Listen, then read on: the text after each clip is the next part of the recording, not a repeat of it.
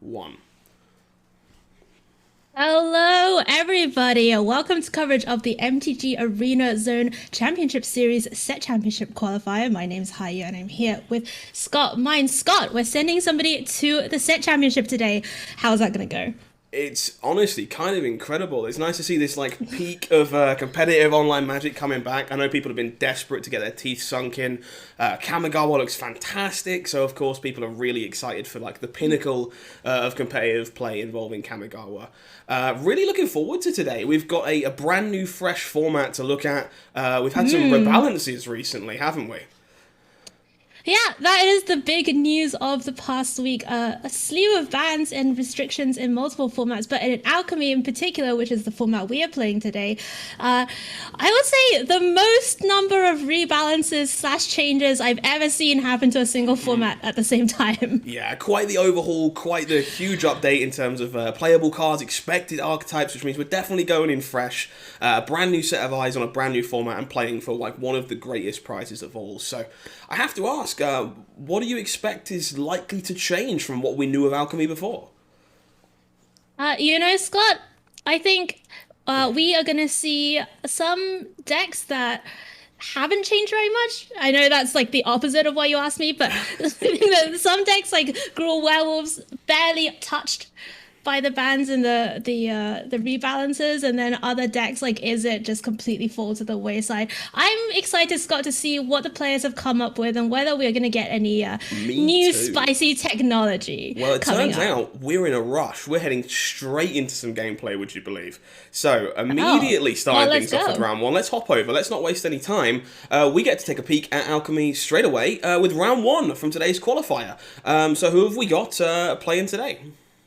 All right, so in round one, we have for your feature match Oppo, who is on blue-white control, and they're going up against Byman plays MTG on red-black mid-range, and you can see some of those powerful cards, alchemy-only cards already in hand for Oppo. Key to the archive, such an important plank of this strategy.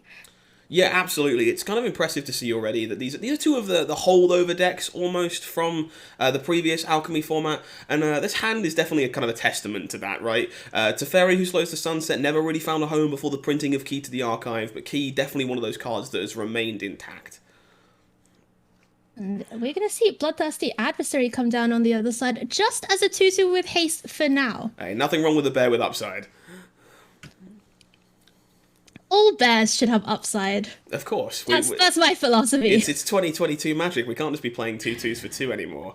So quite a Right. slow start here actually from our red-black mid-range player. Adversary kind of getting the beats in, but we're kind of letting this Key to the Archive come down, letting our blue-white player accelerate their mana and find some useful tools here. So, Scott, tell us a little bit about this red-black deck. What is the plan of this deck? You know, it plays a lot of mid-range creatures. It looks like Bloodthirsty Adversary, Town Raiser Tyrant, City Stalk Connoisseur, and a couple of instants and sorceries. You know, your Electrostatic Blast, Igneous Inspiration, etc. Yeah, But absolutely. how does it kill the opponent? Well, that's often quite a confusing question with a deck like this. I know this deck was kind of put together by a lot of the French team. A lot of people had success with it over the last MIQ weekend, and by God, is it chock full of removal. It is Oh, super capable of interacting with just about every permanent and/or creature you're going to play, and just has it all. As you say, Igneous Blast, Electrostatic Blasts, Soul Shatters, Infernal Grasp, a lot. So it does find itself winning a lot of games with nickel and diming damage here, like you see with this Blood Chief's Adversary. It's got some Graveyard Trespassers, as we see here as well. City Stalker Connoisseur, just a 3/3 body with upside, trading for more than one card. In this case, also being taken away as part of a Doomscar. we saw a pretty cute play a couple of turns ago with a Braid taking out Key to the Archive for Oppo. So Doomblade stuck in hand for now with no ability to make black mana and just a single copy of Teferi who slid the sunset. We are seeing the game plan of this red-black deck really come together here. Absolutely. A battle of attrition here. Red-black player, still 5 cards in hand. Kind of cantripping through some blood here, so maybe not the best of tools for the matchup. But definitely with more raw cards than our blue-white opponent. A Braid definitely doing a number on being able to cast that Doomblade too. So Doomscar the Fine for Oppo. It's gonna just play out to Fairy this turn. course, not the 4-mana Teferi that everyone's talking about since the rebalancing. No, but this one's definitely better with Key to the Archive, which is kind of like a 1-2 package this deck is kind of known for at this point. Being able to untap that artifact and just generate a lot of mana while finding really powerful endgame threats kind of makes me want to play this Teferi over Time Raveler. Wow, that is that, you know, if Simple had said that a year ago, 6 months ago, like, that would have been a blasphemous statement. Yeah. Who is this guy? Yeah, what is he talking about? It turns out now these two Teferis are on the same spot in the curve as each other, which means there's actually a competition as opposed to one being a whole lot cheaper and a whole lot better. So just a Blood Tithe Harvester for Bioman, being joined by Den of the Bugbear coming in for the attacks now. And these creature lands from AFR have been so impressive in multiple formats. Absolutely. It's been great to have some mono-coloured creature lands that kind of let you play good 2-colour mid-range decks and be able to not extend into these counter spells, not extend into these removal spells, and most of all, just when you've run out of things to do, continue to give you some way of pressuring your opponent. We see here a full 4 of them in the mana base for Bioman right now, which means that they don't really have to walk into this Saw It Coming. They can play around it as much as they want to when the mana's available and just keep pressuring our blue-white player. We're going to see Bloodthirsty Adversary recast a Spikefield Hazard from the graveyard just for 1 damage to face. Talk about value. And actually really super interesting there. That Spikefield Hazard meant the creatures in play were presenting lethal by themselves as well, which was really interesting dynamic in that this Doomscar was just earned. They had to respect the board and couldn't wait any longer, regardless of these creature lands. But here they come. Just keep smashing. Yeah, definitely. The motto. Definitely right showing you what those creature lands can do in a matchup like this. Just all these Saw It Comings left dead in hand and nothing to do with them. Yeah, and that is going to do it for a very quick game number 1 going to red-black mid-range. Now, is there anything in the sideboard here that can help out Oppo with this matchup? This is an interesting one for me. I think the red-black mid-range deck is definitely kind of slanted game 1 towards being quite removal heavy, but if we take a look at the sideboard, we can see there's an awful lot of discard-based interaction. The main one for me is Go Blank. Go Blank turns out a Mind Rot with upside, very, very good in a format like this. Interacting with the graveyard, super important when you're expecting Memory Deluge. So we see here Deluge is coming out, being replaced by Behold the Multiverse to have this card advantage spell that's a bit cheaper early, plays better against discard, and doesn't get removed by those discard spells. I think that's most of what I like here. This Divine Purge is kind of interesting to me and how many we're going to keep. I do think a lot of the threats you care about from this Rakdos deck are kind of the Town Razor Tyrants and the City Stalker Connoisseurs, and those all very strategically avoid Divine Purge. So we're seeing some counter magic being removed here for more proactive interaction in the form of things like Borrowed Time, some better, more efficient card advantage spells with things like Behold the Multiverse, and just kind of looking to ride those Hullbreaker Horrors over the line as a particularly hard to interact with threat for this black-red mid-range deck. Borrowed Time? Is that what the format is right now, Scott? We're just playing Banishing Lights? It does appear that we might be playing Banishing Lights. It turns out, flexible removal, useful even if slightly expensive. Alright, well, we are looking at a very land-heavy hand. 4 lands, Doomscar, and then a couple of the Modal double face cards, and Mirror's Call and Seagate Restoration. But, absolutely, those aren't getting cast for the front side anytime soon. No, I think this is a very interesting keep from our blue-white player. It kind of shows how they value this matchup and how they anticipate it to play out. You really can't afford to mulligan very much against these red-black decks in post-board games. They're very capable of ripping your hand apart and depriving you of whatever resources you have. So if your hand is somewhat functional, it's very likely just going to be a keep, and we're getting rewarded here by drawing things like Behold the Multiverse. We can catch up with Doomscar, and we've even found ourselves with one of those Borrowed Times we were talking about. Graveyard Trespasser on the other side of the battlefield. And, this card, when it was first printed, I think it flew under a lot of people's radars. People thought, okay, this card is great in limited, 3-mana 3/3, changes to a 4/4. But it has proven to be so important in both Standard and Alchemy. Absolutely. I'm a massive fan of Graveyard Trespasser. As we were kind of talking about with Go Blank a bit earlier, Graveyard Pressure is actually very relevant in a format like Alchemy right now. There are a lot of cards with flashback, courtesy of the Innistrad block, and just other things that play well with the graveyard. So an aggressively slanted threat like these Graveyard Trespassers that are not only pressuring your opponent, but dealing with those cards at the same time, is super powerful.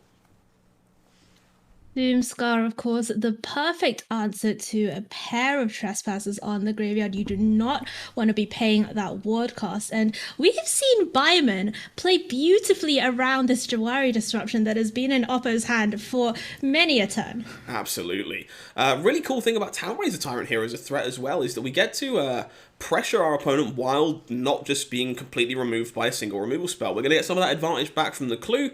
I do find it very interesting as to why we've targeted the dual land here as opposed to dealing with that Horde of the Storm Giants. Why do you think that might be? You know, maybe Bioman is thinking my opponent's at 12. This whole of the Storm Giants isn't going to get activated for many turns yet. They're going to have to use their mana on answering my threats and just being able to cut them off. All the different mana sources that Oppo needs could be more of a consideration here for Oppo at this stage. We see Sunset Revelry being the draw.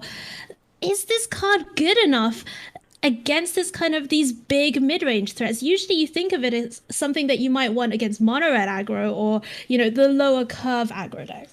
Yeah, it's a super interesting choice to see this card available in the deck post-sideboard. It really kind of surprises me to see this. I don't think it particularly lines up great against any of these big dragons or connoisseurs per se. But I guess that, you know, in terms of just cards that are early and efficient, which is what you want when you're trying to avoid chunks of discard spells, it plays that role really well. It can provide you with bodies, it can provide you with a replacement for itself, and just plays well into that pressure on hand. Obviously looks pretty reasonable here too in terms of just being picked up for free from Discover the Formula. You see the oops there being extended by Byman. Maybe he slightly forgot that there was a clue to crack instead of the blood token. But yeah, easy mistake to make. We still get to crack the blood token, the clue token now and draw our card, so hopefully not too much tempo lost. Look, it's not every day that your opponent gives you a card, so I can understand the just forgetting about it. Saw it coming, doing a great job of stopping that 4-drop coming down and taking another one of these spells from the hand.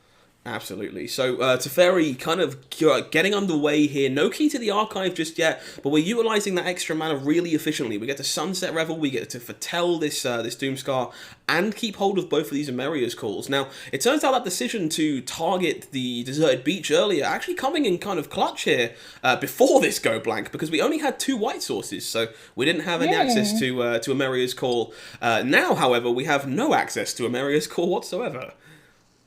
Wow. Igneous Inspiration on Teferi as well. Not going to kill him outright, but can get a mascot exhibition out of the sideboard here for Byman. And in one fell swoop, you know, I was just going to go on a bit of a discourse about how our blue-white player still at 18 life, got plenty of cards to work with. All of a sudden, Oppo living off the top of the library. Absolutely. So really interesting little interaction here. Using the Teferi to make ourselves an extra mana so we can activate Horde of the Storm Giants. Getting in and starting to pressure our opponent. I don't think this is necessarily the plan that we had as a blue-white control deck, but it makes a huge difference here to be able to use our mana to do something as opposed to just being stuck with sweepers in hand. Here's Adversary. And that is a double activation of Bloodthirsty. Now this is a lot of value, so this Teferi going to be disappearing, Go Blank going to be dealing with the last card in hand as well. Really big Bloodthirsty Adversary here. Goes to show you just how powerful this card is. Aggressive early, lots of card advantage late. Go Blank getting the Divine Purge, which, by the way, was the perfect answer to the mascot exhibition that Oppo knows about. So this Bloodthirsty Adversary could not have come at a better time for Byman. Coming in for 4 and wow. Speaking of better time, the right card at the right time. Talk about better time. Discover the Formula, possibly the best draw possible here. Duress is going to make it less impactful. We are going to lose one of those cards, but we do find Hullbreaker Horror reduced down to 6 here. This game definitely still in the balance. Can't duress that. No, can't take the big. Staying in the hand. Yeah, thankfully for Oppo, this Hullbreaker Horror going nowhere. Teferi not the most impactful here, so not really a huge loss. It's going to be interesting to see whether or not we Doomscar here before Hullbreaker. I have to imagine that we do. We can't afford to bounce our own Hullbreaker here very much. Really interesting game we've had so far.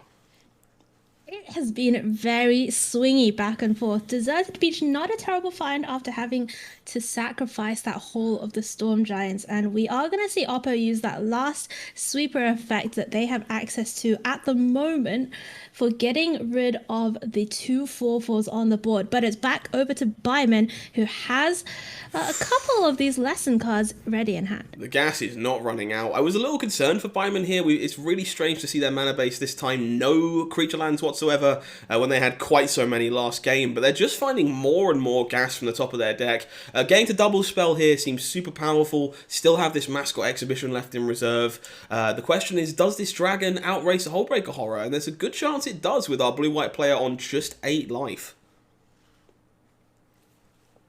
So, Oppo, with the Hullbreaker Horror ready and waiting, was not able to deploy both the Horror and the Borrow Time in the previous turn, thanks to having to sacrifice oh, wow. so many lands. And is that another Bloodthirsty Adversary? Oh, that's another Bloodthirsty Adversary. That's a fair bit of range here too. There's an Electrostatic Blast kind of tucked away in the graveyard, which is insane. It's just happens to go at players' faces, which is going to shorten this clock by a lot. Is this just lethal? You could flash in the Hullbreaker Horror, block the adversary, taking 6, and then that's an Electrostatic Blast to the face? Yeah, I don't see a way out of this. This looks like lethal damage to me. Oh my goodness. Red-black deck being piloted to perfection. And we have to say, treating the top of the library, treating Byman very well in round number 1 here at the MTGAZone Set Championship Qualifier.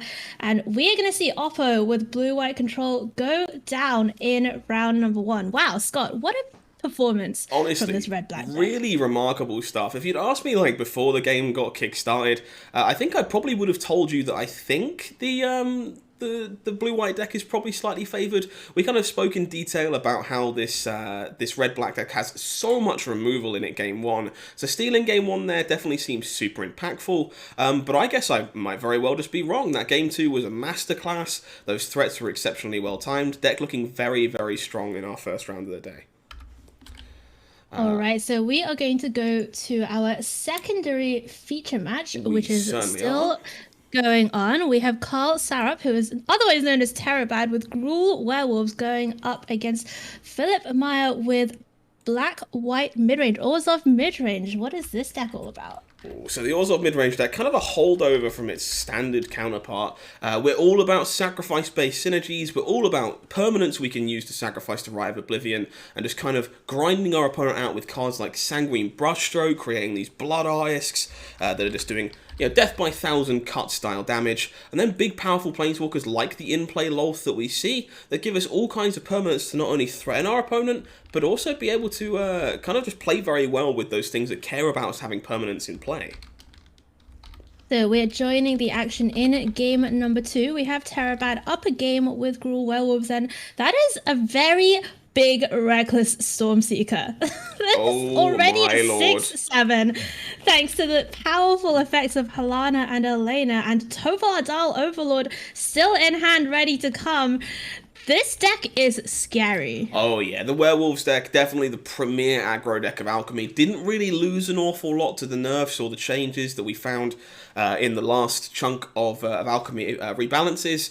Definitely kind of one of the forefronts of the format heading into this weekend. And you can see exactly why, looking at a board like this. Just so much quick, hasty power, and very easy for you to get some very large creatures.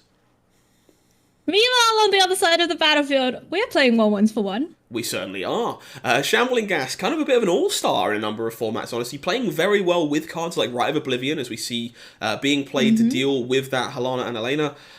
Just great to get some incidental value by sacrificing it away to other high-impact cards. And you can see there with Gotcha still at 18 life in this advanced stage of game number 2. This deck, even though it doesn't kill you quickly, as you say, death by 1,000 cuts, it also is very difficult to kill. It's just almost impossible to take damage off of them when they have so many chump blockers, so many ways of putting out multiple very annoying creatures that they want to die. Absolutely. It used to be a fair bit harder to challenge this deck because Sanguine Brushstroke, the card we see him play for our Orzhov player, actually used to gain you life as well in terms of what it did when cracking blood tokens or sacrificing them to other permanents. We don't have that line of text anymore, so it'll be interesting to see whether that makes werewolves kind of harder to keep in check and if you can afford to use your life total so liberally. Just having a quick look at this Orzhov list. 4 copies of the Meathook Massacre in the main, and Gotcha will be looking, we think, to find one of those in short order. Absolutely. Meathook would do a good job at starting to at least clean up some of this mess. This Stormseeker is just so big. It's going to make it very, very hard to get off the table with the Meathook Massacre. But there is the Meathook. Okay, so we're cleaning up the Tolvar at least. Leaves us with some Lair of the Hydras and a Stormseeker to get rid of, gaining some life in the process. Definitely how we get ourselves back into this game. I will tell you this, Scott. I've played against a lot of Orzhov in both Standard and Alchemy, and they always have the Meathook Massacre. Like it's not in question. They can have 0 cards in hand, and then the next card they draw will always be Meathook Massacre. You see how I'm the one normally casting the Meathook Massacre, and so unfortunately I have to agree with you. Yeah, we're always pretty good at drawing those Meathook Massacres. It does tend to end quite well. However, we're going to need another one or some kind of help here. We're down to 5. Yeah. God, this Stormseeker is just so large. And we see a copy of Slayer's Bounty. What does this artifact do? It's a really interesting card here, kind of like a delayed clue with some additional information. Slayer's Bounty lets you look at your opponent's hand when it's played, but it only reveals all creature cards. It doesn't reveal the contents of the hand, so you get some partial information. In this case, Gotcha now knows there are no more creatures in the hand, but when it or another clue is sacrificed, it will draw you a card and then let you draft from its spellbook. So lots of incidental card advantage, really good to sacrifice to other stuff, and some partial information too. And we see a Fairgrounds Warden coming in that was drafted, we think, off the Slayer's Bounty sacrifice trigger. Yeah, absolutely. I don't see one in the deck list, but I suppose, maybe there's something I don't know. Really good target to find from that spellbook. It's kind of what makes Slayer's Bounty such a powerful little card. Not only does it play well with what you're doing, but it offers you removal, it offers you creatures, it offers you all kinds of solutions in a pinch. And definitely being able to take care of that problematic 6/7 here is definitely a start to getting back into this game. Speaking of problematic large creatures, Lair of the Hydra here. Being activated. So this is super interesting. I wasn't sure if Terabad was going to choose to prioritize mana to activate Werewolf Pack Leader, or whether we were just going to be activating both of our Lair of the Hydras, and I like this attack quite a lot. When you know your opponent's struggling to keep their life total high, I like diversifying your threats. None of these Lair of the Hydras are being blocked profitably by this Fairgrounds Warden, so this just lets you push the most damage by presenting the most bodies. I think this is a really good attack.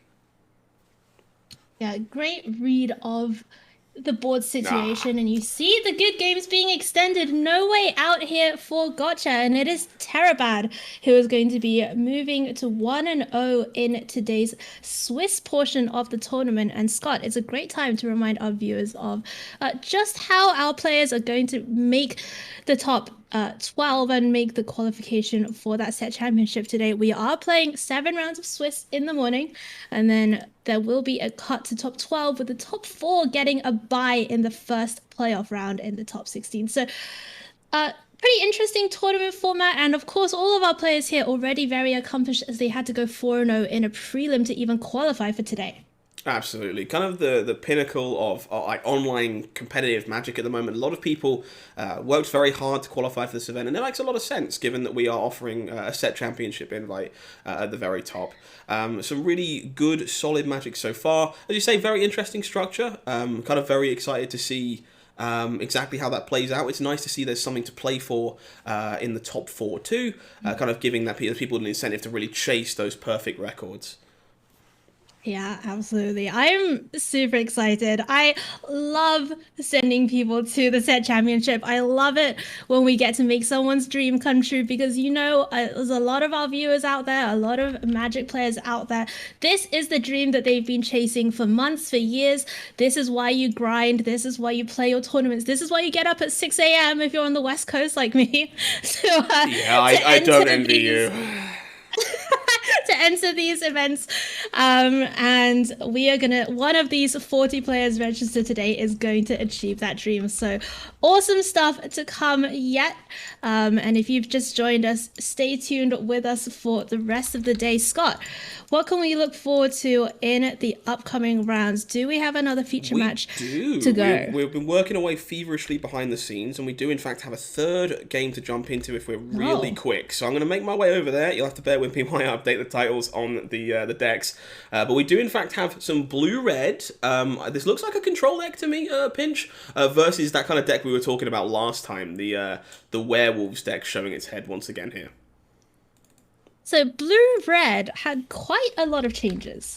It certainly did. Kind of surprised to see this one. Yeah, Divide by Zero, of course, getting that nerf where you only really get that extra learn effect if you're not trading it, quote unquote, trading it for something that's mana value higher than 4. Yeah, as we say, a number of cards in this deck kind of took a small, somewhat not irrelevant hit with the updates. Even cards like Lier finding themselves now only operating at sorcery speed. So really interesting to see this blue-red deck making a showing today. I have to admit, Scott, I am shocked and appalled at what they did to my Lier. Like, look how they massacred my boy. Look how they massacred my card. Yeah, it's a rough one. I've enjoyed casting my fair share of Lier, although I am admittedly more guilty of playing it alongside Grizzly Salvage than good Magic cards. So I'm also going to miss it very fondly. It's a card that is very fun to play, but sometimes maybe not the most fun to play against. So it looks like we're actually in the decider here, game number 3. So the winner of this game is going to advance to 1-0, and the loser will have to be playing from that one-loss bracket. Of course, still very early in the day, so no need to count anybody out. But this is a huge attacking force coming over from our Gruul Werewolves player. Certainly is. And those 3/4s, those Reckless Stormseekers, now that it's night, cannot be profitably targeted by a Braid. Thankfully, we're not looking to target those werewolves, because we do have ourselves a burn down the house in the hand here. So the plan definitely seems to be braid away the creature that we can safely do so, take care of these werewolves on the way back. But that does leave us staring down, once again, these creature lands from the mana base of this Wolves player. 7 life, not a lot to play with here as our blue-red control player. Certainly not. And Ranger class down on the side of the battlefield already for Dafton Direct.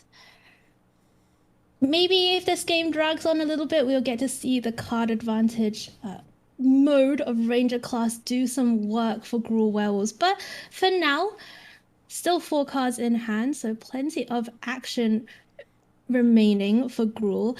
And if you're in Doomenstein, Scott, if you're looking at these kind of fluffy, fillery card draw spells, like, what are you looking for? How are you gonna win this game? So this is really interesting. I'd be surprised if our Wolves player wasn't looking for lands themselves to try and just pressure away here as opposed to extending threats. But these decks tend to play cards very much like Hullbreaker, Horror, these big powerful pieces at the top end. We're not quite to Hullbreaker mana yet, but we are next turn available to discover the formula, which I think until this extra threat came down was probably the kind of card we were looking for. Given that we have to stare down Arlinn, who's coming in for 5 here and putting us to 2, I have to imagine this Divide by Zero has to be kept open, maybe even alongside Galvanic Iteration, to make sure that we aren't being eaten alive by Arlinn here. I think it's going to be the other iteration, Expressive Iteration, going digging double Key to the Archive and another Divide by Zero, the options. This is very interesting. I wouldn't be surprised if... Wow, we're taking a Key to the Archive, choosing to exile the Divide by Zero. This is an interesting choice to me. If we bounce Arlinn here, I think Arlinn... Doesn't she Arlene will have be back on haste? the... No, she'll be back on the daytime side because we're casting 2 spells. But that does mean that Ah. we are going to be staring down some wolves either way. There's going to be another 4 powers worth of bodies, and our hand isn't really equipped to take care of these 2/2s when we're just on 2 life. So this feels like it's delaying Arlen, and maybe we just have to hope to find another burn down the house or similar mass removal effect to be able to clean up the aftermath. I'm trying to figure out if that Forsaken Crossroads is on red or green.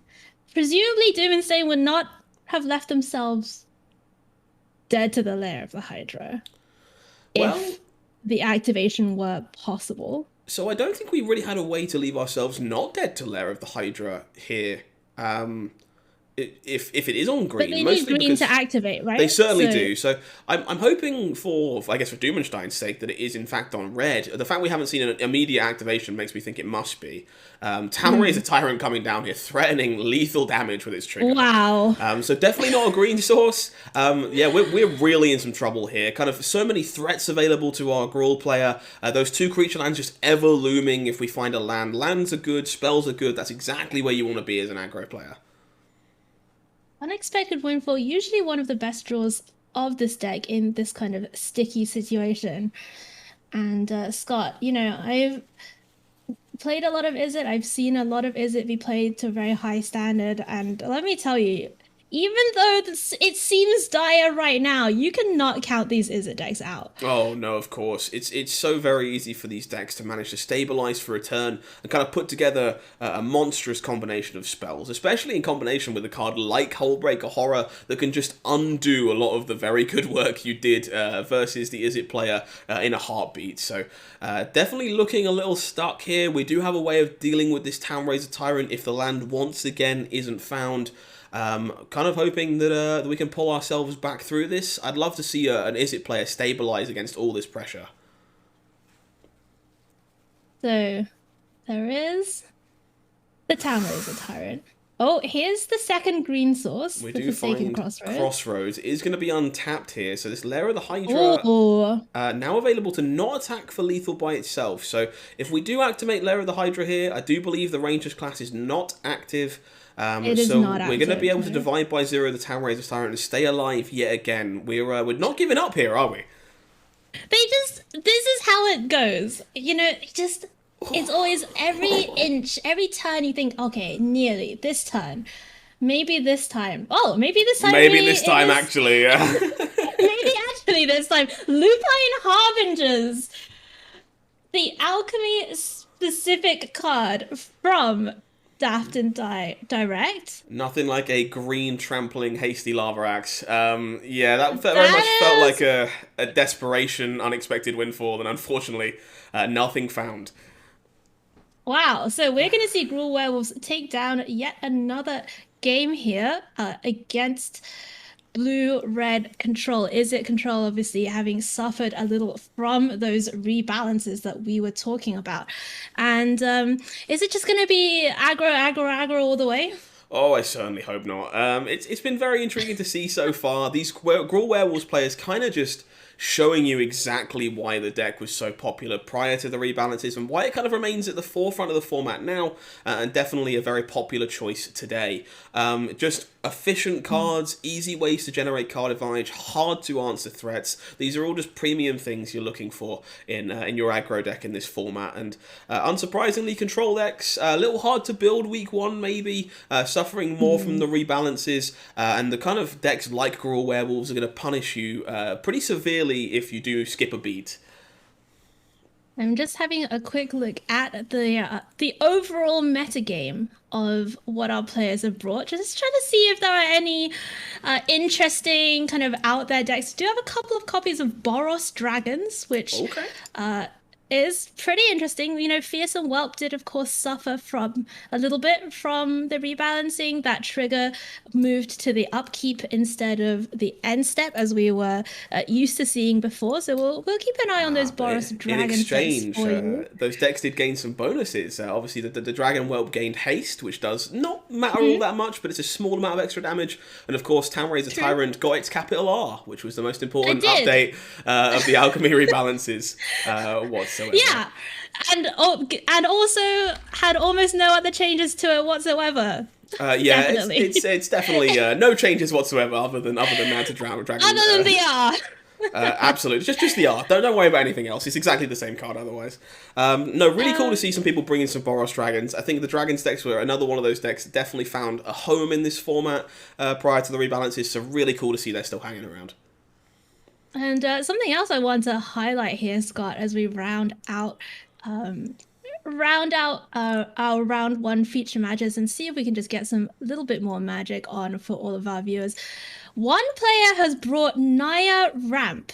Hironori Tanaka has brought Naya Ramp with Yashan, 2 Cultivator Colossus. Oh, okay. By the way. Okay, we're going big. By the way, yeah. Oh, please tell me they're playing Felidar Retreat. They are not playing Felidar Retreat. They are playing Druid class. Okay. And they're playing Lotus Cobra, Divine Purge, Dryad's Revival, 1 Angel Fire Ignition. Which I'm really hoping on my wish list today is to see an Angel Fire Ignition cast on a Cultivator Colossus. Oh, that would make my day. Oh, Cultivator Colossus is such a sweet card. It's kind of found itself to be a staple in all kinds of formats. Plays really well with those landfall triggers that we talked about. Even things that like Druid class, Lotus Cobra, they're not maybe quite as flashy as Felidar Retreat, but it generates you an awful lot of advantage by dumping a pile of lands into play. So I would love to hopefully see that deck at some point today. That sounds so very sweet. Scott, do you know what MTG Judge Flavor Judge drawings is? I can't say I do. Enlighten me. Okay, there's this Twitter account, right? And they post these like hilarious cartoon drawings of like unlikely combinations of cards. So like imagine like I don't know, an insect token holding a Colossus hammer or something. Okay. Like and glitch physically draw what that would look like. And I really want to see a Cultivator Colossus wearing whatever an Angel Fire Ignition is supposed to be. I think we might have a submission. The image of that is incredible to me. That deck sounds fantastic. Do we have anything else kind of floating around the field that stands out to you as being particularly cool? Let me just have a look. We have some Ores of lists. We have the Ores of Midrange deck that we saw a little bit earlier. We have some Ores of Clerics, which are definitely playing some cards that you would not necessarily expect to see in Ores of Clerics. For example, Bookworm. 3 copies. Oh, so I do know why this is here. Unfortunately, MTG Melee has a small issue at the moment where Hallowed Priest does not get submitted as a card in Alchemy because it works in the best of one format, the arena only set. It kind of has a bit of a problem submitting it. So the workaround at the moment is just to submit a card that makes absolutely no sense in your deck list and make it very clear to your opponent that that's what it is. Yeah, thankfully no bookworms actually coming to kill us in Ores of Clerics, thank Lord. I'm quite sad. I was ready to be like, how are we cheating this out? You know, it enters the battlefield and gains life, right? So like life gain is kind of a synergy in the clerics list. So I was like, I was ready to hear some 5-head explanation about. We're playing these Forsaken Crossroads and we're gonna cast it off of our splash. Yeah, no, that would be phenomenal. You get it. No, it's actually super interesting to see this Ores of Clerics deck making a showing today. Inquisitor Captain, kind of one of the big losers from the rebalances this time around. Kind of a format staple, super powerful, no longer plays particularly well with being blinked. The Clerics deck didn't tend to do a lot of that. It didn't want to blink the card for that much value, but it did like to occasionally play like Glasspool Mimics in it, for example, to kind of chain those Clerics off. It's nice to see this version of the deck clearly much leaner, much more simple, 2 colors, not dealing with Glasspool Mimic anymore, and kind of just using that Inquisitor Captain, I guess, the way it was supposed to be used, just very fairly trying to find those staple 3-drops and just play more copies of Righteous Valkyrie. Not a terrible game plan. Righteous Valkyrie, of course, very powerful in the right shell. And just to kind of round out our summary of the decks people have brought, you know, we do see some, shall we say, close to meta strategies where people have brought a meta list and then splashed another color. So we see Mardu midrange, for example, which is basically a kind of a combination between the red-black deck that we saw in round number in our first feature match and the Orzhov list that we've been seeing. So it plays Sorin, it plays Lothar, but it also plays Bloodthirsty Adversary, Rahilda, Town Razor, Tyrant, Edgar, and the such. And then we also see Esper Control in the hands of Satoshi Nakayama, which is essentially blue-white control. But it plays, a copy of Valky, some Vanishing Verse, just a little dip into black. Absolutely. Satoshi Nakayama was actually the winner of our qualifier that we broadcasted last time with Green White Enchantress in Historic. And I was super interested to see what they were going to bring today because they kind of found a curveball choice in that format. So really cool to see them playing a deck that no one else in the room appears to be playing, trying to leverage some off-meta choices. Seems very, very sweet to me. It's very cool to see people kind of innovating on these strategies of Alchemy Past, making some small updates for what they expect to see in the room. And I think for the most part, people were right. There is a lot of werewolves and a lot of these Orzhov and Rakdos mid-range decks. So really kind of nice to see what, I guess, week 1 Alchemy looks like. Viewers, if you are interested in checking out these decks for yourself, you can now find them on MTG Melee, the site that is hosting today's event. You can go and find this MTG ArenaZone Championship event on the client, give it a click and check out those deck lists. There's all kinds of cool things to play, and if you want to pop onto the ladder with something sweet sometime soon, it seems like a perfect place to start. All right. Well, we're just rounding out the matches in the first round of our tournament today. So Scott and I are actually going to go away for a little break. When we come back, we will have feature matches from round number 2 of the Set Championship qualifier today. So we'll go away. There'll be a few messages, and when we come back, more magic. Stay tuned. Don't go anywhere.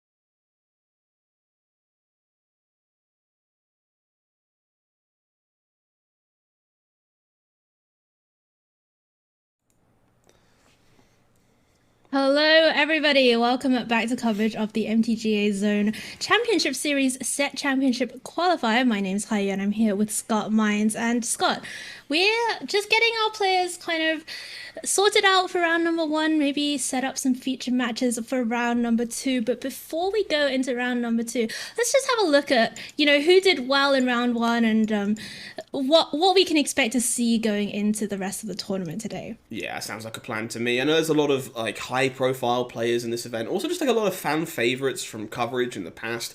So it'll be really cool to kind of just follow who's being proactive and what they're up to and what they think is good. So, who stands out to you immediately?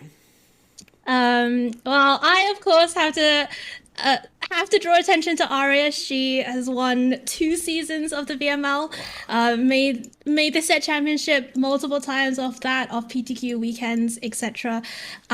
Just I think she's just one of the most clever people I've ever met. Like, I've talked to a lot of pros, I know a lot of great Magic players, and it's just the way that she analyzes the game, the way that she analyzes meta games especially, and the way that she tunes decks for specific metagames is out of this world. And Arya already 1-0, beating Luca Moretti in round number one in the Rakdos mid-range mirror. And Luca Moretti is, no scrub himself, No. did really well at the last set championship that I believe was either his first qualification or he'd been trying to qualify for a while for the set championships and made a really good showing, I believe, in the last one. Absolutely, that was almost certainly a haymaker of a mirror match.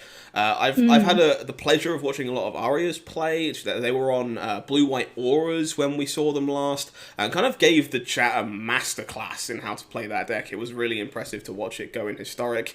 Vaguely familiar with Luca's work. Obviously, as you say, did very, very well at the last set championship. So I can only imagine that was a match for the ages. I'm personally taking an interest in Tomas Porknoy. Might be better known as the Ninja by folks in the chat.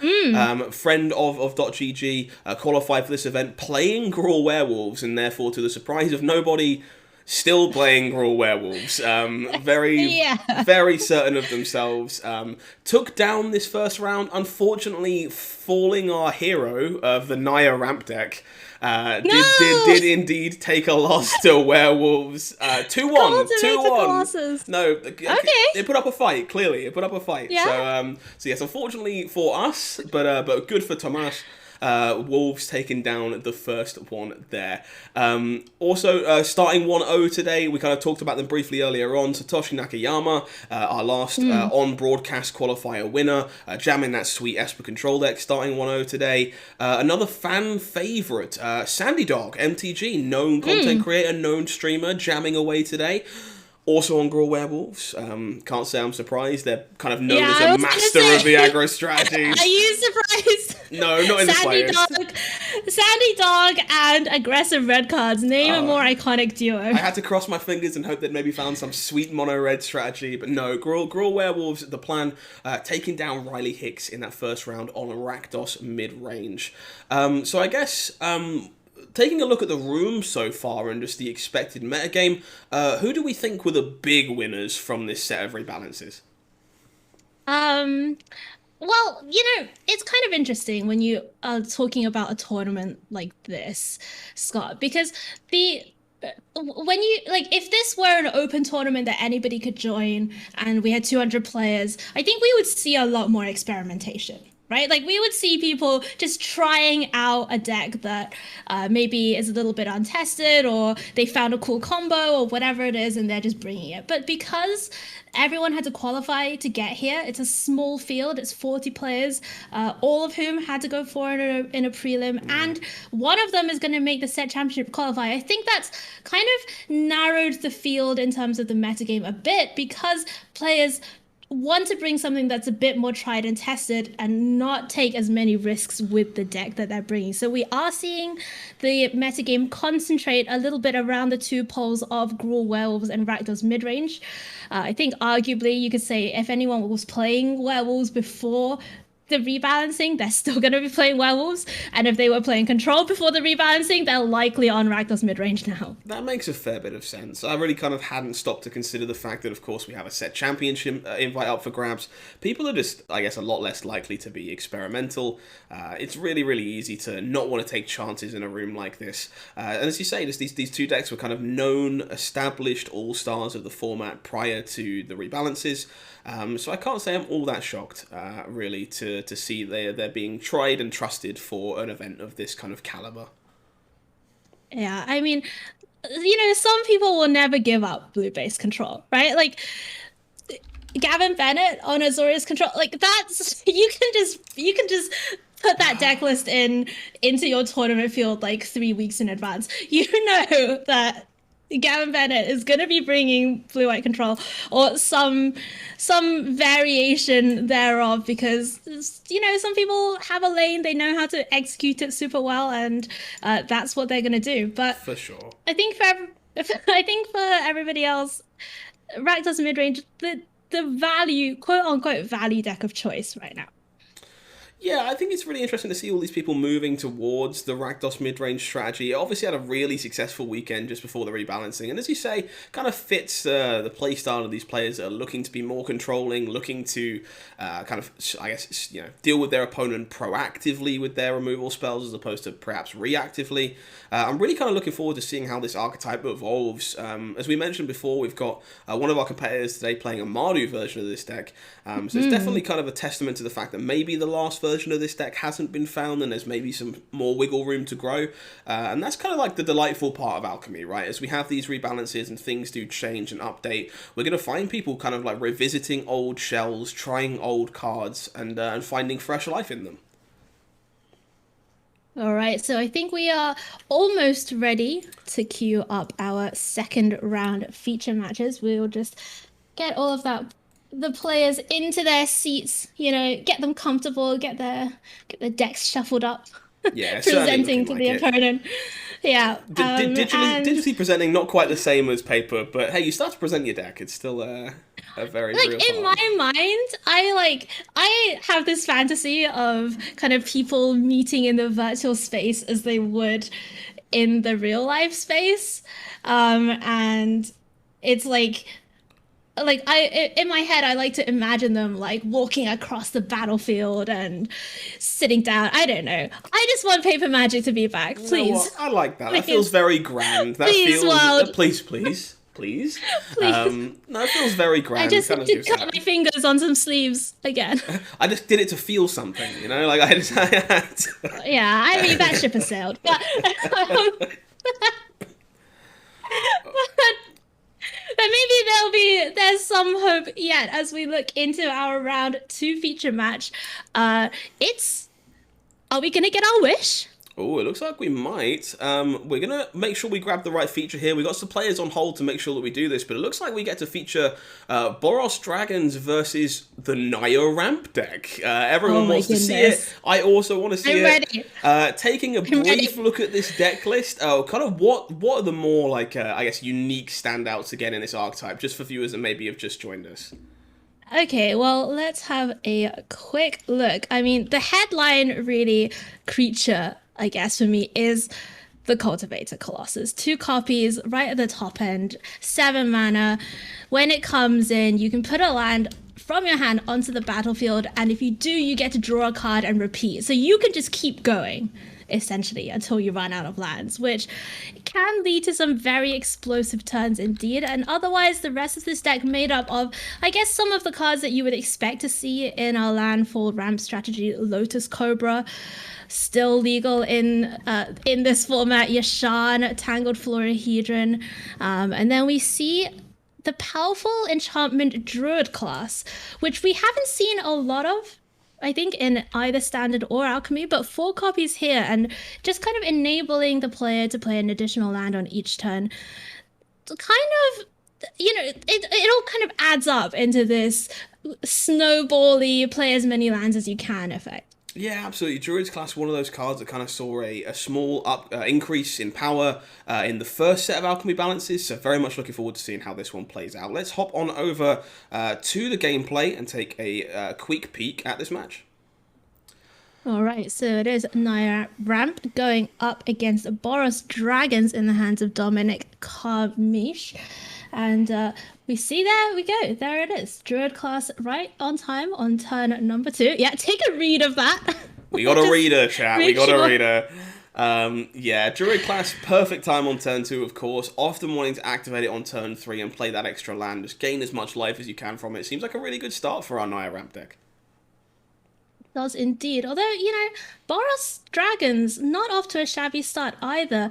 Orb of Dragonkind is ramp as well, getting down, enabling some of these dragon spells to be cast early, and it could be time for Moonveil Regent already on turn number 3. Certainly is. Moonveil Regent coming down ahead of curve here. Very powerful dragon. Going to help replace a number of these cards in hand as and when they get played. This is a rather lackluster mulch, finding us exactly one land. Not the mulch that you wanted to see, but if you're gonna put that effect in your deck, We'll try again. We'll try again and find 3 this time. So breaking even on the mulches, we'll take those. Getting to play all these extra lands courtesy of Druid class. We're going to have a lot of mana very fast here. This is cool. I'm excited. we could see Cultivator Colossus next turn.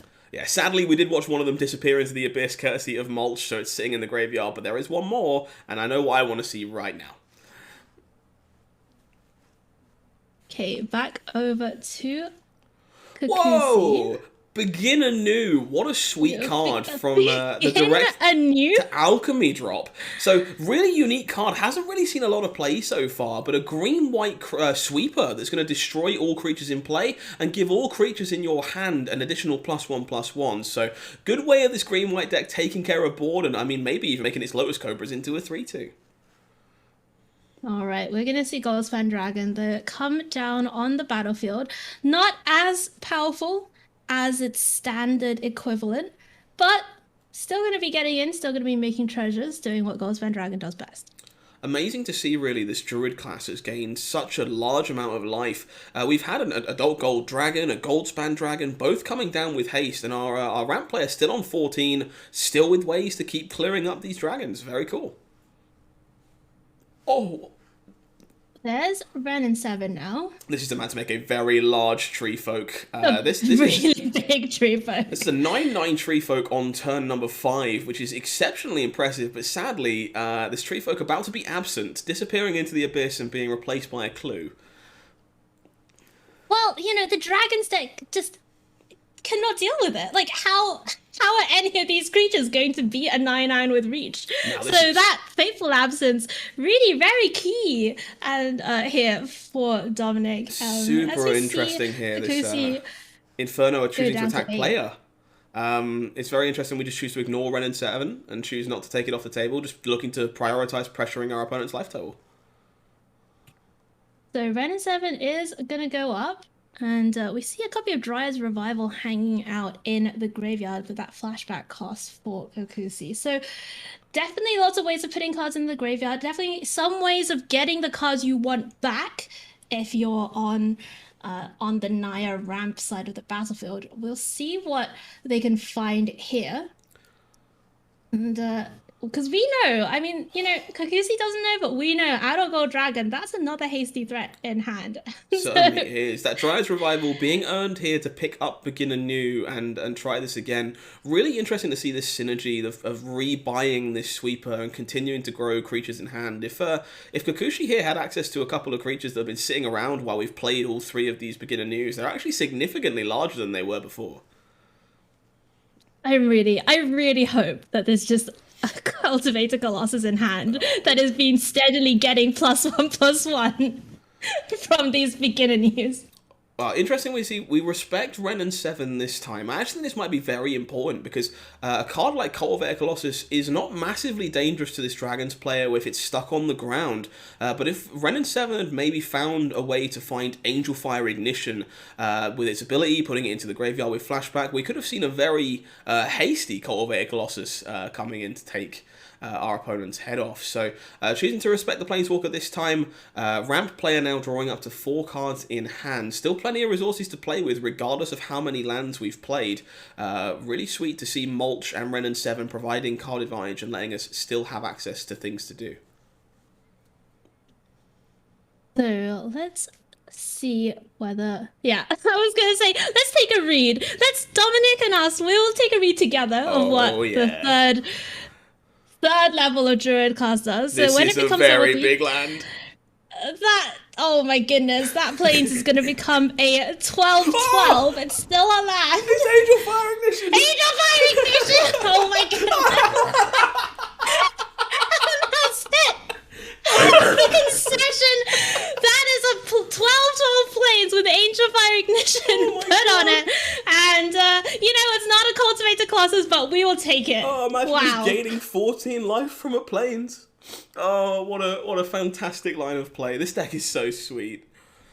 It's so sweet. We've done it. We've broken Alchemy wide open. Absolutely. So taking no ramp from here on out. Taking a look at this this Boros Dragon sideboard here, we've actually got a really light blue splash off of Pathways. What are we doing to try and help our matchup against this ramp deck? I don't know. Like, none of these things kill land. I mean, Valorous Stance, I guess, that kills a 12/12 land. That before it gets ignited. Oh my lord. We see some negates coming in, and it's just a classic problem, I think, for these creature synergy decks, because you are always playing some of these not perfect answers, right? Like Fateful Absence, yeah, it answers most things, but giving your opponent a card is pretty bad a lot of the time. And then you see Test of Talents being brought in. That barely answers, a lot in or any of the kind of important permanence that's going on in the Naya ramp deck. Now, I guess maybe Test of Talents gives us a somewhat permanent answer to specifically Angel Fire Ignition. Exiling it and stopping it from going to the graveyard seems maybe somewhat relevant. I guess there's also an argument that you're using Test of Talents on the sweeper, right? On beginning you, and just trying to kind of defeat their ability to keep the board clear and try and just get in before they can assemble the combo. But we'll see how it goes here in game number 2 for Dominic. It is Orb of Dragonkind once again. Test of Talents at the ready. Adult Gold Dragon and Inferno. No Fearsome Whelp in either of the games for Dominic. No, interesting to see. I do think it's a overvalued part of this Boros deck in that it didn't necessarily need Dragon Whelp to have proactive starts. As we saw in Game 1, Orb of Dragonkind, it's not quite as good, but it does still let you play these dragons ahead of curve. And much like, mid-range decks throughout the age, accelerating into 5-drops and 6-drops is still a good strategy, regardless of how you do it.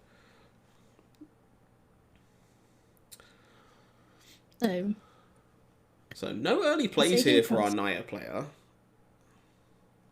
Well, they don't need early plays. Their deck's just all big stuff. It's just all lands. I would not be surprised if it was just 7 lands in hand and Kukuzi's like, this is great. It's going to be fine. This is exactly what I wanted. I'm never missing a land drop. Perfect. This Fearsome Whelp coming down here instead of Adult Gold Dragon. This is really interesting. This lets us keep open Test of Talents, which is very valuable. It does also mean that we're perhaps better against a card like Beginner New, taking care of a dragon in a 1-for-1 trade. Instead, we see Yasharn coming down here for our Naya player. Yasharn, of course, when it comes down, is going to get a basic forest and a basic plain, so refilling the hand of lands. And you know what random utility Yasharn has in this matchup, Scott? It's going to turn off those treasures. Well, yes, but that Orb of Dragonkind also cannot be sacrificed to fetch a dragon later on. Some very relevant flavor text on Yasharn in this matchup. Actually, just kind of interacting with a number of small things very profitably. Really cool here to see this Adult Gold Dragon coming down. We tap out of Test of Talents this turn, and I think we feel more comfortable doing that now that our hand has, a lot more dragons in it. However, those dragons are now going to have to contest with Renin 7. So Renin 7 comes down, makes a 5/5 blocker. And, Dominic can throw, I guess, one of these dragons essentially away to trade for that red and 7. Do you think you would consider that here? I think in a position where we have the Inferno, we're not guaranteed to be able to get much in the way of value from this, except for inevitably trading for this token. As our opponent plays more lands, and we can almost certainly assume they're going to, Inferno is going to get outclassed pretty quickly by this Tree Folk. So I'm genuinely surprised to not see the Adult Gold Dragon being used here as like a pseudo removal spell almost to take care of Ren and 7, just make sure. I guess the real DK is just happy with this exchange if their opponent chooses to make it, because they feel like they can threaten Ren and 7 if the token isn't in the way. So Ren and 7 does go down. Kokusi is gonna value kind of keeping that token around so that it can get bigger with each land drop. Yeah, I like this quite a lot. If Kikuchi has a way here, maybe like Druid class, for example, to put multiple lands into play, this Tree Folk token is going to very quickly outclass the Inferno, so not trying to save your Ren seems like a really good decision to me. Speak of the devil, Druid class indeed coming down here, so hello. It looks like we'll be gaining a little bit of life and maybe making this Tree Folk large enough. Actually, we find ourselves with a second Druid class. Double Druid class means double the life gain, and you see Kokusi is going to go back up to 16. This deck is surprisingly adept at staying alive, and is even going to start getting in with the medium pick himself, Yashan. Oh, that is a sign of confidence if I've ever seen one. Yashan here, obviously not blocking particularly well, but just very, very happy to make the exchange with Adult Gold Dragon, understanding that it's much better on offense than defense at the moment, and getting in with that Yashan. I like it a lot. Over Dragonkind, gotta tap that one for mana. Of course, making green mana to send a message. Yeah, of course. And here's another hasty thing. I mean, you gotta give it to this Boros deck, right? These dragons, they're all hasty. When you have them fierce and whelp down, and you can make your gold spans cheaper. It does put out a lot of flying power and toughness all at once. And one Tree Folk token is something. And you know you're gonna lose something here. You're gonna lose your 6/6 or one of these 4/3s, but there's so much still left on the battlefield and still in hand. Little surprised to see this Fateful Absence taking care of Goldspan Dragon as opposed to taking care of the Inferno, the bigger of the two dragons. But it actually was a very heads-up play here from Kikuchi. Not only did they have the sweeper to clear up the mess after soaking up some damage, but by taking care of Goldspan Dragon, their real DK couldn't keep open Test of Talents to prevent that sweeper. So correctly acknowledging that we had to make sure there was no counter magic, and killing the Goldspan Dragon instead to play around Test of Talents specifically. Really heads up play. Yeah, certainly. Making full use of that alchemy rebalance of Goldspan Dragon, because if this was standard, that would have been would still be a treasure. Yeah, absolutely. Showing you the difference between the two versions and how that kind of change to Goldspan Dragon can be super relevant. We find ourselves with a 5/5 Yashan, courtesy of Beginner Noob, digging up some more basic lands, gaining some more life. Really love the changes to Druid class. It looks like our ramp opponent doesn't actually have so much going on here, but not only is there a cave hidden in their mana base, but this Druid class is just making 10/10s, and there's 2 of them. This is so much pressure. We're turning the corner very quickly. Oh my goodness. That is intense. I mean, this deck is scary. And we're done. Like, when you get to this point, and that's it. Right, Test of Talents just rotted away in hand, and you let this deck untap with Druid class in 10 lands, and there's very little you can do to stop them from getting in. And we're going to see Naya Ramp, our spice hero of the day, move to 1-1 after taking out Boros Dragons. I think that's a real testament to the power of the changes to Druid class in this particular spot. I was really impressed by the fact you tend to find these Ramp decks in formats like this have a very stereotypical problem where you draw too much ramp, ramp or you draw too much top end and you kind of don't draw the right half of your deck, it's very, very easy to find yourself with nothing to do or no way to accelerate. The new version of Druid class just finding itself to be kind of the perfect balance. It's going to let you accelerate early as long as you find ways to get lands that aren't it, and then after all of that, it gives you something to do with those lands afterwards. Looks really impressive there, and I hope we see more of the card in the format in the future. Absolutely. All right, so we should have more Magic lined up for all of you. We certainly do. I think we're going to head on over to this Esper control deck we were talking about a little bit earlier on, in the hands of Satoshi Nakayama. They're currently midway through game number 2.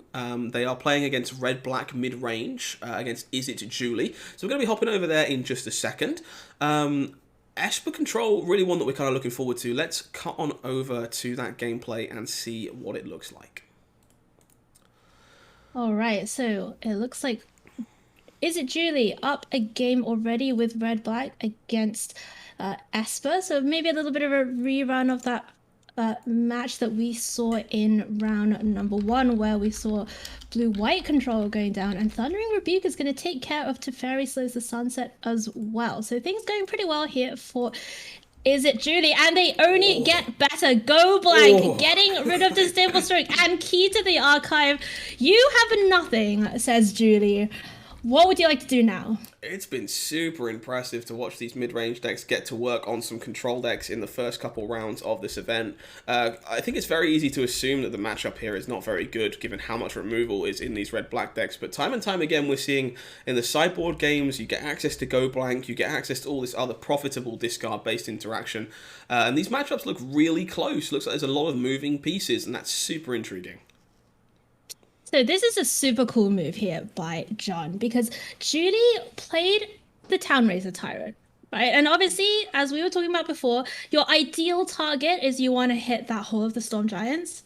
But by activating it and making it a creature before this ability goes on the stack, John can actually activate the ward on it. So when it is a creature, it has ward 3, and Julie unable to pay for that ward because she only has 2 mana remaining. That is a phenomenally heads-up play. That's the kind of thing that you don't necessarily spot straight away if you haven't been playing against Townraiser Tyrant a lot. Hold of the Storm Giant often finding itself able to attack freely due to that text, and here it plays a separate role. Very unique use of the card, and very sweet to see. Key to the Archive, not a terrible find here for John. Electrostatic Blast says, well, you know, I don't care if you activate your Hall of the Storm Giants. I'm just going to burn you out to your face. Shock with upside, straight at the face. Speaking of, my God. We've got a plan and we're sticking to it. Igneous Inspiration here, technically drawing 2 cards in the process. Going to learn and also find a card from Electrostatic Blast. This deck is so capable of grinding card advantage in unconventional ways, which is a large part of the reason why it's been so popular as of late. Yeah, Julie finding Duress, Hive of the Eye, Tyrant, and another land. You see John kind of just hovering over the concession button because things are not looking good. Here's Blood Tithe Harvester. Yeah, this is not a comfortable position, and I think there are a number of draws here that is going to be the end of this. I think John might agree with us, and I'm assuming that pathway not going to change very much. Key to the Archive, I can't think of anything from the top of my head that gets us out of this. We don't have the ability to play. No, we could have played the Day of Judgment, but it didn't matter. There's a Hive of the Eye Tyrant tucked in the mana base there, and just not good enough. Yeah, so we are going to see Julie win that one at 2-0, and Julie's going to advance, I believe, to 2-0 in today's Swiss portion. So good stuff there from Is It Julie, taking this one out against Esper Control that we saw earlier. And let's just check in on our third feature match. I think that one has also concluded. Yeah, by the looks of it, I'm not seeing anybody else who's still going. Just taking a brief peek to make sure we're not missing anybody. Nice to see these rounds are being prompt and efficient. People clearly having some very interactive games. Very lovely to see. But it does look like we're churning through those games. Honestly, I'm super impressed by that Naya deck. I really can't get over it. It's a super unconventional cool. choice. It's so cool. I love it so much. It's so And cool. we should get like little banners. I'm ready. Like, goodbye, Hullbreaker Horror. Like, friendship ended with the goodbye, Goldspan Dragon. I'm a Cultivator Colossus player now. Really cool to see such an unconventional choice doing very good work. It looks like we have another feature match coming through, which is great. We're going to go take a look at Gavin Bennett on Blue-White Control, as we talked about during the break. They're currently against Philip Marr on Black-White mid-range, so we're going to be cutting over there in just a second. How do we feel about this matchup? Do we know much about it? Do you think the Azorius Control deck is happy to be playing against Black-White? You know, I think normally, like, theoretically on paper, yes, right? Like, theoretically, if against a mid-range deck, you want a control deck. You want to go over the top of the mid-range deck, and you want to be able to win those card advantage battles. Right now, we're joining the game at, like, with Gavin, a game down, getting checked for traps, Sanguine Brushstroke on the battlefield, and you can just see the power of these black cards in the format. That the City Stalker, is it City Stalker Connoisseur? Yeah, that's the one. Yeah, just card names, they keep coming up with them. City Stalker Connoisseur. You sound surprised. The fact that these decks can put out a threat that also gets the best card in your hand and discards that. Like, they've really given Black a lot of tools, and Sorin the Mirtha's coming down as well. Planeswalkers, traditionally very good against these control strategies. Yeah. And all of a sudden, we see Gavin kind of just on the back foot with nothing to do. Field of Ruin is not going to be helping him. And looks like Azorius Control maybe just didn't have the tools to deal with these kind of nitty-gritty, nickel and dime strategies. Yeah, it very much looks like this was a top deck war in the most traditional of senses. Both players kind of had nothing when we found ourselves tuning in, and it turns out Sorin the Mirtha's going to help grind here. City Stalker Connoisseur taking away valuable cards where it matters, just being a body that threatens to end the game. I think this is looking very, very good for our Black-White player. A lot of incidental damage kind of finding itself on the board, and Sorin just providing a continual slew of card advantage.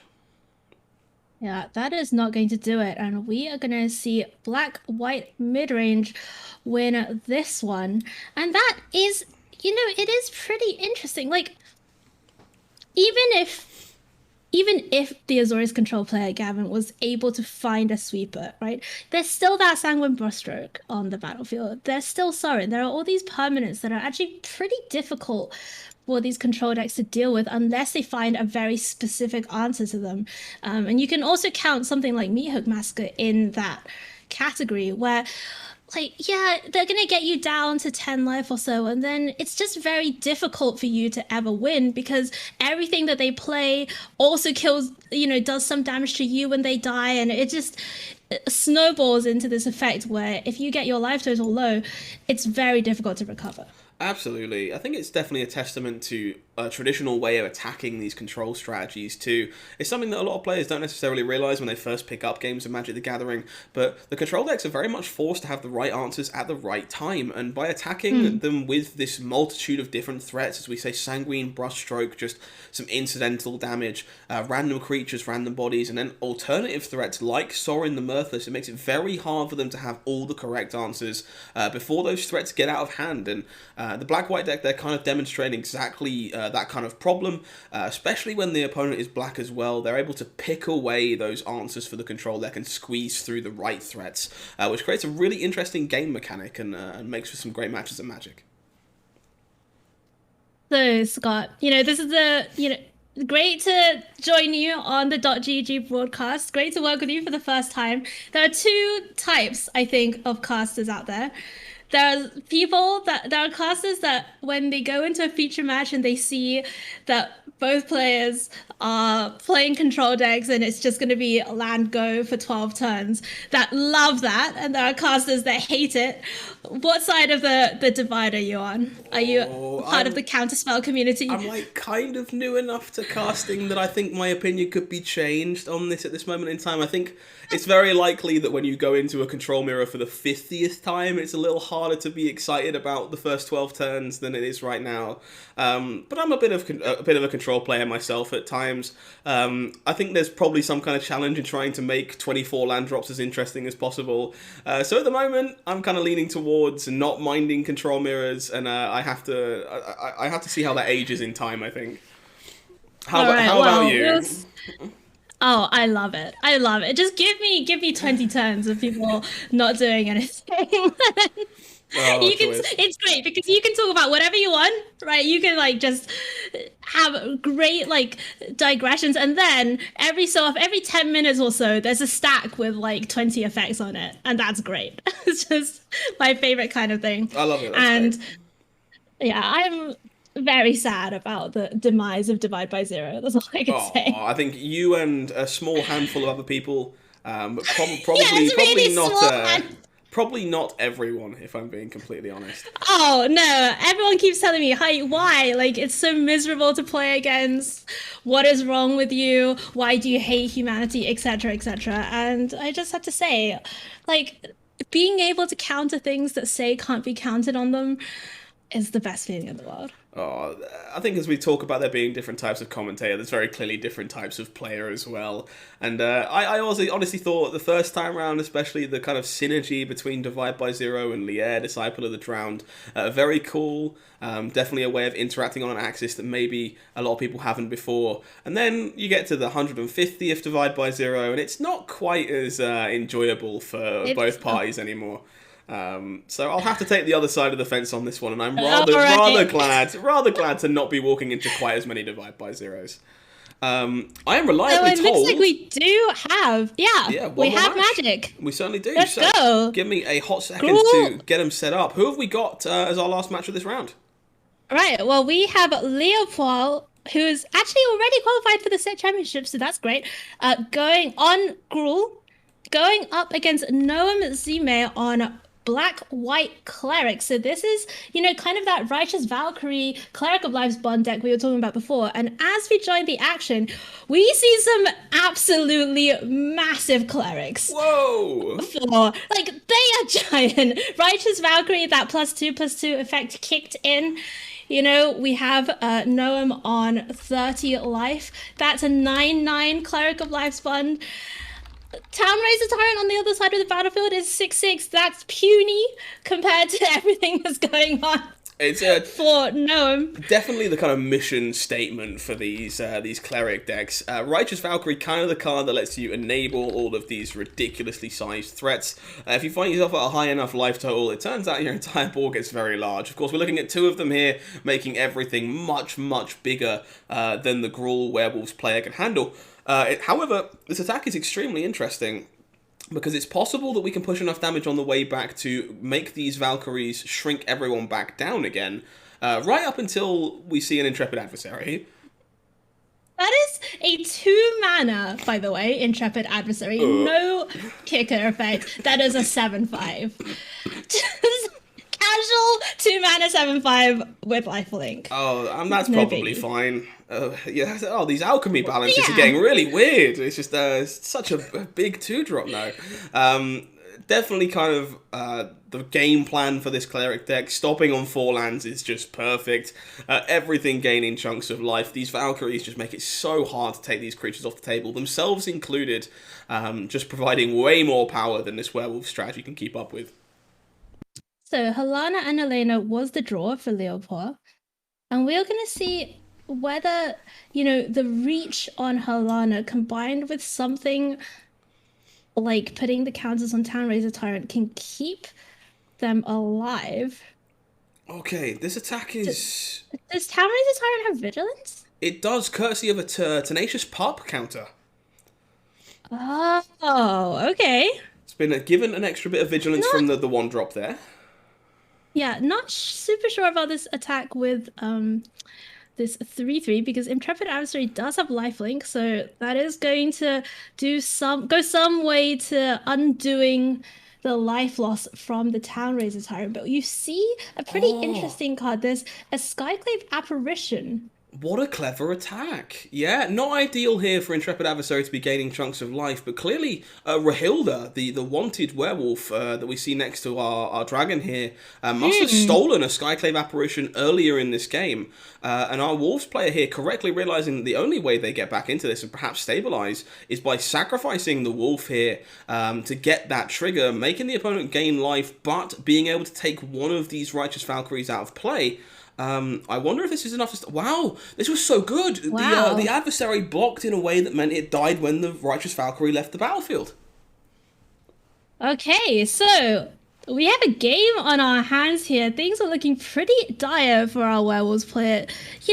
Only a few seconds ago, but after that Skyclave Apparition play, able to kind of stabilize here on in the air at least. Town Raiser Tyrant now much bigger than the shrunken down Righteous Valkyrie. Oh. That is, however, a Skyclave Apparition of Gnome's own, and we are going to see Town Raiser Tyrant be targeted here. Oh, representing the snakeskin veil before Yeah, conceding. just Oh. classic. What a joker.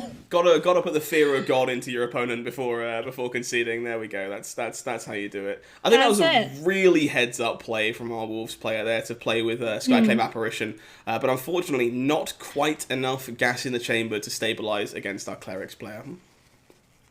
All right, so we're going to see actually Noam with Oars of Clerics win out in that one, and I believe that was one of our last matches going in the round. Let's just quickly have a look. Yeah, that was the last match going in round number 2. So Scott, let's go away for a quick break, and then when we come back, we will have all of the players ready for round number 3 and ready for more action here at the MTGAZone Set Championship Qualifier. Stay Sounds like a tuned. plan. We'll see you soon.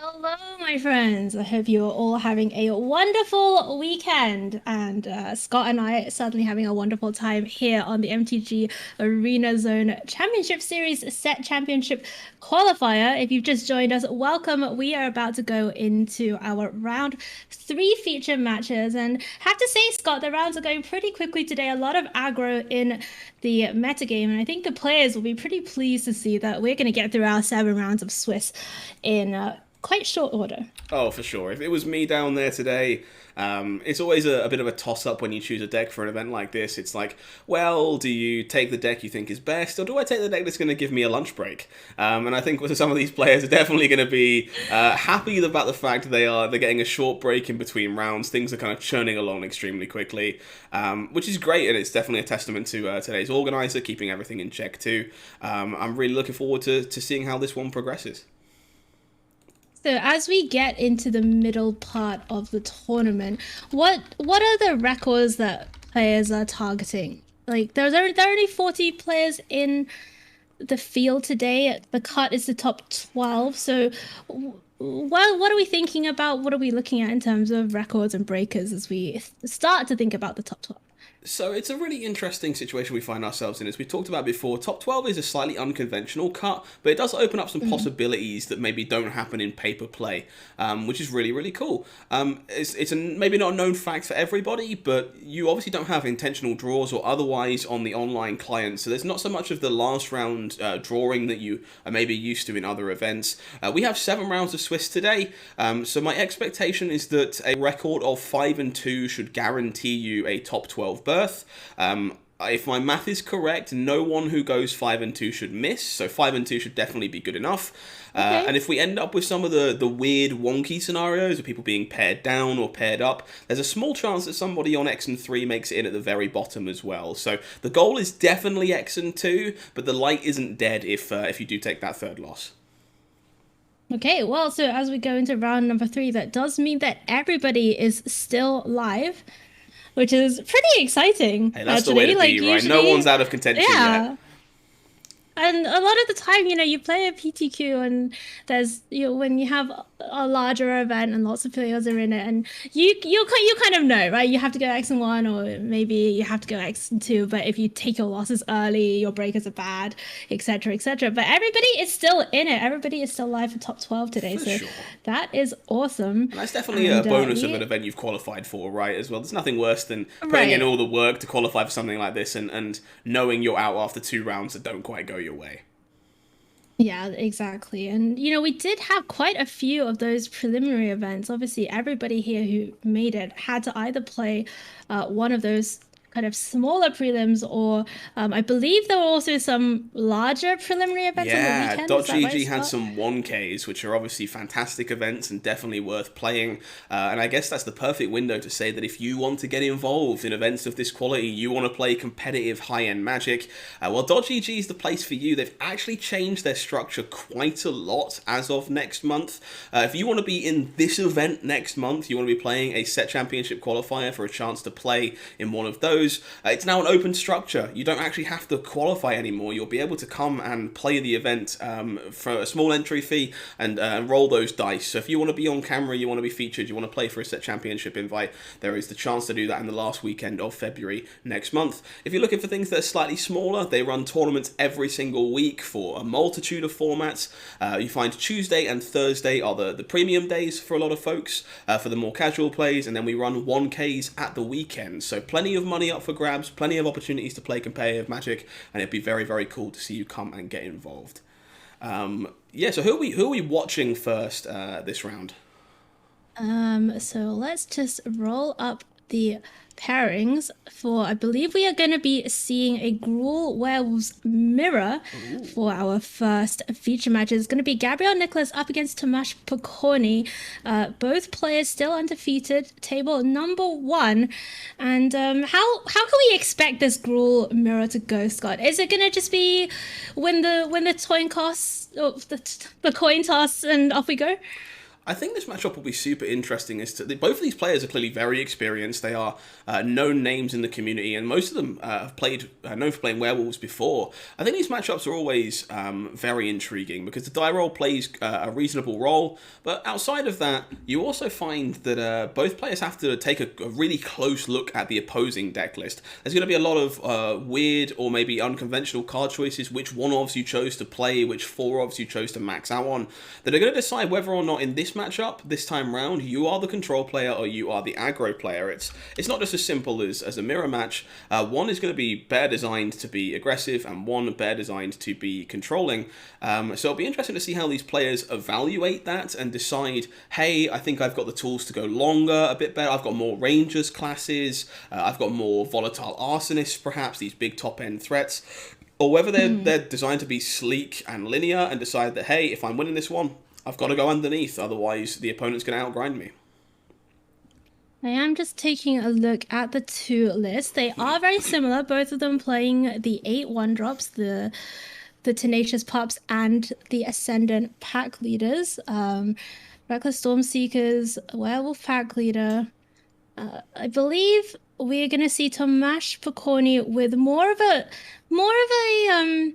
nod to Helena and Elena, playing 3 copies of Helena and Elena in the main deck, whereas Gabriel just the 1 copy and choosing to bring a copy of Lupine Harbingers in the main as well.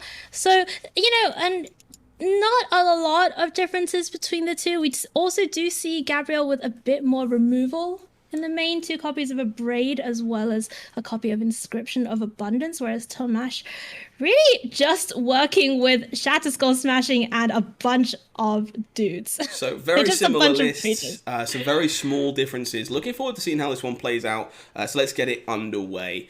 This opening hand here from Ninja, I think this is almost perfect. We get to start on Werewolf Pack Leader, no 1-drop unfortunately, but we get to potentially curve up to our 3-drops and our 4-drops. The problem is that our red source is a Forsaken Crossroads, and that one is not going to be untapped on the play, meaning this hand doesn't actually cast its 3-drop on time. I have to say, so Forsaken Crossroads, Scott, I've literally seen it untap probably twice in my life. Really? Literally every other time. I don't know why.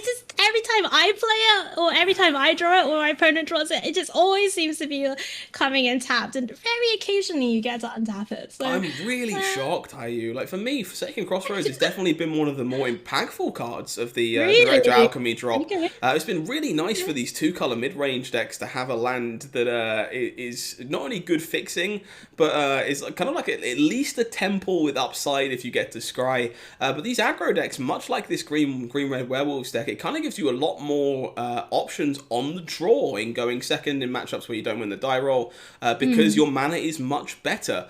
Interesting here to see Ninja choosing to mulligan that hand because of the Forsaken Crossroads, and getting very much rewarded for it by being given this monster of a 6. What do we put back here? Well, this is the awkward thing, right? That Forsaken Crossroads coming in tapped is going to ruin this 1-2 curve that you would normally want on the play. You would want that Tenacious Pup to come down. But the Ninja is going to prioritize Werewolf Pack Leader, the very powerful 2-drop that provides card advantage as well as just being just an absolute house on the battlefield. Wow, that is the perfect card to see on top here. We get to play the Crag Crown pathway as a green source, and then play our Mountain and our Shatterskull Smashing to just play this hand perfectly and curve out as much as you could possibly wish for here. So really good find from the Scribe from Crossroads, kind of showing a little bit of that flexibility even when it's not ideal on the play. All right, so Werewolf Pack Leader down on the battlefield for the Ninja. And we will see what Oinkmage has to answer with. Kessig Naturalist is quite a sweet one in the deck in general. Lots of synergy, of course, with all of the other werewolves, but looking a little outsized right now. Yeah, absolutely. We're kind of seeing one of the reasons to play this Wolves deck in this format. Just very well-sized threats and easy to find card advantage through cards like Tolvar. This curve for Deninja is almost ideal, and Kessig Naturalist, being a Kessig Naturalist here, is definitely not great. Much smaller than the pack leader, no profitable blocks. Does make playing from behind significantly harder. Now we're going to see the power of Werewolf Pack Leader, because if the ninja chooses to attack with both of these creatures, it's going to start drawing cards. And if you're on the other side, if you're in an Oink Mage's seat, it's difficult to choose, to choose to not trade with Tovola, right? That's kind of why you play your own Tovola in that slot. Oh, and if they choose to trade here, they're Oh going to my get goodness. massively punished because the draw Oh trigger my from our pack leader goodness. found another one. So this feels really beneficial to Deninja. Obviously, we don't know if Oink Mage has access to another Tovolar. Maybe that encourages them to block with their own. But kind of getting rewarded for trading away the legend here by finding another copy. Choosing to go with Townraiser Tyrant, I like this a lot. This card is just such a beating on the play, ahead of curve, anything like that. Just because it puts the pressure on your opponent immediately by making their lands deal damage to them. Love the choice to go with the red source too.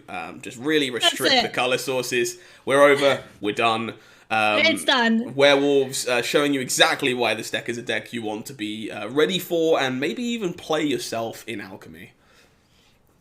So having a look at the sideboard, I will say this sideboard from the ninja, kind of a little bit of everything. Flame Best Bolt, one copy, Burning Hands, one copy, the full 4 Thundering Rebuke. So definitely, with very aware of the mirror. Have that in mind. Snakeskin Veil also a possibility.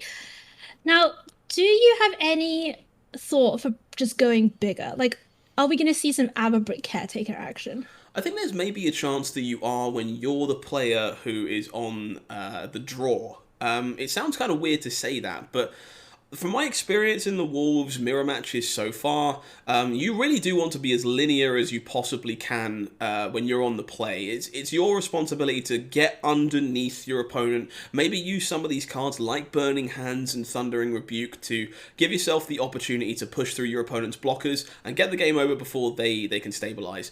I tend to find that means the higher impact cards, things like Aberbrook Caretaker and Arlin themselves, maybe not Ren and 7, but the other top end pieces here, they feel a lot better when you're on the draw because you do need to aggressively trade your creatures off for removal and your opponent's creatures and look to kind of just go over the top, which is what these cards do. It does look like Deninja kind of agreeing with me here somewhat. The Ren and 7 is coming in, pulling in that Caretaker. Maybe not like in Arlin, so maybe we disagree on that one, but it looks like a very similar line of thought. Cutting away some of those 1-drops, going slightly larger. Yeah, for sure. Getting rid of those 2/1s, which do not line up very well against, all the 3/3s, 2/3s, etc., 4/4s on the other side of the battlefield.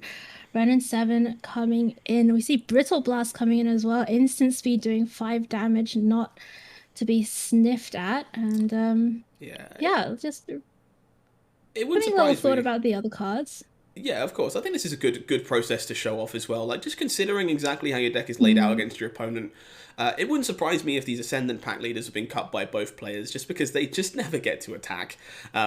With your opponent also having Rohilda and Werewolf pack leader, it's so hard for a 2/1 to be profitable for you in the early game that making space for all your removal by getting rid of those seems like a really good plan here. So on the draw for game number 2 for the Ninja, Mountain Shatter Smashing, the only 2 mana sources in this opener, no green mana. The old double red pack leader hand, just exactly what you sign up for playing this deck. Like, if you put this many mana pips in your deck, you're going to accept that some portion of the time this is going to happen. We are going to see the mulligan. This hand looking a lot nicer. Thundering Rebuke, Vector Stormseeker, Helena and Elena, and Werewolf Pack Leader. All possibilities. One of these is going to have to go under. I think this is an interesting decision here. Choosing to bomb a land would be very surprising to me. I love it. I love it. But go greedy or go home. I think being on the draw here, I actually kind of like putting back the Stormseeker. I think if I've boarded to be slightly bigger in this matchup, I'm kind of happy to trade away my pack leader if required. I'm happy to use Thundering Rebuke to clear out an early aggressive creature from my opponent, and I want the fact that I'm bigger than my opponent to be where we lean to. So Halana, not the best card to play towards in terms of being bigger, but I think it ends up playing out a bit better on the draw than the Stormseeker. So I'm leaning towards putting that back, and it looks like Tomasz might be agreeing with me. We will also, of course, have to give brownie points to Tomasz for the sleeves. Perfect sleeve choice for I this love deck. it. It's the epitome of It's great. well, in an open deck list tournament, you're not even leaking any equity, which is the best part. Yeah. Interesting to see we do choose to put Halana back here, so choosing to prioritize Reckless Stormseeker instead. Really cool to see. Very possible that as the cheaper cards need to be available to you to kind of like stabilize and get to that end game. So I'll be interested to see whether or not we choose to play a pack leader of our own, or or hold open Thundering Rebuke here seems a little inefficient. But Rahilda now giving us some other options in terms of turn 2 plays. Interesting to see, of course, Oink Mage passing back the turn as well with the 2-mana open. No Werewolf pack leader of his own. I think this is kind of interesting. Now, are you going for Rahilda? Yeah. I actually kind of like Rahilda more than might be immediately obvious. The pack leader, obviously the better aggressively slanted threat, but there's a chance here that Oink Mage's hand doesn't line up perfectly. Playing 2 green sources and not playing a spell is not particularly common for this deck. So pushing the day to night cycle here might be kind of impactful. Rahilda coming down early, if your opponent perhaps doesn't have another land, or has red spells they can't cast easily, maybe you get to flip that cycle in your favour and push with Rahilda early. In this case, not true. Red land pass is the line, so getting kind of rewarded for playing this 4/4 out, but definitely kind of not rewarded for not flipping to nighttime immediately, because Oink Mage doesn't appear to have much going on. It's pretty interesting in this spot. Like, if you're in the ninja seat and you see this, like, what does that tell you about your opponent's hand? So I feel like, from my perspective, if this were me, this kind of feels like maybe Brittle Blast or similar effects. Like, there has to be some instant speed removal here, but evidently by the fact that this Stormseeker was allowed to do its thing and gain haste and gain power, and this pack leader is drawing cards, that doesn't appear to be the case. Maybe Oink Mage chose to board up into bigger cards themselves, and definitely looking to play a long game. This inscription here, very intriguing. Going to get to trade for this Stormseeker. That's something, right? Like, you get to use your 2-mana spell, make your pup bigger, and make a trade. And now we're going to see Town Razor Tyrant, which finally is going to get the counters from Tenacious Pup. That is a 5/5 flyer with Vigilance. Yeah, Vigilance and Trample being stapled onto this and dragon. Trample. Really big deal about the 5th toughness here, because we know about this Thundering Rebuke. Rebuking this pup feels not great. It's kind of already got its value, although it is a bit bigger from Inscription. Protecting your dragon, your vigilant, trampling threat from the expected removal spell here, very much makes it Brittle Blast or Bust. Try saying that 3 times fast. But yeah, Rebuke here kind of nullified by the extra point of toughness, and this dragon looking very, very hard to get through without just threatening to activate pack leader. Yeah, and even if you do, I mean, it's so that you can't even draw the. Oh, I guess it has a +1/+1 counter, right? So you can activate pack leader, attack, and draw the card just by itself. I guess that's something. Yeah, that doesn't feel like particularly. But then you can't do anything else this turn. Like, that's where we are. Clearly, we think we need to find an answer to this tyrant, and so we're offering the trade. It'll be really interesting here to see if Oink Mage takes this 1-for-1. I think it will tell us quite a lot about the last 2 cards in their hand if they're willing to trade creatures here. I would lean towards them having a lot of threats left. If they're prioritizing this dragon, very likely they're a bit lighter. So very interesting to see this block here. I think it does make sense as well, right? Like, the pack leader is annoying. or it's gonna be more annoying as it goes on because your opponent just builds up a huge board and then they attack and they draw a bunch of cards. So we are gonna see Oink Mage actually start getting in with that 3/4. Has a werewolf pack leader of his own. Interesting here. So I feel like we can pretty safely sacrifice this land due to the fact we have our crossroads letting us cast pack leader if we'd like. We are a little bit flooded here. This is an interesting board state we find ourselves in. I feel like you probably have to rebuke this pack leader once again for the same reasons as Oink Mage traded with the one that we attacked with last turn. The card just gets out of hand extremely quickly. The question is, what's the other follow-up? Are we leveraging Rahilda or a pack leader of our own? Well, the pack leader is awkward, right? Because you're just gonna have to trade that with a 3/4 at some point. Whereas if you play Rahilda, maybe you just calculate that you're going to that if they attack with a pub, they don't have a follow-up. Maybe. Well, Rahilda here actually seems pretty good to me because we are nighttime. Action going. We're nighttime at the moment, which That's means that true. Rahilda does have double strike. Very true. So it's going to be able to at the very worst trade with this pup on rate. But also, just like I guess it forces you not to attack with your creatures because you need to not have them drawing 2 cards from your deck in the following turn. So we are going to see Rahilda come down. Rahilda also receiving a very slight bug fix, shall we say, in the rebalancing. Strictly worse card now is in fact colored. It's strictly worse. Strictly worse. Yep. Now in fact a red Ranger card. class is a great draw. Love this. Yeah. This lets this pup attack profitably into Rahilda. Of course, something we actually missed on this last turn. If we did choose to rebuke on Rahilda, well, we accidentally turned it back to daytime. Rahilda here not able to block even without Ranger's class. So at the moment, Rahilda looking to try and draw a card past the wolf, but we're definitely outsized a bit by this tenacious pup, which is not a problem you tend to find. Reckless Stormseeker was a great find, though. Just a great find for the ninja off that Rahilda. Imagine finding a 3-mana play when you only have 2 mana plays in your hand. Perfect. Couldn't have drawn it up any better. Yeah, just use up all your mana, and now, the pendulum may be starting to swing back towards the ninja off the power of Rahilda wanted cutter. Let's see what Oink Mage has to answer this with. Getting aggressive. This is a great attack, I think. There's a handful of inscriptions, including the one we already saw in Oink Mage's list. And, I mean, the ninja knows this. It's very possible that we can make an attack like this, that our creatures are profitable. In this case, we have access to Burning Hands to remove the larger blocker.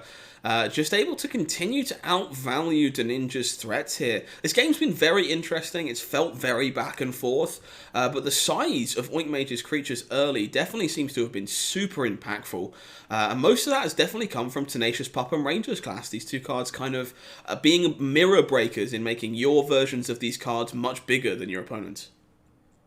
Oh, and Werewolf Pack Leader, very nice for the last card in hand, ready to start refilling.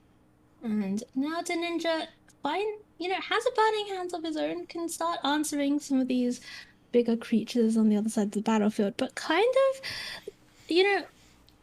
with not needing to find something, and to use the technical term, chunky of his own.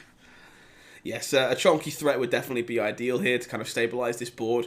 We really would love that Averbrook Caretaker. We need something that's bigger than a 4/5 here. And in fact, probably needs to be a little bit bigger than that at this point, because Ranger's class is definitely turning this pup into a very real threat. The question here is, does the 4/5 body earn Burning Hands, or are we a little too scared of pack leader drawing cards? If it were me, it would be the pack leader. Like, it wouldn't even be in question. Never let your opponent draw cards. Drawing cards bad. You heard it here first, folks. Yes. Well, your opponent drawing cards bad. Sure. You drawing cards, excellent. I can believe that. I like this attack a lot. I think, again, cards seems to be very important here. We are choosing to Burning Hands our way through this pack leader. Mash knows what's up. Oh, well, of course. I think this is correct. The pup is only dangerous because of Ranger's class, and removing it does not get rid of Ranger's class, so we still have the same problem. So I do think this transaction is good. I think removing the untapped creature definitely super valuable here too. We found ourselves in a weird like racing spot. Oink Mage finds themselves only at 6, but able to present lethal themselves this turn. It's going to make this combat step very hard to navigate. Yeah, I think for those of us who maybe are a little bit more on the control side of the community, we often look, and I wouldn't say look down on aggro decks, but I will say that there is a perception that aggro decks are easier to play, right? Like there's always that lingering perception, like, oh, you just play your creatures and turn them sideways. But when you watch these aggro mirrors, you can tell just how much thought and consideration goes into every single move you make. Like every action you make matters so much because the margins are so fine between life and death that you have to really make sure you know what you're doing with every combat, with every block, with every attack, every spell you cast. You know what, I really couldn't agree more. It's something I find myself being quite vocal about a lot. I find that, as you say, there is definitely a bit of a stereotype almost that aggro decks are easier to play. And I think it's fair to say they probably have a lower floor, if you like. They're more friendly to new players, there's less moving pieces to understand. But some of my favourite games of Magic I've ever watched and ever will watch are definitely these aggro mirrors, as you say. There's so many fine margins. Like this, exactly. This combat step was so interesting because we find ourselves leaving back the 4/5, even leaving back Lair of the Hydra to make sure that we aren't getting punked out by removal spells, because we need to be able to beat the trample from the slasher. These are really minor decisions, but choosing the other option is very likely to lose either player the game here. And it kind of just goes to show the innate complexity of games like this and the very high ceiling of aggro strategies. There's a lot of small pieces you can learn that are going to win you a lot of games that other players might not. So Rahilda is on the Feral Outlaw side with Double Strike, which combined with, that Storm Charge Slasher buff effect can be very dangerous. Certainly can.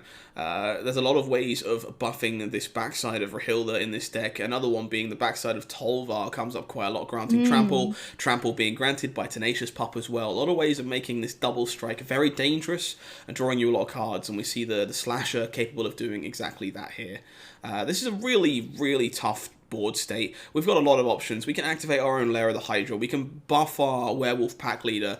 We can kill the 4/4 pre-combat to give our opponent information about blocking. We can deal 4 damage to this 4/5, which is great. I love it. This is a fantastic decision making. None of these blocks profitable. Correctly valuing the pump on Werewolf Pack Leader, forcing the opponent to make inoptimal trades and not be able to pressure you as effectively back.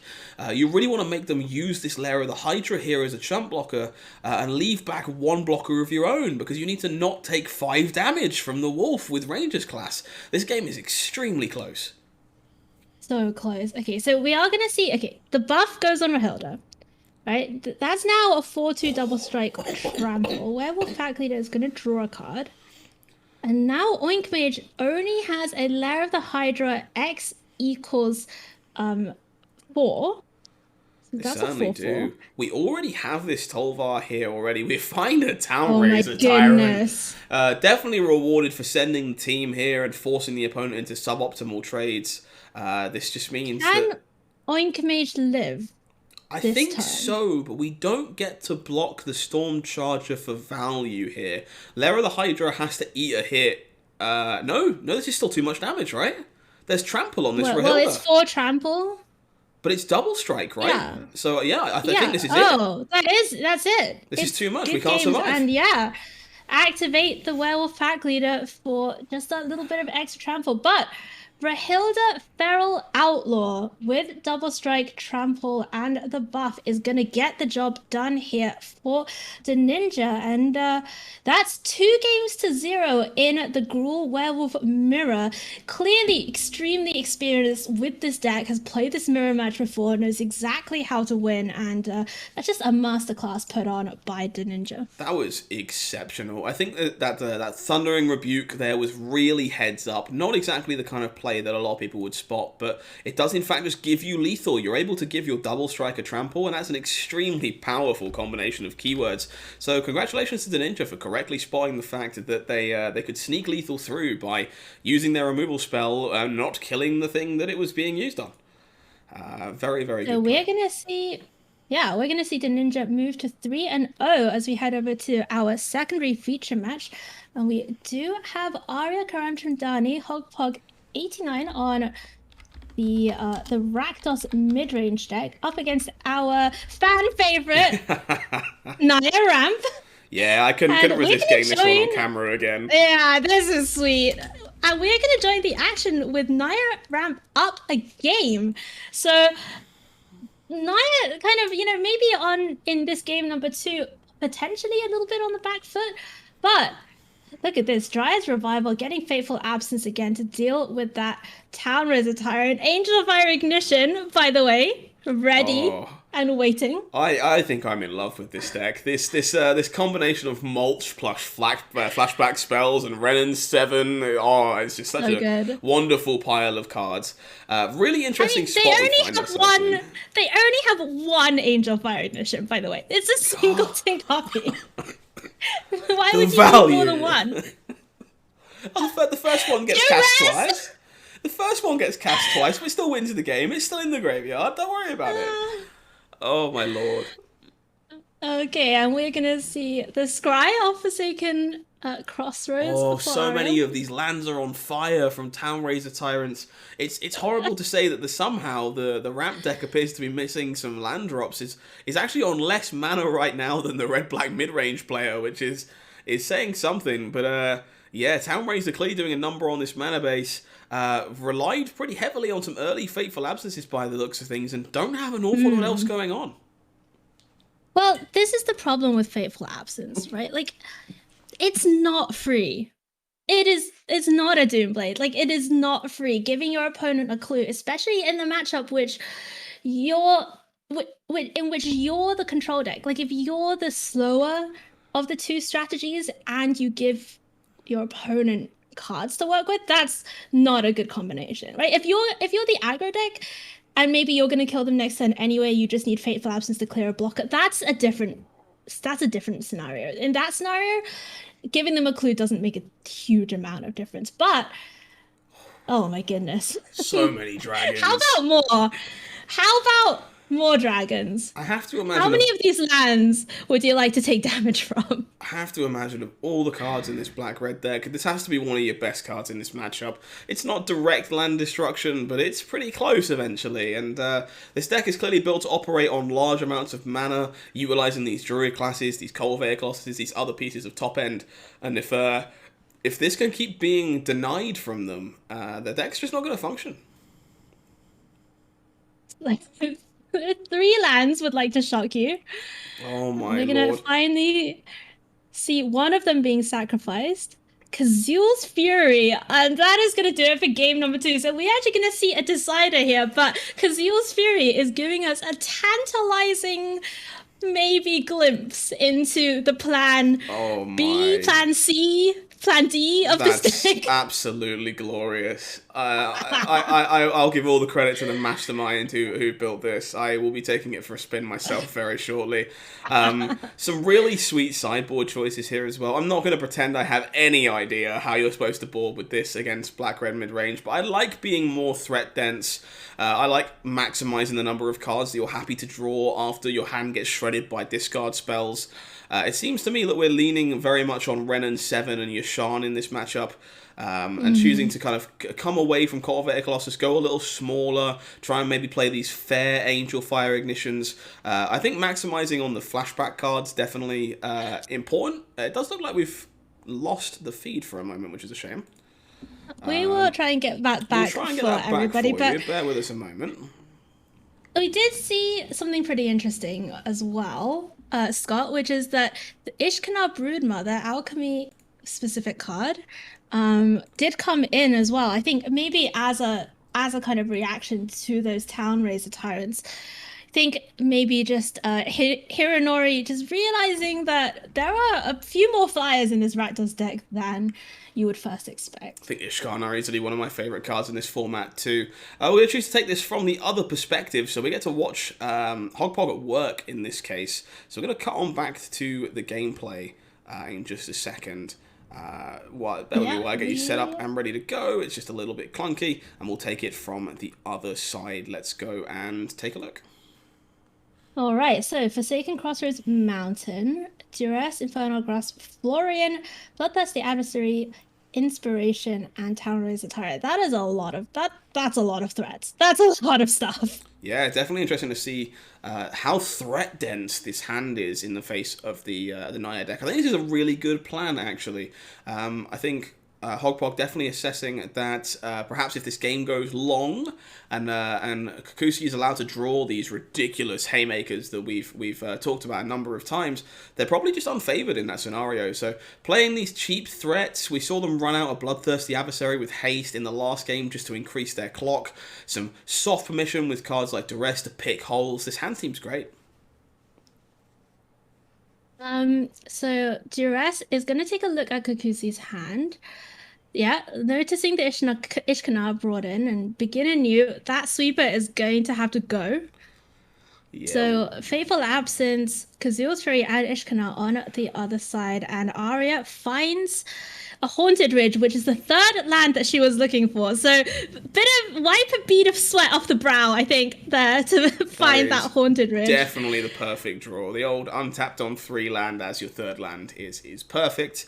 Gonna let us curve out here. I'll be really interested to see if they run out this adversary with haste once again. We obviously know about this Fateful Absence, so perhaps baiting that to try and make Florian stick safely seems like a really clever play, and successful in doing so.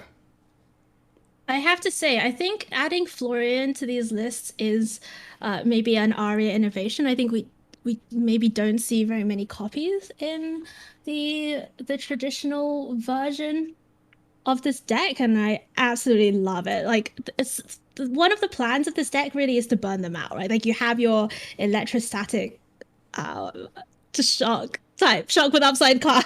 And you have and you have your igneous inspiration, and just Florian being able to, even maybe through blockers, being able to activate if you use a burn effect is pretty cool. I think so.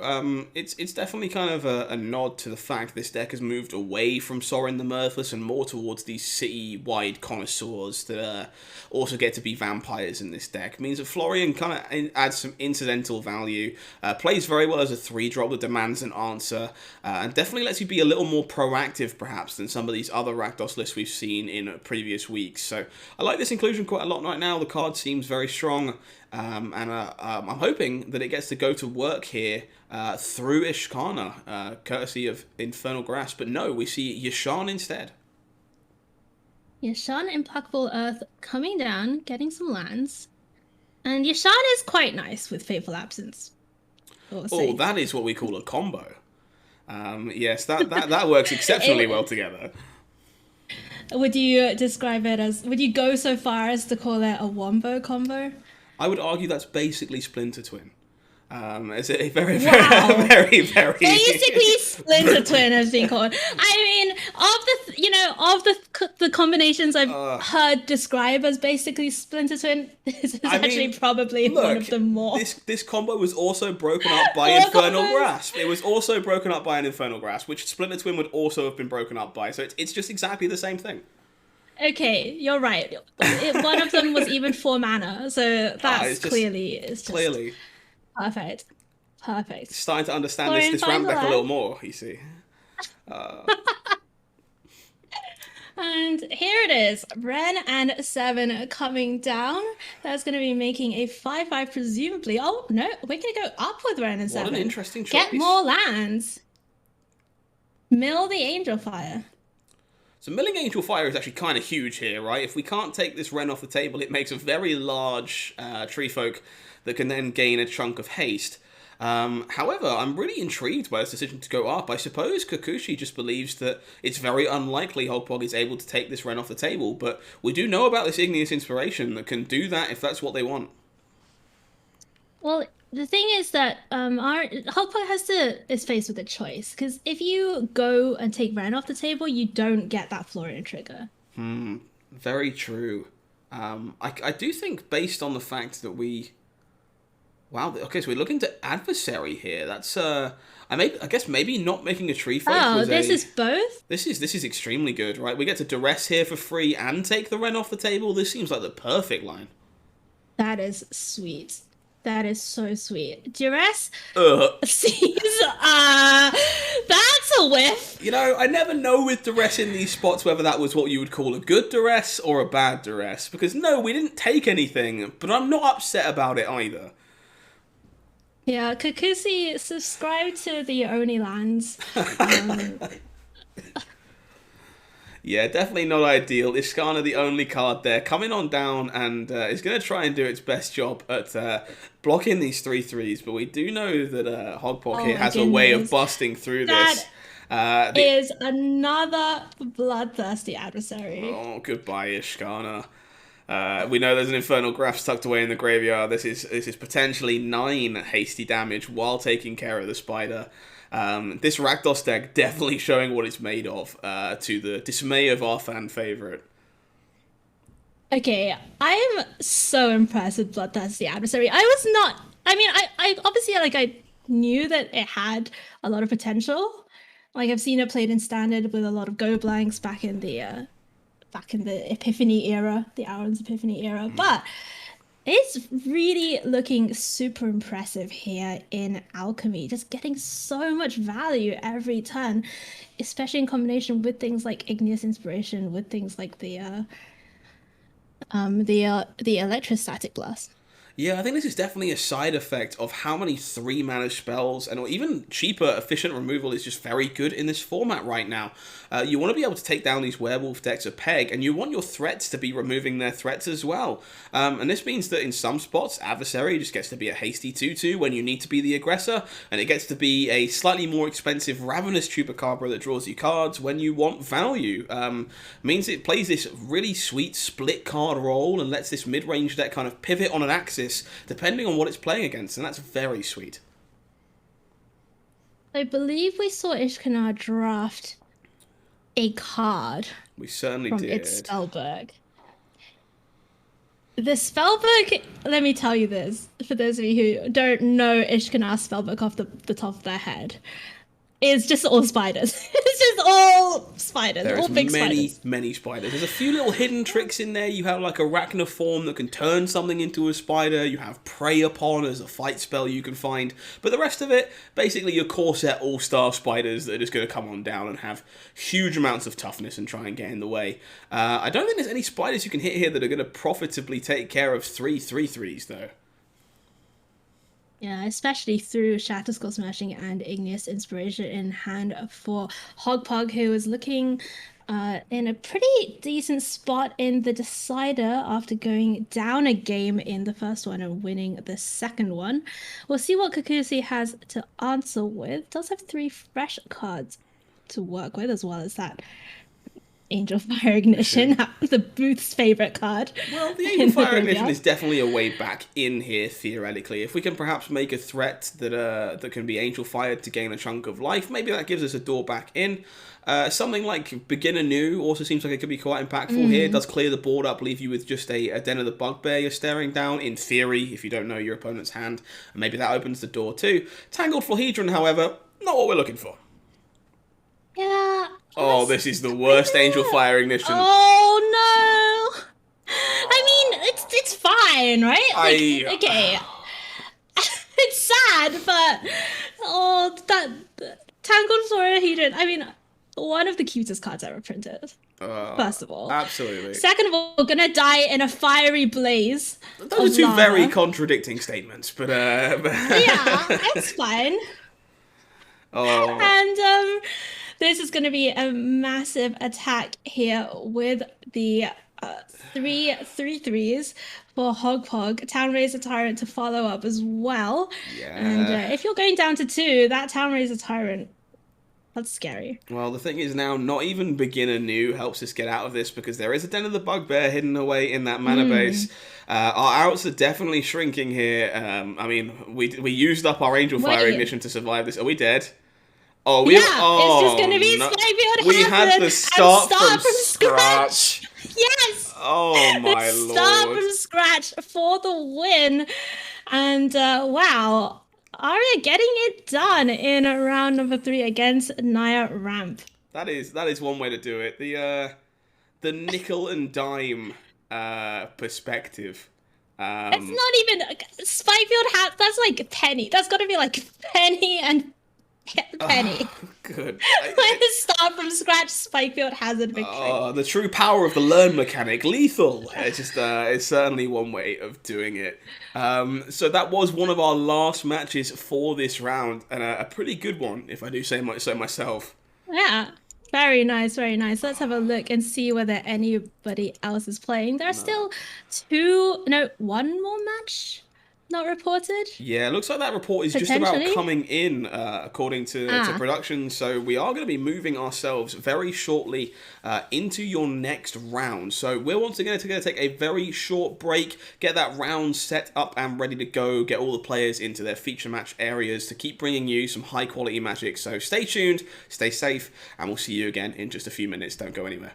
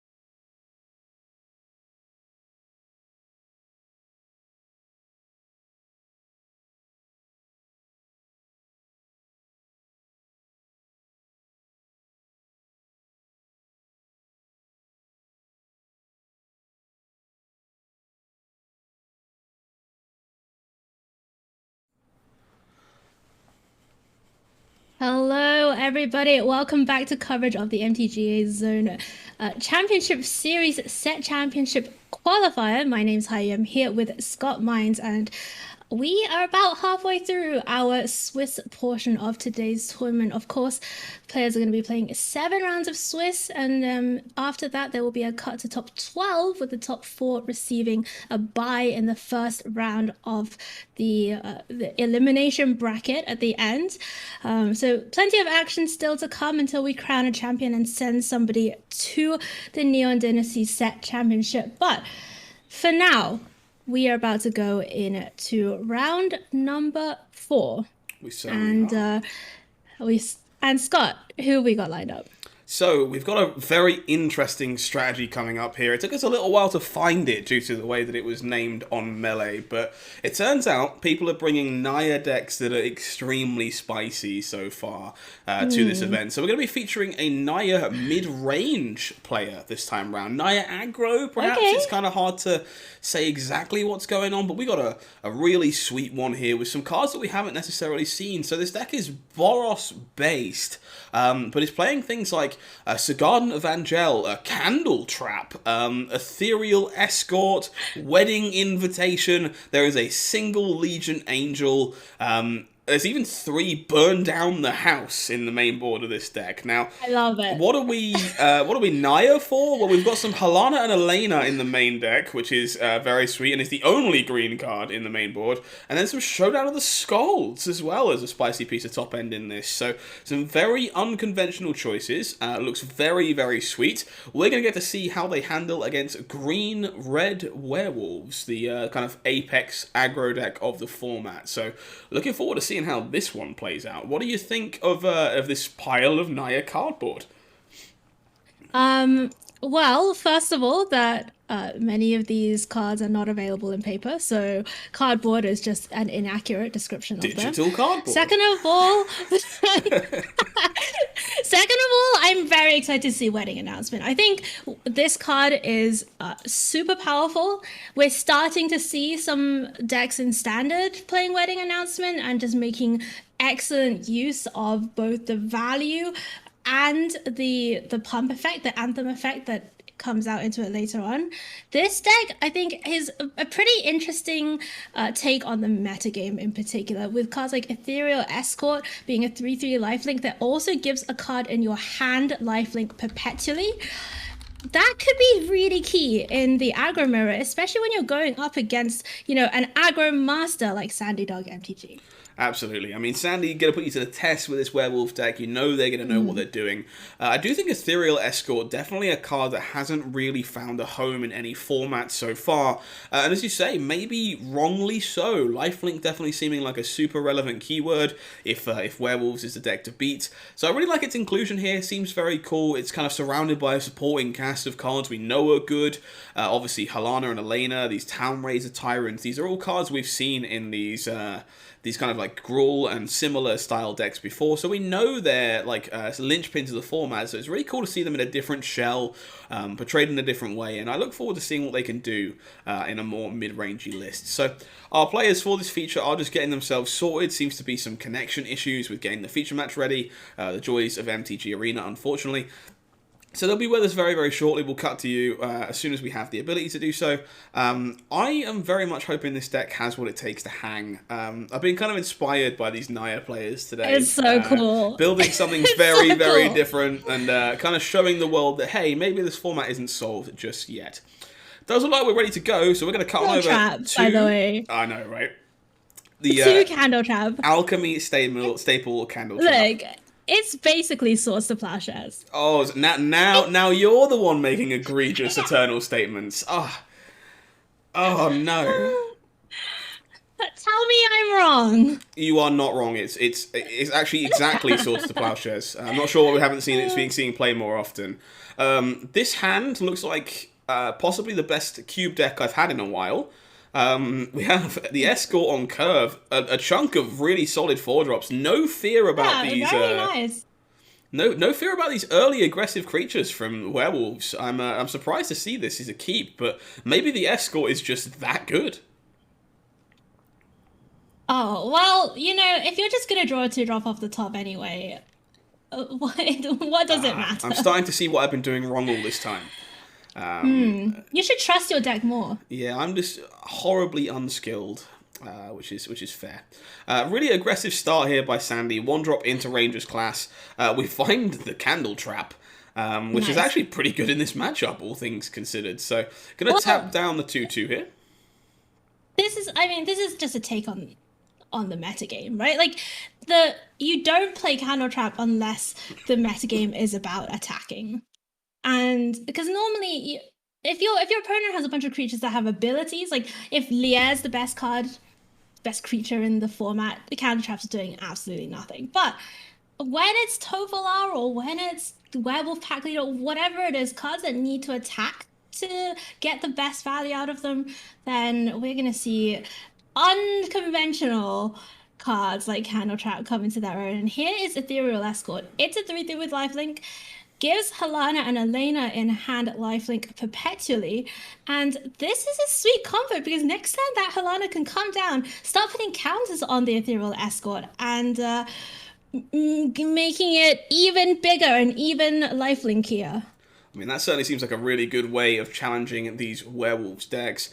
Sandy having none of it, putting pedal to the metal, heading in with Tollivar and a wolf here. It's really hard not to trade for this Tollivar here and stop the second card being drawn. But a lot of respect to Ethereal Escort being the linchpin of this matchup here, choosing to let all the card draw happen. So, Ethereal Escort, it's a 3/3. It's still there. Helana comes down. Now putting counters on. Oh, getting Gain more lifelink. aggressive. Let's go. What a showing Keep for Ethereal going. Escort. And I love the fact Helana here also having first strike, which is not completely irrelevant. Tollivar left unchecked. We do have 3 wolves, so nighttime is upon us. This is a lot of damage coming back. This is going to be quite the race. Lifelinkers versus Innistrad's best and brutal. I'm not entirely sure how this one's going to break. So, we also see Trace on with Showdown of the Skulls. Very important hand-filling effect. Helena and Elena is coming down on the other side of the battlefield for Sandy Dog as well. And it just feels like Sandy Dog is able to keep putting so much power and toughness onto the battlefield every turn, especially as you say, now that it's night. And Helena is going to mean that this wolf token has a good attack into Trace on's Helena as well. This is super intriguing. I think a lot of people very much under-respected Helana and Elena when the card was initially spoiled. It kind of took a little while for it to find a home. We see a really powerful interaction here between the Charger, the Slasher even, and Helana. If you stack those triggers in the right order, well, you're giving 4 counters to the Wolf on the end. This is an unreasonable amount of damage. Having to block with Helana here just to not be dead. Which is That's wild. Terrifying amounts of damage. We're drawing 2 more cards while doing this. This is definitely kind of showcasing what this werewolves deck is all about. So Sandy Dog does find, oh my goodness, another land drop and another 1-drop as well. Trace on down to just 6 life. Can they do anything to come back from this position? There is a 5/5 lifelink. I think, if you were to maybe think back to a turn ago when Trace made the attack with the lifelinker, it's just not really respecting how much hasty power was going to come out of Sandy Dog's Gruul Werewolves list. And yeah, Den of the Bugbear, that's a problem as well. I have a question. I actually don't know how this works. Do these copies of Evangel have lifelink too? I don't think so. I think they're not copies. They're like they're new cards. They generate another Evangel. That's perfectly fair. Right. Brain was just kind of looking for a way to maybe stabilize here, and I guess maybe if there was a weird world where there's a way to gain absolute bucket loads of life, but we're still attacking here. Giving the other Evangel lifelink. Okay. So you can play the other Evangel. So now you're at 11, effective 17. And then you can still Candle Trap something. The 6/6 Candle Trap the biggest one. And it's going to become day again. right? Unfortunately, it goes straight back to Oh Knight, no, because courtesy of of Tolliver. oh my goodness. Does that override the regular daylight? So It does, right? Tollivar is Okay. an upkeep trigger, so when it passes back to the turn, it's going to check if you have 3 wolves, and if you do, just go immediately back to Right. Knight. So I um, see. I think this was actually a really Okay. sweet game to watch. I think it's fair to say this escort has kind of carried this game on its back. It might not end up being enough, but it's been very impressive to see the kind of lines of play this card is capable of, and the only reason this Naya deck is in this game at all is purely because of it. Yeah, this turn is still looking pretty difficult, though, for Trayson. Stormchard Slasher is going to give trample. Oh my goodness. Unsurprisingly, we don't run out of threats when we draw so many cards, but it never feels great to be in Trayson's position. Just so many powerful haymakers coming down from what is essentially an aggro deck, and kind of just outclassing your creatures. It's really terrifying stuff. This Town Razor here also capable of gaining haste, courtesy of the Slasher. This is just terrifying. I mean, that's going to be potentially 8 in the air if Sandy Dog wants it. Yeah, this is a lot of damage. Oh my god. goodness. Not yet. Nighttime Rahilda, the Outlaw coming down here too.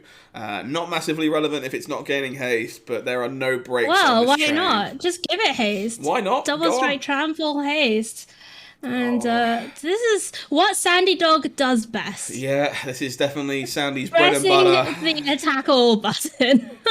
Wow, choosing to be more informed, not pressing the attack all button in this Oh. case. Choosing to maybe only attack with the things that are not allowing Trayson to gain life. This is a really clever attack. Obviously, Town Razor in the air, not going to be beat. Isn't that lethal? I guess it's a less... This is no, double no, strike, right? oh, no, you're right. Yeah, no, double strike here going to make this into a somewhat Double strike subpar trample? block. Yeah. Yeah, build your own Ember Cleave. Let's see. And that is going to do it for game number 1. Wow. Let's have a look at the sideboard, though. Is there a lot of help here for Trayson in this matchup? So let's take a peek. I think Divine Purge, definitely the card that comes immediately in instead of Wedding Announcement. If you're going to draw a 3-drop in this matchup, you would much prefer it to be the thing that removes your opponent's entire board as opposed to making 1/1 tokens. In terms of other cards, I don't see an awful lot here. Fateful Absence might be required just to have some extra pieces of removal, but as we talked about earlier on, they're not great in a matchup where you're not the aggressor. You don't want to be giving them card advantage if you're trying to be the more controlling deck. We do already have these main deck burn down the houses, so these 3 Divine Purges are going to go quite a long way in helping to short up this matchup, I think. Wouldn't be surprised by Absence, but nothing else really stands out to me.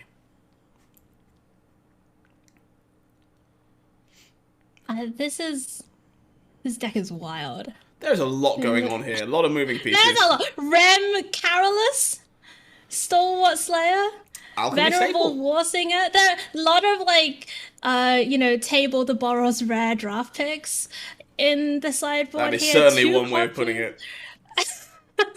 2 copies of Pithing Needle. That's not doing anything in this matchup, obviously. No, for like, sure. this is a different take on the metagame for sure. Certainly can be very powerful. Let's see if Trayson can bring it back in this game number 2 now that they're on the play. Though we definitely Sandy saw Dog what MTG. Ethereal Escort can do, so if you're maybe a turn Yeah. faster, maybe that's just good enough. Maybe. I do think this deck itself, in its very existence, is a super interesting peek into alchemy. There's a lot of moving pieces about what's expected here in terms of Gruul Werewolves, as we say, Candle, Trap, Ethereal Escort, definitely cards chosen with that deck in mind. But I love to see the fact that the only green card in the entire 75 is just Halana and Elena, which definitely is a testament to how strong that card is being perceived to be by these players who are playing for a set championship invite. Clearly the card, no joke. No joke indeed. So, Sigarden Evangel in the hand. That is a good 2-drop, though, it's kind of one of these cards where... Oh, no. It's not a 2-drop here, is it? These are both red-green pathways. Had to play that Sundown Pass tapped in order to play it on 2, so a little bit unfortunate here for Trayson, not able to play out that Evangel on turn number 2. Plenty of powerful 4-drops in hand. Yeah, not gonna be You running know, out of Town things to Razor do with Tyrant. this hand. Town Razor, Yeah. Halana, Showdown of the Skulls, all the gasoline you're gonna need. The question is if we can get there. Another very aggressively slimed start coming from Sandy Dog here. Tenacious Pup into Rahilda, just already threatening a lot of damage, demanding that you play spells during your own turn to stop this thing becoming a real monster. So Rahilda is still on the front side because Trayson managed to play a spell this time. And we'll see what Sandy Dog has to work with. Already looking good in game number 2 to take this one down. May as well get attacking. Yep, seems like a plan to me. No block here on the Rahilda. Going to draw ourselves a free card. Finds Candle Trap. Well, Wow. certainly a somewhat reasonable card later in this game, perhaps, to remove a somewhat problematic blocker. Vigilance, by the way, on Rahilda is just so Oh, gross. it's disgusting. So gross. I think this is definitely a testament to another of these direct alchemy cards that's just showing itself to be a haymaker of this format. Tenacious Pup looks extremely innocuous on face value, but in this Gruul Werewolves deck, both of the 2-drops you see in play next to it just absolutely fantastic targets for those counters. And even the top end, Halana and Elena, Town Razor Tyrant, these are all just cards that improve dramatically with this small bonus. Definitely goes to show you that this 1-drop is not one to mess with. I mean, I can kind of understand this bonus deck. Like, you can see what it's trying to do, right? Like, Showdown, obviously a great card, especially has a lot of synergy when you start putting +1/+1 counters on Halana, when you start putting the counters on your life linkers, etc. But when you're just facing down this absolute onslaught from something like a Gruul Werewolves deck, it just feels like it's difficult to catch up and like it's difficult to keep up with what they're putting out. Like, it's horrifying here to see that we cast a Town Razor Tyrant on curve and it just couldn't block Rahilda. It's now getting Candle Trapped, which is even worse. Yeah, this Werewolves deck just so ragingly efficient, and we're seeing that in just absolute spades here. Casting your 4-drop on curve and not being able to block with it profitably is really bad. Yeah, Town Razor Tyrant now has Defender, doesn't do any combat damage, so kind of just a wall hanging out there. Yeah, just taking the Guardian scenic route. Evangel, it's a 5/3, doesn't eat any of these creatures except the pup. Oh my god. Yeah, I'm struggling to find a way back into this. I'm looking. I guess we're looking for top deck burn down the house. Maybe is the way that we get out of this. Yeah. Like that gives us a chance to sweep this board up. We've already got Den of the Bugbear in check from Town Razor Tyrant, so it leaves us with a layer of the Hydra to handle. I think that's the out we have to play to here. Maybe a Divine Purge. I guess Divine Purge does do it, right? Yeah, that's perfectly fair. Divine Purge, arguably even better than Burn Down the House here, because you get to keep your Halana. Right. So Divine Purge for sure the best draw for Trayson. Sandy Dog meanwhile says, well, I could just cast this Burn Down and make a bunch of these 1/1s. I mean, that would be a way to do it. I love this. That's a fantastic line. That's great. It's time to go Desperation Showdowning. Yeah, I guess we're just looking for something to remove a creature this turn and hoping that we hit a Divine Purge as well. But this is just a chunk of expensive spells. Oh my goodness. And it's hard to see how Trayson's even going to survive the next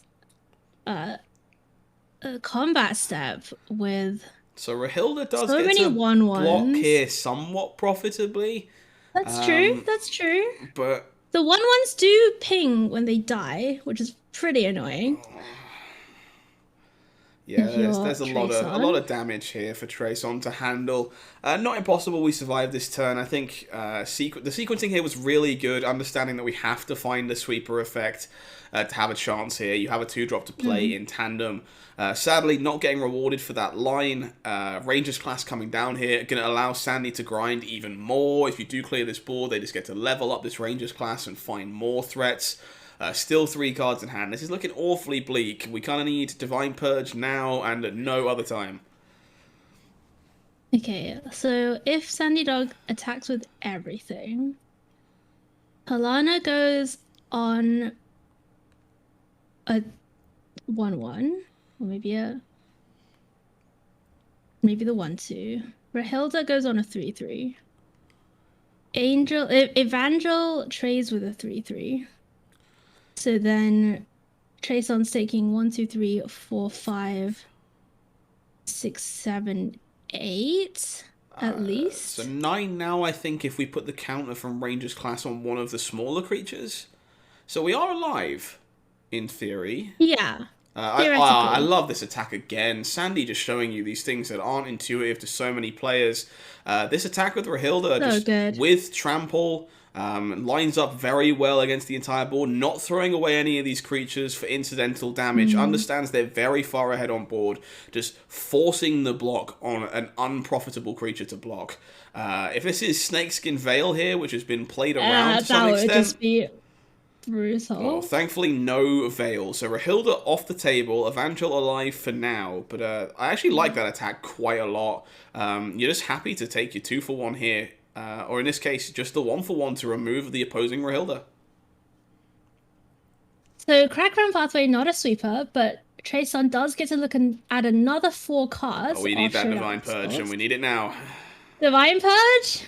Is it time? One-time dealer? 3 copies to find. Does Trayson find it? Forest? Oh, That's not it. Townraiser, Tyrant's Garden, Evangel, and... What does this look like now? We have to escort. This makes Halana bigger. And then this puts 4 counters onto escort. Gets 4 counters? This is intriguing. So we have a 7/7 lifelinker. Oh, that Crackground Pathway has lifelink. The game has truly swung. Nice. Now all we need is Druid class to animate it, and then everything's great. I hate how that could actually happen.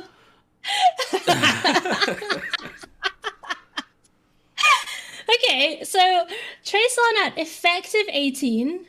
This is really interesting. This escort, definitely not optimal. We would have loved to have found that purge, but this gives us a chance. We are alive. This should be really hard to remove in theory for this Gruul deck. 7/7s do not die to red removal very easily.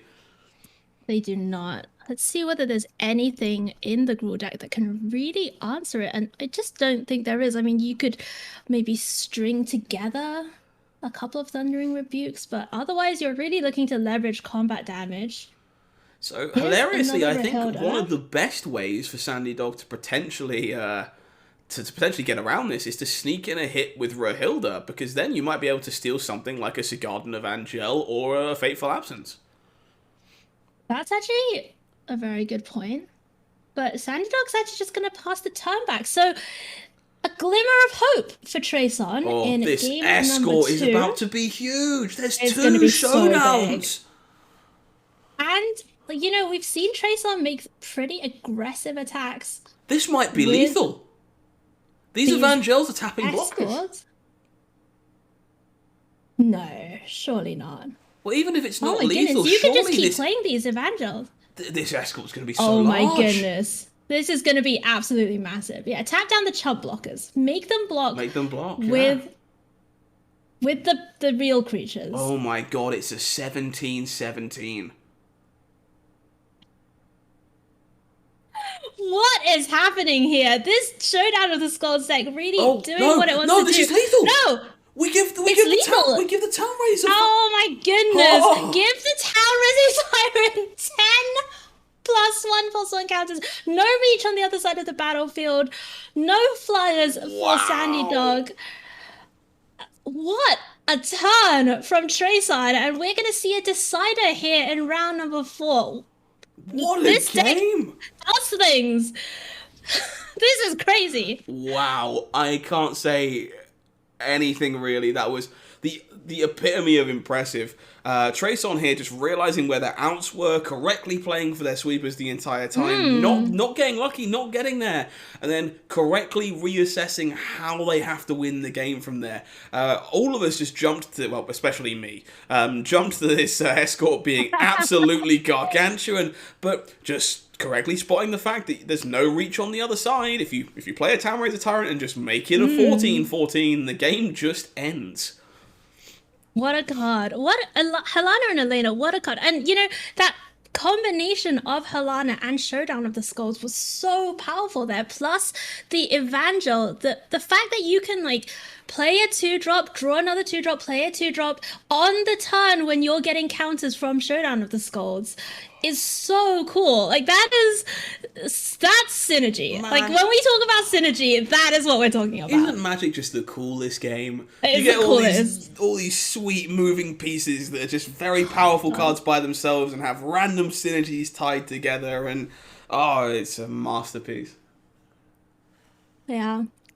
That's why we do it. That's why that's why this game is like no other. Absolutely. And we're seeing some pretty cool things happening in the feature match area here at the MTGAZone Championship Series Set Championship Qualifier. And if you would like to be doing awesome things in our feature match area, check out all of the other .gg events coming up. I believe some kind of preliminary schedule for February is going to be available, or either is already available or is going to be available already soon. Is already up on their Twitter, so Yeah. you can go and take a peek at all the Nice. events in February and sign up for something so I can be ecstatic about your games too. Yeah. Give the casting team some like catnip to I want more ethereal to escorts. obsess about. And well, you're gonna get your wish at least in this game number 3. Ethereal Escort already in hand for Trayson. Showdown double burn down in hand as well. So Trayson with a lot of answers. Oh, you can give Burn Down the to- House lifelink. Does that work? Oh, that works. That Does works. that work? That definitely works. That's the thing It's you card. can do. It's not creature card. It's card. We gave it to a pathway last game. It's definitely card. Oh my goodness. I see the plan. That is incredible. I love it so much. So we're gonna please escort give you to it. Burn Down the House Do it. lifelink. Oh my goodness. Do it. Oh my god, Yes! yes! That's so good. Okay. And Sandy Dog doesn't know what's coming because, of course, you don't have to reveal it. Like, this is digital magic. This is the new era of where our beloved game is going. And let me tell you, giving you a Burn Down the House lifelink, it doesn't even matter what's going on the. Well, maybe it matters a little bit. It matters a bit. There's an awful lot of damage Doesn't matter coming a here bit. from Tolvar. So this isn't free. This isn't free real estate, because if Sandy Dog wants to play around Burn Down the House, they can. They can make this Tolvar into a 7/7 next turn, and that's out of reach. So no consideration once again, by the way, for for Oh no, blocking is for these losers. escorts are not doing any blocking ever. Are we attacking Yeah. here? Oh my lord. Surely not. Surely not. You're at 8? This is the first time, by the way, we've seen Trayson be like, maybe we There shouldn't. is no fear in this dojo. We're giving lifelink to the second one. Okay, I mean, this is so dangerous. Like, this is so dangerous. You're going to 13. You just have a Halana. If there's a Reckless Stormseeker, like, there's just so many potential ways that this could go wrong. But we'll see what Sandy Dog does. If Sandy Dog plays another creature, a smaller creature, puts the counters from Halana on there, Yeah, and this could be Burn Down the storm. House gets to do the thing, that's gonna be. How does Werewolves beat someone gaining 30 life? No. I mean, well, they draw a lot of cards, to be fair. To be fair to Sandy very Dog, true. still with almost a full grip. Oh, Oh no, Okay. burning hands. is this it? This is it. This is over. Oh my goodness. And that is the risk of going for such an aggressive line. Reckless Stormseeker. You have to stack the triggers correctly here, but if you pump, You do. No, hang on. This is correct. This is fine. This is, yeah. 5, 6, 7, 8. Yeah. That is Yeah. a bunch of damage. More than lethal coming 16 over. damage. And oh my goodness. Lord. Trayson with 2 Burn Down the Houses with lifelink in hand. Just going down to Gruul Werewolves in the hands of the Aggro Master, Sandy Dog MTG. Wow. Good. What a cool deck, though. Lord, You what gotta a hand it to them. cool What deck. a cool deck. We're like flabbergasted. We have no idea what What we've am I just even seen. supposed to say? Like, there's such a cool synergy between the escort and Halana and Showdown. Like, Hmm. there's just so much ingenuity in that archetype, and I love it. That's a fantastic piece of very, very cool deck building. I'm really hoping that we get to see more of that. I believe that knocks Trace on to 2 losses, which means they're not out of this yet. They're not out. No. I don't think so. So they are still live according to what I know anyway. So hopefully we get the chance to see them again and see more of the insane combo potential that that deck appears to have. I mean, like that's the beauty of this style of tournament, right? Like the smaller field, you're gonna get to see these decks, and we saw it in that last game in particular. Just the play draw matters so much. You know, if Trey Songz was on the play in that last game, things would have been very different. The just the specific small draws here and there where if Sandy Dog didn't have burning hands, you know, there's so many tiny edges that could cause the matchup to go one way or the other, and everyone knows that Gruul Werewolves is going to be a major part of the metagame. So when you come into this field, you've got to be ready. And this, an unconventional take on the metagame, but Naya for sure had this matchup in mind when Trey Songz was building the deck.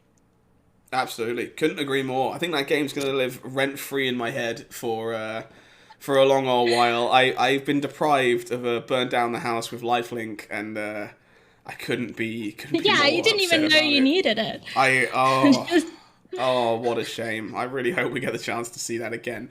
We have a small handful of games remaining in this round by the looks of things. Unfortunately, none of them appear to be available for us to cover. We do have a Werewolves mirror match still going for the first seed currently. There's 2 undefeated players Oh, ticking away on the Werewolves matchup, and a black-white mid-range game versus Werewolves as well. So unfortunately, neither of those currently available. If we can snag one, we will, but unfortunately that is kind of the nature of these things. In the meantime, I want to take a second just to talk real quickly about today's organisers and just kind of the company in general. Mostly because people want to get involved in events like this and kind of just have a spin for themselves. If you're not familiar with Dotgg events, they are part of MTGAZone, the channel you find us on today. They are a premier event organiser on MTG Melee. They're going to do you all kinds of good if you want to get involved for cash, for glory, for recognition, all that kind of stuff. Well worth checking out their events and giving them a spin all the way throughout February. If you're not familiar with MTGAZone, they're a website you can visit to check out all the cool deck lists that content creators come up with, and much, much more. Articles written, dedicated to the site by very impassioned players about all kinds of cool decks, all kind of cool theories, and also covering spoilers from Kamigawa as well. So if you haven't checked out MTGAZone, you definitely should. They are a site that is definitely worth saying hello to. I guess. I will say, Scott, I will say, I do go on, like, MTGA Zone has been a godsend. Like, a lot of the traditional places you might find deck lists, I find in the arena metagame, like, it's they're a little slow, right? Like, if you look at kind of the top 8 from a tournament last week or the week before or whatever it is, that the way that Magic players have been thinking for many years, it's that's going to be outdated. The arena metagame changes like every 36 hours or so. So the fact that you can go somewhere like MTGA Zone and get that up to date information as well as awesome like strategy content, articles and videos and the such is really cool and definitely a great resource for anybody, especially if you're interested in the online gaming, if you're especially interested in the digital world of Very much arena. so. Couldn't agree more. We're lucky that our players like us very much, and we have Daninja's perspective of this werewolves mirror. So we're going to try and hop over Oh, to this lovely. real quick for some more magic in round 4. Just getting it set up and ready to go. I believe they are in game 3 by the looks of it, so I'll try to be exceptionally quick. Let's cut over to this game now. Lots of moving pieces, but thankfully both players at 20 life on turn 3. Yeah, it is Carl Sarap Terabad up against the Ninja.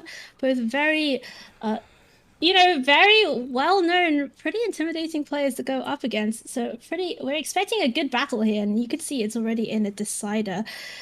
both players with reasonably similar board states, werewolf pack leaders on either side, but the ninja's 3-drop Tovola This card is is so a good. little bit, yeah, a little bit better than Reckless Stormseeker. With all Yeah. due respect to to the hasty boy. Definitely a reason both these players are currently undefeated. I think this hand definitely looking fantastic here for Deninja as the player who appears to have been on the play this game. I think I quite like Thundering Rebuke here to remove a threat and then playing Rahilda, just this double spell on this turn. When you're already so far ahead on board with the Premier 3-drop seems really, really good to me. Argument for Town Razor Tyrant, you are on the play, punishing your opponent and making their lands hurt, definitely of value, but then you're potentially taking a lot of damage on the way back from this Reckless Stormseeker. A lot of interesting decisions here in this situation. The Ninja recognizing they are in fact ahead on board and choosing to double spell. I like this. I like getting rid of the Reckless Stormseeker. One of the ways that you can kind of break serve, let's say in these aggro mirrors, is by having more haste than your opponent. That's right? certainly Like one way of putting it. It's like a time walk, and taking away your opponent's ability to do that effectively. Oh yeah, take notes everybody. Key to the aggro mirror, more haste. More haste. More Bigger, haste. chunky threats. More haste. Oh, Tollivar flipping here is such good news for the Ninja. Why are we able to transform this pack leader? It's a human werewolf. It doesn't transform into anything. It's just, but it's a human werewolf. Well, my brain now hurts. Anyway, this situation, obviously no werewolves for Terabad here, so, well, no flipping werewolves anyway, so nighttime, definitely a huge boon to the Ninja, and not so much the other way around. Really clever stuff from Terabad here, making the pack leader out of Thundering Rebuke range with their Halana and Elena, but this is going to be a hard one to block profitably here. It feels like we're very behind. It's tough, right? Like for the ninja also, because if you use your Thundering Rebuke to take out Halana, you're kind of still attacking into a 5/5, which is not good for your creatures. But if you leave Halana around, she's gonna just keep making more and more threats that it's hard for you to attack through. So I'd be very interested to see what the ninja prioritizes on this turn. I think Pretty key moment. there's actually an argument here to rebuking a creature and then using Tollivar's pump ability on Rahilda to make the double strike attack profitable for you. This should let you keep pushing damage potentially.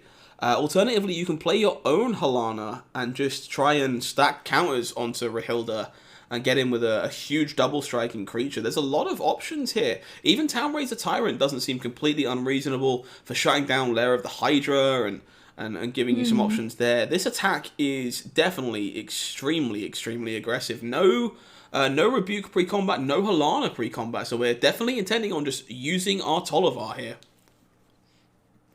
Okay, yeah. This also makes a little bit of sense because if you have a second Tovola in hand, right? So if they eat the Tovola, you can just play another one. It's not, I mean, it's close to free.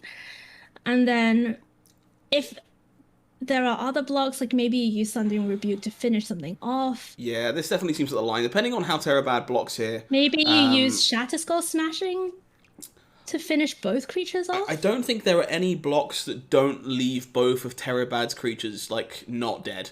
Like, this attack actually makes a heck of a lot of sense if we realise that we can spend up to 3 mana on Tollivar, make these unprofitable blocks. Halana's going to die here to first strike, and now the pack leader will, in fact, be in range of Thundering Rebuke. So we're getting in for damage, we're drawing cards because of our werewolves, and we're going to be the one with the pack leader left alive after this. This seems like a very heads-up attack. Yeah, I love to see the ninja making use of the time as well to really figure these combat steps out. I think a lot of the time when you're playing aggro, you can be tempted to play a little bit faster, you know, and to kind of rush a little bit, but being deliberate is so important when there's so much on the line and these edges are so thin. Couldn't agree more. Ninja very vocal about the fact themselves they're a very deliberate player. They like to think over their thought processes and make sure they're not making errors. And we can see that here. It's not often you see these aggro games going to 7 minutes left on a clock, but clearly using all the time afforded to make these decisions and find these lines like the one we just spoke about. Okay, so Terabad's board is clear, but Ninja did have to trade off a lot as well.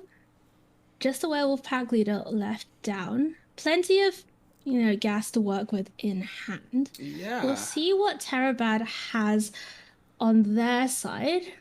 I think these one-for-one trades have been very good for the Ninja, just because Tollivar has been drawing so many cards in the process. We're not overly ahead on board, but we just have a 6-card hand flush with all kinds of action. Makes us feel like we're very ahead, because we've basically been trading one-for-one without losing the one. And here, okay, so yeah, this is kind of what we expected to see, right? Like, just play out a couple of smaller things, try and re-establish the board presence. Ranger class is very nice. Can make your creatures a little bit taller. I think this is very deliberate as well. The Ninja. There's a chance there's a more expensive spell in Terabad's hand, but playing 2 spells there does flip us back to daytime, which means you're very much more insulated against things like Reckless Stormseeker, which would otherwise be a much larger problem. Very good point, Scott. And we're going to see Helana come down again with that beautiful alternate art. Just in general, the swag levels of the Ninja are very high. No one can argue the Ninja doesn't have style. Yeah, that's great. I'd love to see it. I bet in real life the Ninja's the one, like, just with all the fully foiled, like, modern deck or whatever. All the bling bling, all the art styles and everything. You love to see it. Okay, here's the attack. I like this Stumblewalk quite a lot here. This is probably fairly indicative of one of two things. We either have some reasonable spot removal on Terabad's side to clean up this Helana, or we're just in a lot of trouble. Yeah, both of those very possible. Oh, I see some highlighting, so it could be an inscription of abundance. That's what this smells like.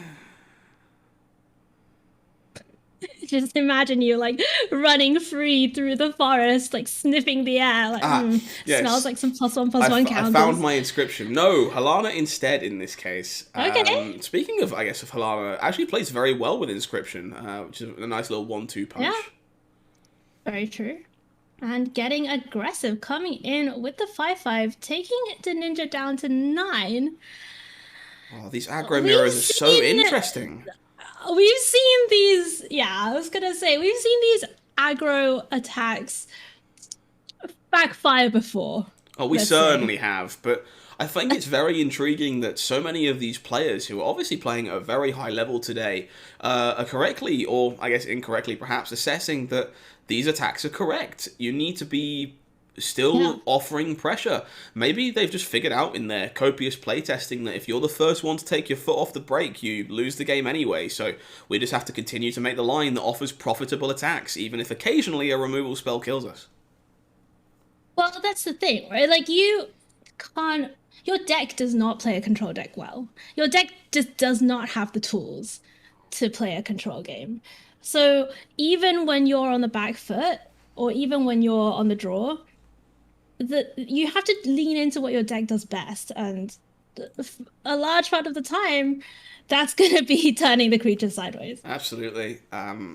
It's just very commendable for these players to realize. It's very tempting to hold back your 5/5 in spots like this and keep the, try and trade with the pack leader to soak up damage. But as we're seeing here, like, that just leads to you being in spots where Townraiser Tyrant comes down. Maybe these Wrenn and Sevens come down and just create more threats that are way too aggressively sized that you can't handle. Like, if you'd stayed back on blocks here, with the 5/5, yes, you'd be in better shape, but I'm not sure we were beating this 6/6 Townraiser Tyrant very often anyway. Right.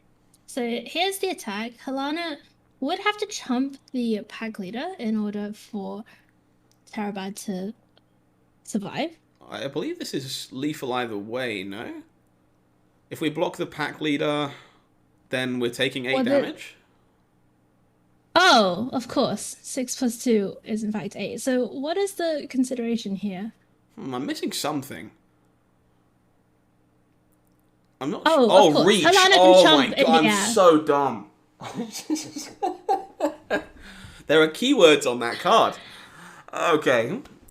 Don't look, surprise reach gets us all. Yeah. I Yeah. know for about 4 months I had a post-it note on my monitor that says Jaspera Sentinel's reach. And that's gonna do it for Terabad anyway. Just looking at the top card, seeing that that's not gonna help him. And the Ninja remains our I believe first place in the standings and undefeated player to match Poconi with Gruul Werewolves. Absolutely putting on a bit of a Wow. clinic with that deck, showing people why he qualified for this event, playing it. Definitely a big advocate of this archetype in general. Continues to shine in Alchemy. Unsurprised to see him doing so well with it today. And that was the last match going in round number 4. So we can essentially go into round number 5. I don't know if we need if you need a minute, Scott, to set that up, or Yeah, if that's production fine. needs a We'll, we'll, minute to we'll set step that up. away for a minute real quick to get everything set up and in place. Get the players into the feature match area to make that happen. But it'll be a very short break. Don't go anywhere. We'll be back for round 5 in just a second. So stay with us. All right, see you soon.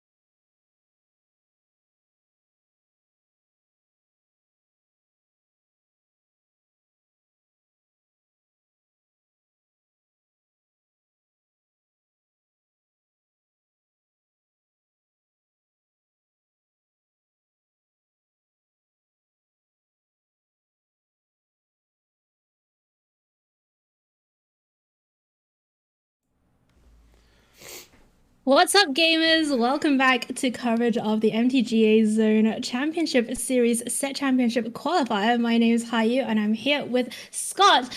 We've been here all morning. We're going to be here all afternoon until we find somebody to send to Neon Dynasty. Scott, how's it looking in the top half of our metagame? Who's live? Who's, maybe falling down a bit in the standings? So, what are we looking forward to? this event has been fantastic. We've seen some really cool showcases of innovative deck building. I'm so impressed by some of the decks that have been brought. Definitely a tale of two stones so far.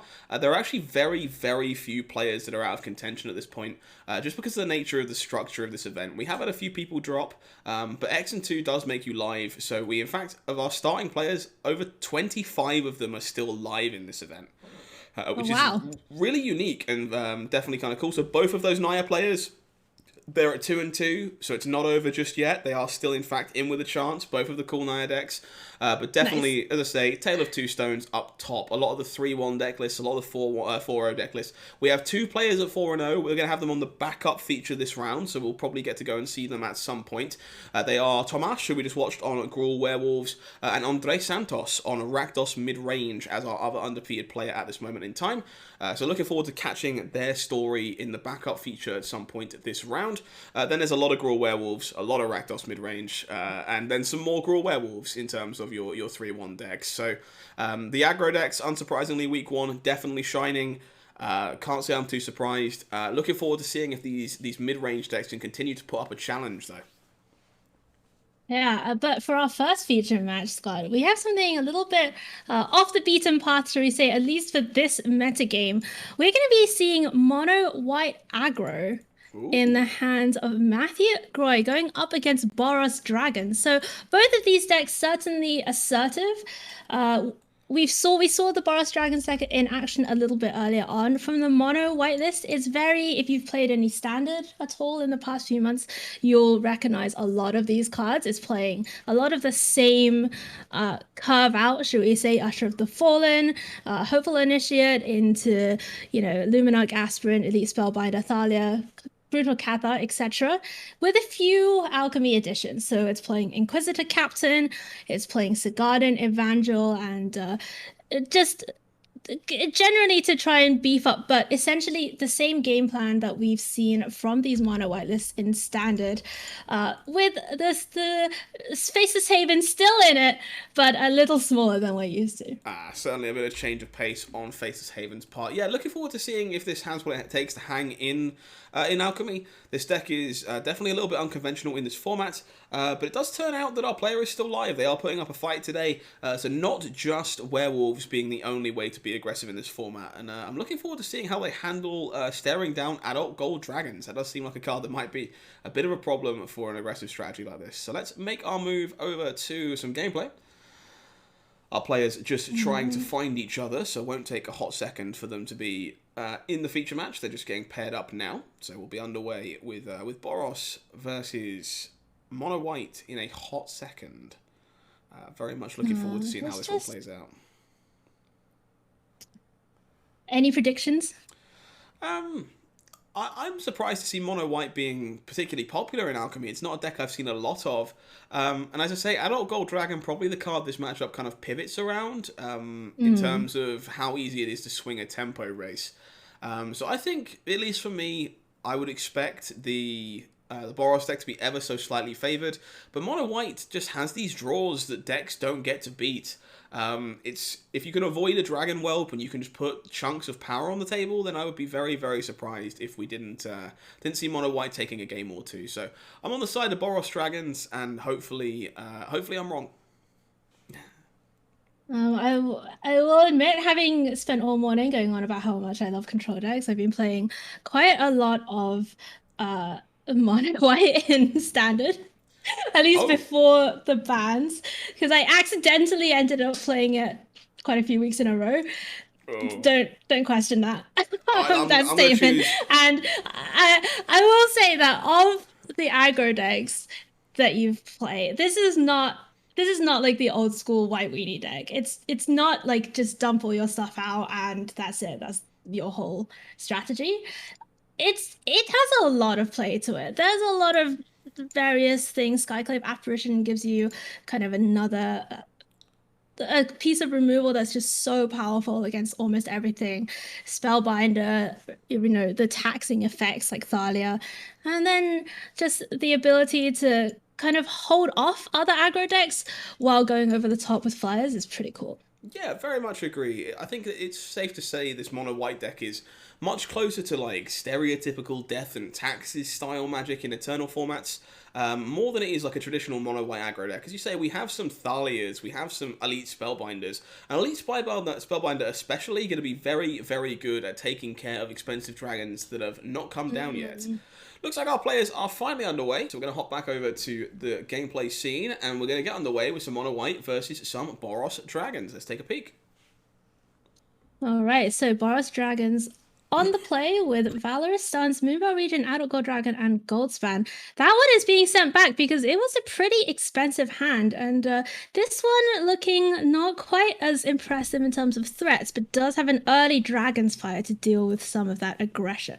Yeah, I like this mulligan quite a lot, actually. I think J Knight here kind of recognising that the opponent's deck clearly very aggressive and likely to get under them very, very quickly, so they need to really have a fast start of their own off of something like an Orb of Dragonkind or a Dragon Whelp, or they need to have some early interaction instead. So, not the best of sixes, but it does have that piece of interaction and a threat to follow it up with.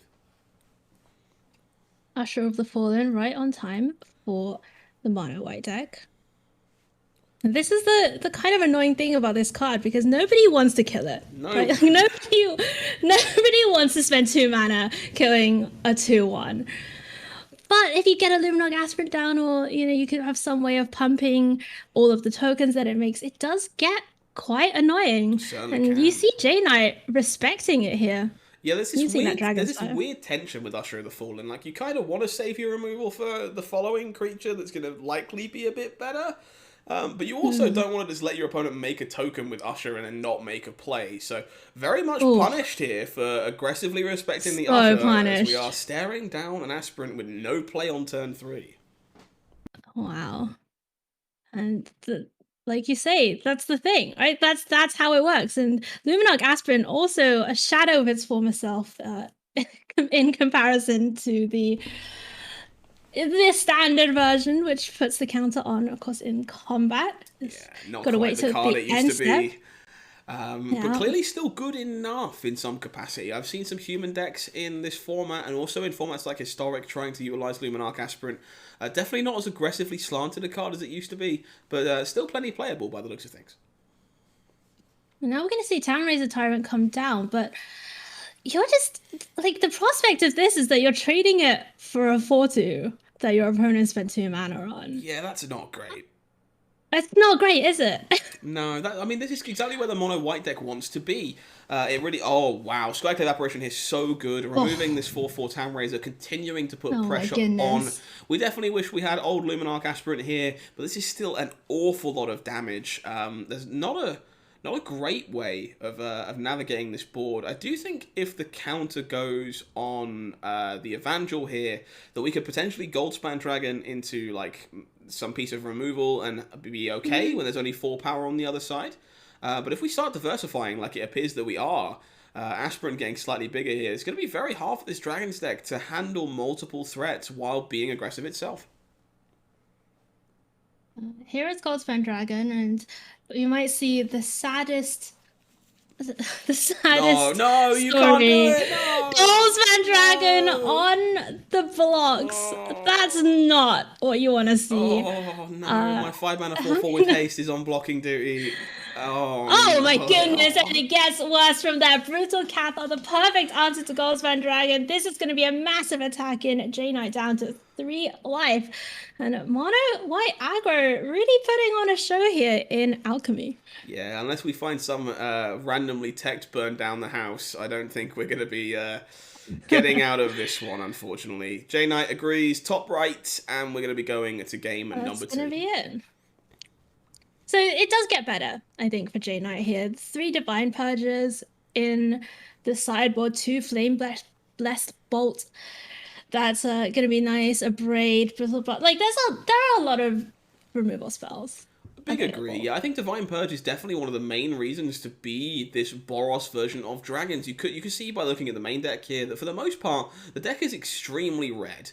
We're only Adult Gold Hmm. Dragon, the Dar Selfless Paladin. There's not a lot of white cards that we're actually accommodating for in the main deck, but it means that we do get access to Divine Purge, a card that is so good we're willing to play a double white spell in our mostly red deck to accommodate it.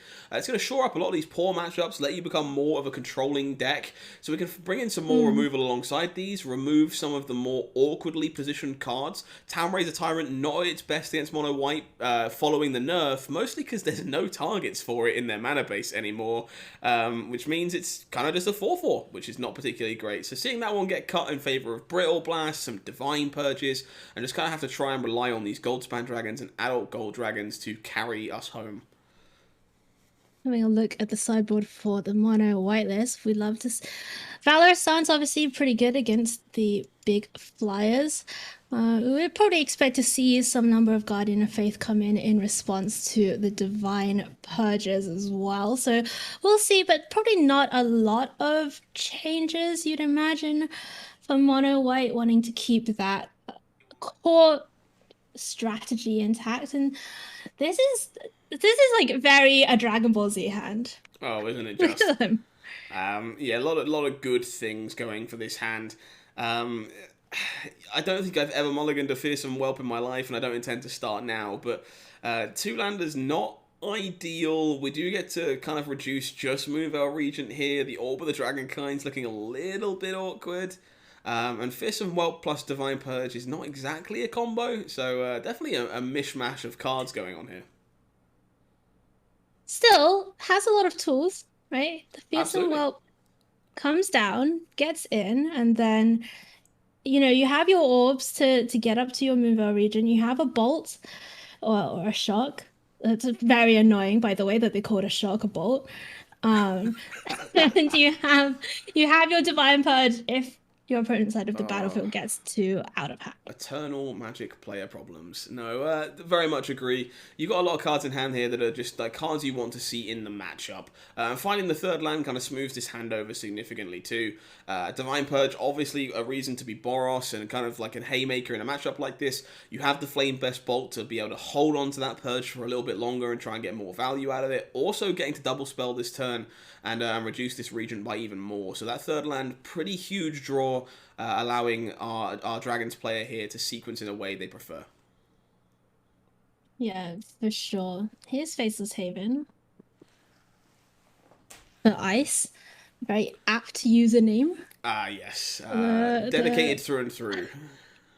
Oh, an elite spellbinder to take away potentially that divine purge. This could be huge here. And this is one of the reasons you play this deck is that you can kind of just hold off their removal for so long. If you take the divine purge here, you don't have to worry about that for several turns. Say you have a Thalia or something in hand as well. It just gets difficult for them to utilize their spells properly. Absolutely. Buys you a whole lot of time. Not without downside here, though. Moonveil Region, obviously a very powerful card at refilling your hand, and with us drawing land 4, we could potentially see ourselves Hmm. playing Regent, playing a land, and drawing a card off of our orb here. Interesting to see J Knight here choosing to sequence this in a slightly different way. Playing out the orb first into Regent. I don't think we're looking to hold this Shatter Skull Smashing. I think we want to make our way towards Divine Purge. I'd be very surprised if we kept it. But choosing not to draw the card with Moonveil Regent here. So maybe we just want to keep the Shatter Skull Smashing. It's definitely a consideration, right? Like your opponent has two X1s. You only have to draw one more on tap land. I mean, I think it does make sense to play it, but Yeah.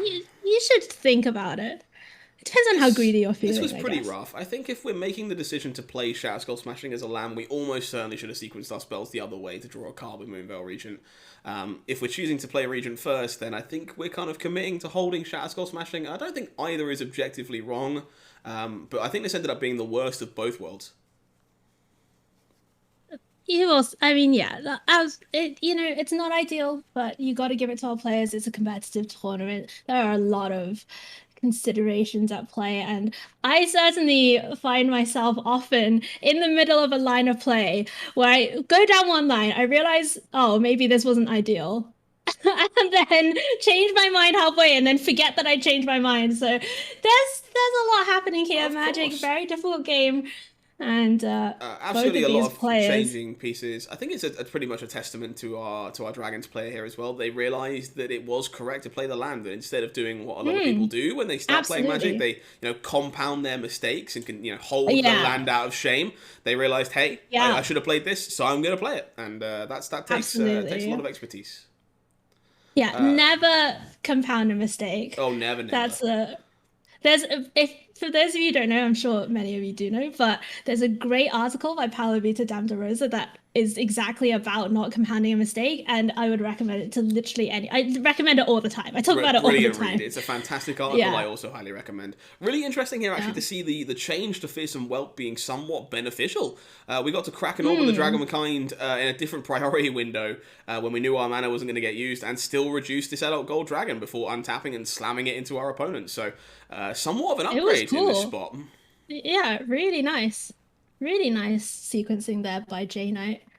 And Portable Hole, yeah, you can get rid of the whelp, but maybe you just get rid of the orb because that's going to represent another big dragon. Yeah, I think I actually like getting rid of the orb there quite a lot. We do know about Purge. If the opponent wants to, stop you being aggressive at some point, they're going to purge away their own whelp. The big dragon from the Orb of Dragonkind scares me significantly more than the 1/1 with haste. So Mm.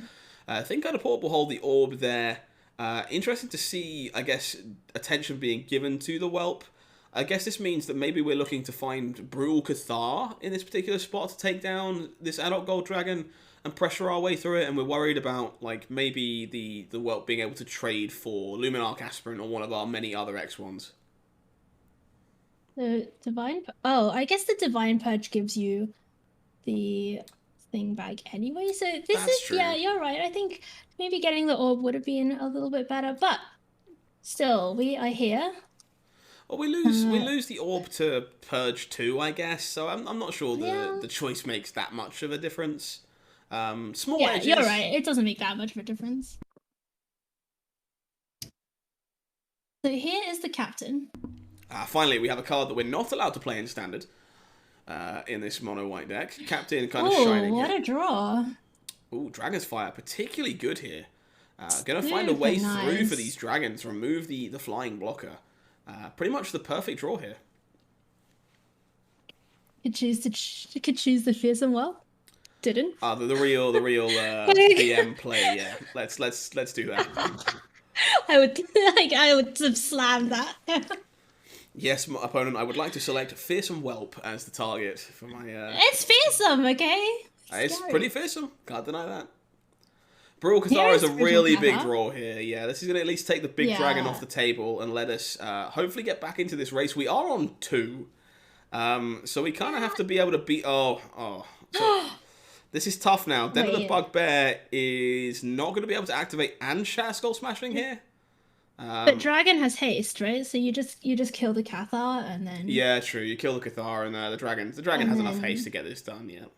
yeah. So what a draw. Just a series of good draws here by J Knight, and that is going to be the second game going to Boros Dragon. So we are going very quickly actually to a game 3. We love to see a decider here between the two players. So do you think that play draw matters a great deal in this matchup? I would definitely say so. I think the mono white deck is always going to want to take the opportunity to be on the play whenever it gets the chance. Your game plan is very linear. You understand that you are the aggressor and have to get underneath these big creatures or rely on somewhat situational interaction to help you push your way through.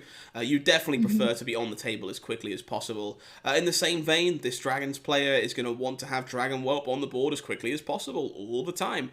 And being on the play lets you do that whole turn faster. So feels like play draw probably super relevant in this matchup. Both players looking to go for the jugular as quickly as they can.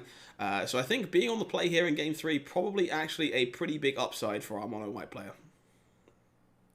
Let's see if it pans out for them in the decider, or if we'll be seeing Boros Dragons advance through this round.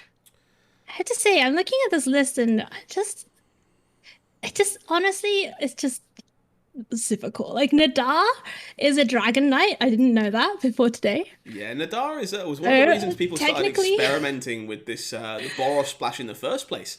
They found themselves in spots where they wanted a dragon that didn't cost 4 or 5. It turns out the card just has an extra creature type line on it due to being part of Adventures in the Forgotten Realms, and yeah, definitely a fantastic curve for this deck. Lets you have draws that don't contain your ramp elements onto that can profitably attack your opponent. Very sweet inclusion. speaking of great curve outs, Flame Blast Bolt, Dragon's Fire, Fearsome Whelp, and Adult Gold Dragon is everything that J Knight needs. We'll chuck a Thalia, Divine Purge in there just for safekeeping. oh, I mean, Thalia is annoying, but at the very least, you can either play this Whelp or you can hope to use Flame Blast Bolt to exile her on a later turn. Very, very much like using the Whelp here. This card is just so much better the earlier you get it onto the table. Guaranteed value a little harder to get than before, courtesy of this Brutal Cathar. So kind of punished for the choice, actually. But this way we do get to kill Cathar instead of Thalia if we're not worried about this Divine Purge costing 4. Very interesting to see how J Knight chooses to sequence this chunk of removal they have here. It's quite interesting. I think it's tempting to just try and ignore Thalia, but the tax does add up over multiple turns, right? Like if you with Thalia on the battlefield, you're essentially limiting yourself to one spell a turn for the foreseeable future. So it's even though you would want to get your Fearsome Whelp back, I think respecting Thalia makes a lot of sense to me here. Of course, J Knight might have other priorities. Absolutely. Also, I think you make a very valid point. very legitimate. There is a very valid argument to perhaps passing the turn here, making sure your opponent can't extend another Thalia, and then like Flame Bless bowling it away, Divine Purging away whatever they play. In this case, we choose to try and get aggressive, try and guarantee some Whelp value, and we do kind of get caught with our hand in the cookie jar. Another Brutal Cathar coming on down, making that a little harder. Thankfully, we do have the Divine Purge to sweep up, make those cards more expensive. White deck here missing land drops too, meaning these are going to be very hard to cast again. Yeah, but they don't need a lot of land drops to live. Like the three is the most important one when you're playing this deck because so many of your best spells are 3 drops. Like for a white weenie deck, it's kind of embarrassing how many 3 drops are in the deck. Of course, I'm more meant for the creatures that were exiled alongside Divine Purge. Of course, the Thalia likely coming back down if required for 4 mana, but that Brutal Cathar now costs 5, and that's quite some ways away. You're right. That is very expensive. There is another Thalia. Still no 4th land here for our white player. Yeah, they do need to find that soon if they want to get back into this one. Meanwhile, it's Moonveil Regent time. This is very interesting. I'm surprised we prioritized Moonveil Regent here, but I think it's actually very clever. We're going to want to be able to refill our hand here. Next turn, we get to Flame Blessed Bolt into Adult Gold Dragon and draw 2 cards. And that seems like a very profitable exchange from this Moonveil Regent. So I like leading on this as opposed to gaining extra life and getting aggressive with the Gold Dragon here. Yeah, that's sure. Oh, Captain Finder Spellbinder. That's nice. That's Inquisitor Captain really does add another dimension to these decks. Just certainly does, and it's lovely to see this card still seeing play in a, I guess, somewhat more fair way. Following the rebalances, we don't need Glasspool Mimics, we don't need Ephemerates, we can just use good old-fashioned 3/1s from our deck in a white aggro deck, and that's a card that's worth playing, which is very nice. the Adult Gold Dragon, it gets exiled. That's going to be pretty expensive if J Knight wants to cast it. Is available. I actually don't like playing it here, though, just because there's a Spellbinder in the way. Right, like you don't want to trade it for a 3/1. You do have a reasonable attack with these 2 creatures that you already have on the battlefield. I think I like Flame Blessed Bowling the Spellbinder here. Right. Just get rid of that 3/1 and then with the plan to next turn maybe get something reasonable with your adult god dragon. That is the best, one of the best possible hits from this Moonveil Regent I need to words are hard. Moonveil Regent trigger here, finding ourselves an answer to Thalia, meaning that we can remove it if we need to. Alternatively, we just get to hold on to this smashing and potentially clear the entire board next turn. Yeah, smashing when you know that your opponent has a brutal Cathar that they might be able to play is certainly a very attractive prospect. Nice to have some insurance what in the ice back. can find. Yeah, I mean, we know that at least two of those cards are spells. Yeah, so plenty of gas probably still in the chamber for ice here, I would imagine. Have to wonder how you go about winning this race. I think ideally we're looking for maybe Intrepid Adversary or a similar effect here to make our team significantly larger than these dragons and start winning this race. We are getting in, putting the Dragons player down to 11 alongside ice. We do play a Cathar from our hand, okay. That is definitely a way to catch up with this race. Hopeful Initiate, even if we get a double spell. Very, very nice. Okay, so Hopeful Initiate is down. That can start growing next turn. Shatter Skull Smashing has got to look like a bit of a priority now for J-Knight. And we can see that, you know, if this goes on the 2/2 and Thalia, is there enough mana to do that? There is. Certainly looks like it, yeah. Yeah, so I think the 2/2 and Thalia, or you could maybe the 2/2 and the 1/2. Maybe you just play the adult gold dragon and start gaining life. Like, all of these are valid options. I think getting Moonveil Regent back has got to be, you know, the most attractive. I think getting Moonveil Regent back now definitely plays for a slightly longer game and takes care of Cathar. I think there's definitely an argument to playing this gold dragon out, gaining 4, doing 4, and looking to maybe Shatter Skull Smashing both Cathars if the mono white player found another land to play the one that is currently exiled. This way we find ourselves being a little soft to this Cathar, taking care of Moonveil Regent again.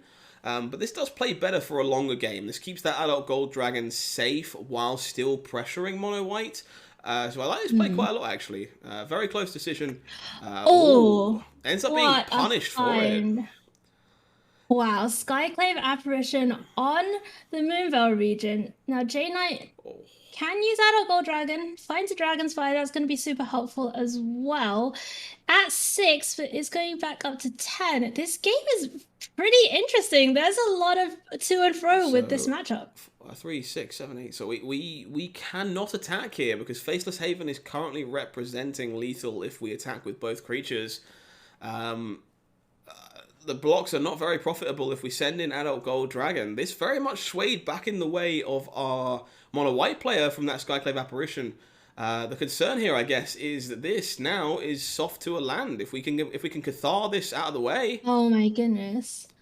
This is lethal. It. This is it. Mono white. That's lethal. Stealing this one. Very, very impressive. Yeah. Start.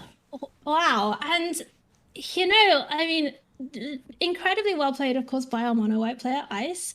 J-Knight maybe a little bit unfortunate to go down in this matchup, but it kind of goes back to what we were talking about earlier on in the game, Scott, where because of Thalia just being on the battlefield every single turn, it just made J-Knight's draw and curve out so clunky and so difficult to keep up with everything that was coming out of the white deck. Yeah, absolutely. Elite Spellbinder making that adult gold dragon cost 6 after it had been reduced from the whelp.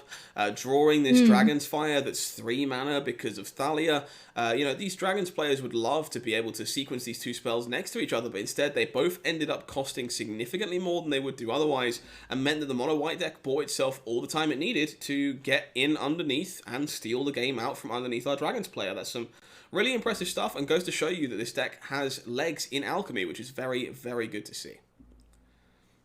So I think we're going to go over to our secondary feature match, which is Tomasz Pokoni, the Ninja, on Gruul, up against Andre Santos on Rakdos. These are the only 2 undefeated players, I believe, left in the tournament. And unfortunately for Andre, it looks like maybe they missed a land drop, or just there's just so much aggression coming out of the Ninja's deck in this game 3 with a handful of spells and sitting only at 6 life. Can they get back into it? Yeah, it does seem like we maybe missed some lands here, found ourselves in a spot where we couldn't answer all of the stuff coming from the Werewolves deck. Rakdos mid-range definitely capable of catching up from spots like this. It has access to powerful sweepers, powerful removal, but this is a very, very hard turn to play. Okay, so there's something like environmental sciences don't tap like that, presumably. And like you could environmental sciences and pest summoning, and then that buys you some time. Not if you tap both black sources, though. You could also sciences plus soul shatter. That would also be an option to clear the 3/4. That's better against, I guess, against like something big, right? Threat, but worse against something without trample. That's a very tough decision. Right. Yeah, that is very tough. You're really hoping to fade something this turn. You're just fingers crossed, like really wishing that the ninja just found a land off the top and you can make use of your soul shatter, only take 2 and then untap and hopefully stabilize from there. Yeah, this is definitely a rough one. Even a land here puts McLovin down to 2. We find ourselves with a very large layer of the Hydra that way. If we find another threat, I suppose the concern is if it is, say, like a Town Raiser Tyrant, we end up taking bits of damage here, have to sacrifice a land, and then end up being kind of priced into playing our own Town Raiser. There's a lot of draws here that end up being particularly bad for the Rakdos player here. But the Ninja also taking their time. This game looks exceptionally tense. Not a lot of options available for this Gruul Werewolves deck. Very much playing off the top here. While our Rakdos player has this handful of cards and just really needs to find time to use them all. Okay, looks like it's Lair of the Hydra time. And yeah, use that Soul Shatter now before the Reckless Stormseeker trigger goes on the stack. Yeah, very important there to not take incidental damage. Plays nicely around Snakeskinville as well. So that is McLovin going down to 3. Second Spikefield Hazard. Noticeable, this does flip it back to nighttime for now, which is going to make some of these top decks much scarier. These Reckless Stormseekers now way more problematic than they were before, unless we can cast 2 spells this turn. Definitely a chance we just randomly Spikefield Hazard something here to flip back to daytime.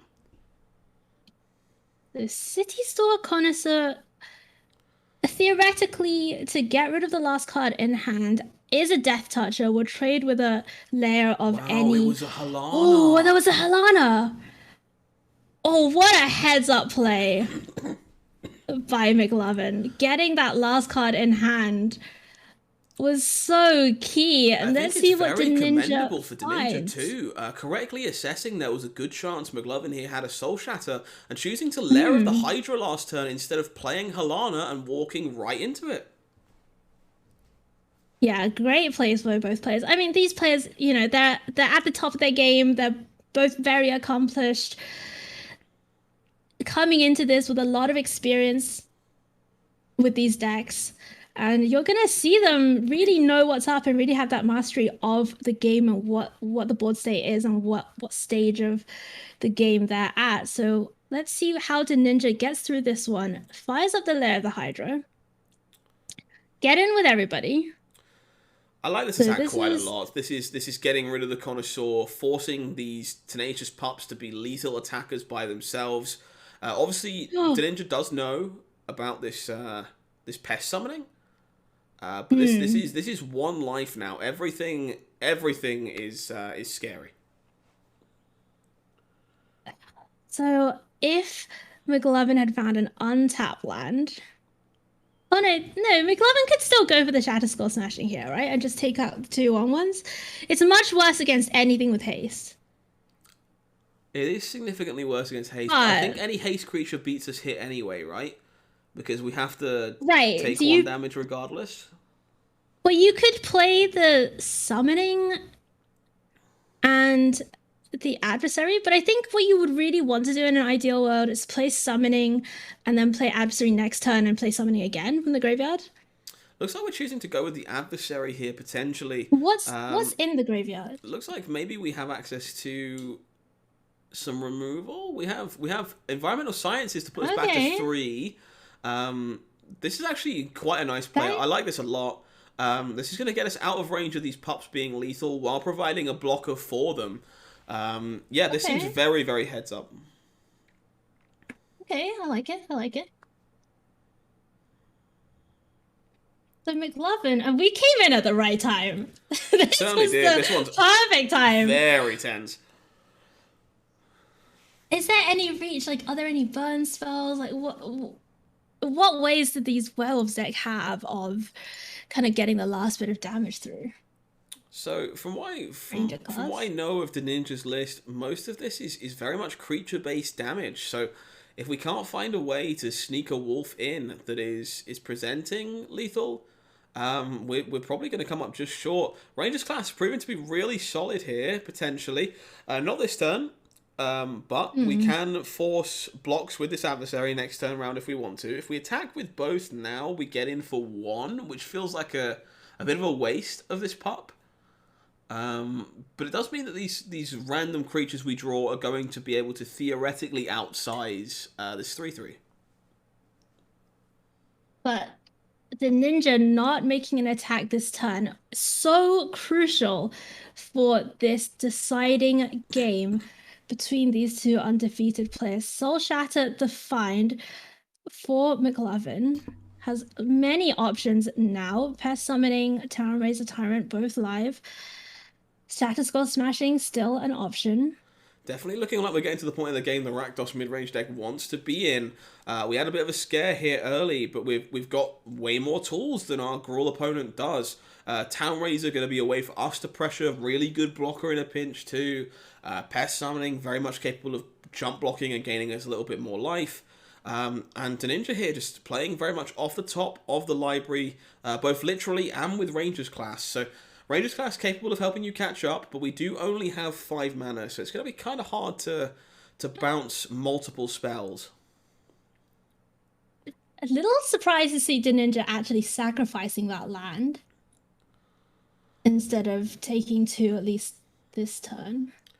It's actually a very interesting play. I guess if you are fairly certain you're only using 4 mana, be that in this case for Town Razor Tyrant or for Rangers class, that taking extra damage for no reason is maybe a bit of a turn-off, but I do think I probably would have kept the land there, just assuming that I was going to be Rangers classing and look to find spells. But if the deck now mostly consists of 3 drops, 4 drops, and 5 drops, not really a factor, then I suppose sacrificing the land doesn't change how many spells you would be able to cast a turn anyway.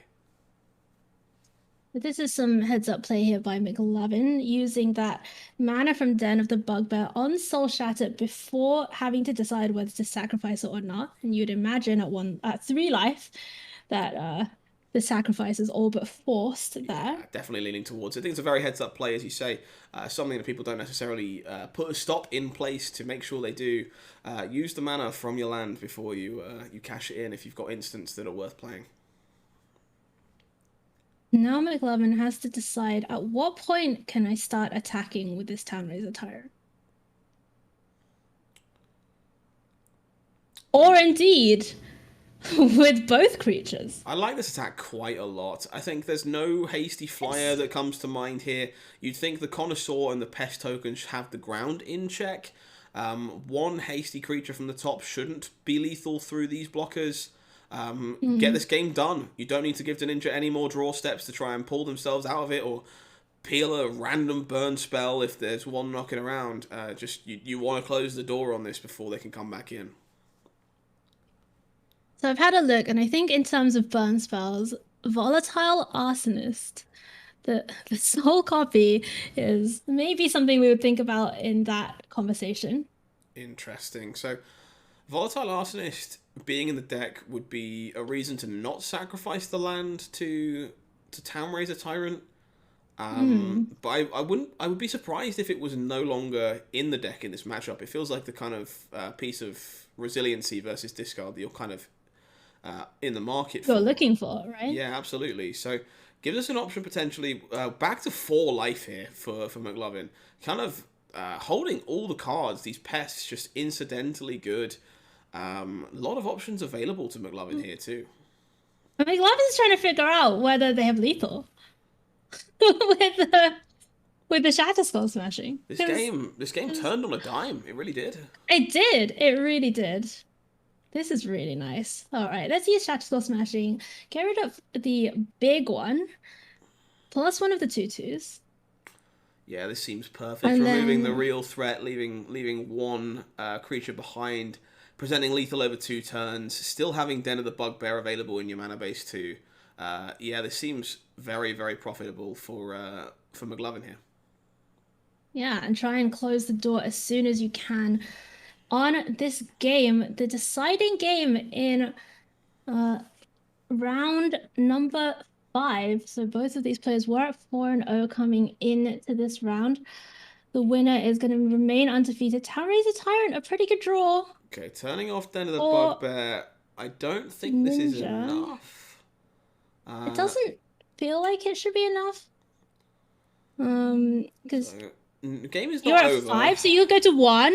Yeah, game is not over. This did keep you alive, where Den of the Bugbear was threatening lethal before. But none of these trades are good for you, and I don't really see No. a 4 mana play from the top of the Ninja's library that's going to squeak out 4 damage here. There is no Goldspan Dragons to play for, even if we had the mana for them, so not seeing a way to steal I this. think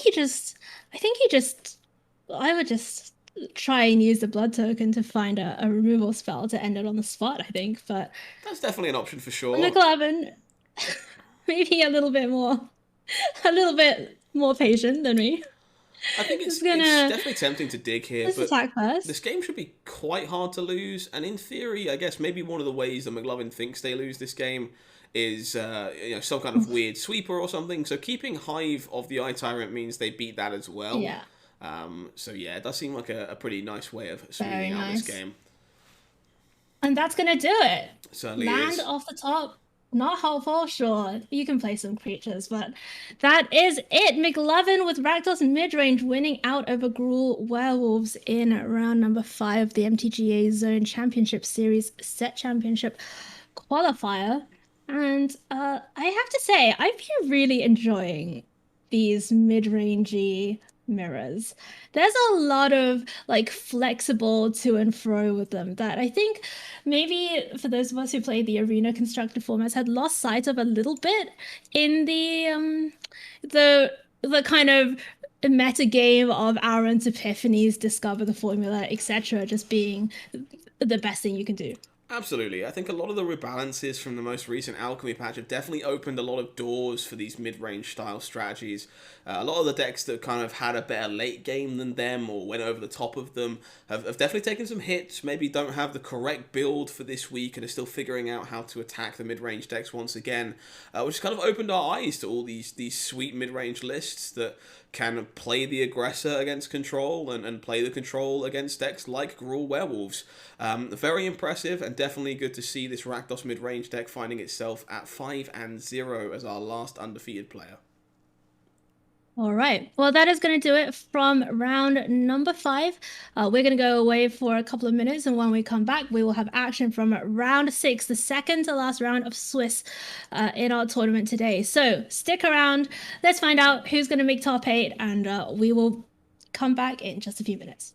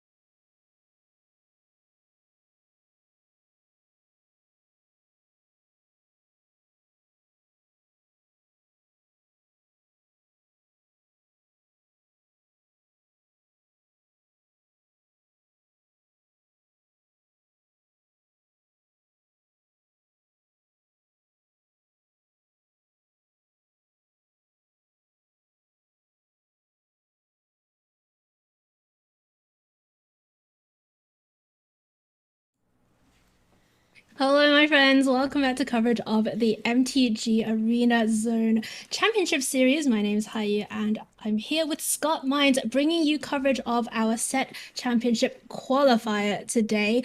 If you've just joined us, welcome. You've come at the right time. We are getting to the business end, shall we say, of today's Swiss portion of the tournament. We're going into round 6 of 7 coming up, and for all of our players, it's a pretty key round, Scott. Absolutely. So we're kind of very much getting to, as you say, the business end of this event. We've got players that are looking to lock up that top 12 berth and guarantee themselves a slot in Top Cut. And we've also got some players who are very much in the mix of things, kind of holding on to their tournament life and hoping to secure a win that lets them play a win and in next round. So going to be starting things off this round with a fan favourite in perhaps not a fan favourite matchup. Sandy Dotgg MTG, a streamer that is much beloved and makes some fantastic content and is known as that aggro master. So we're going to watch ourselves an aggro masterclass, hopefully in an aggro mirror, because they are playing against Gruul werewolves as well. I'm not going to bet on Sandy in the mirror against Sandy in the mirror because that would be silly.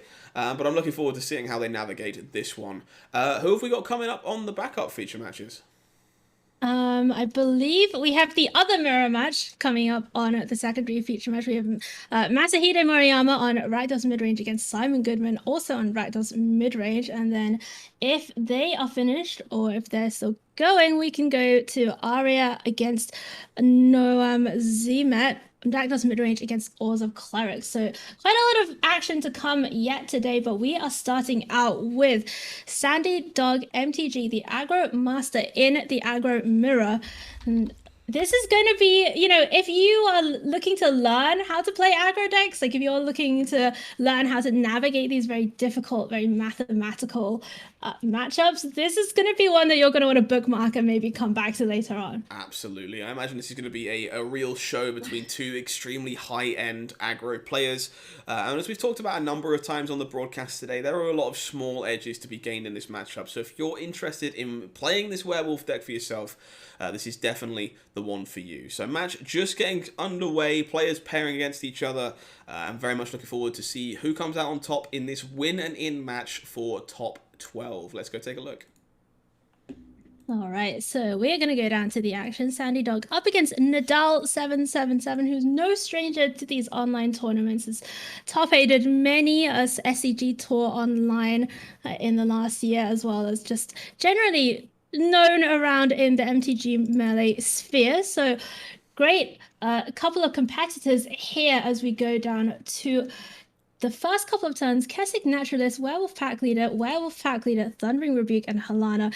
This is a hand. Oh, certainly. It's actually kind of an interesting choice here, depending on the matchup. I think leading on the pack leader is almost certainly objectively correct, but I wouldn't fault someone for trying to get down that Naturalist and looking to get Halana on the table early in a matchup like this, just to try and outgrow the opposing threats. But we are definitely on the pack leader mirror right now.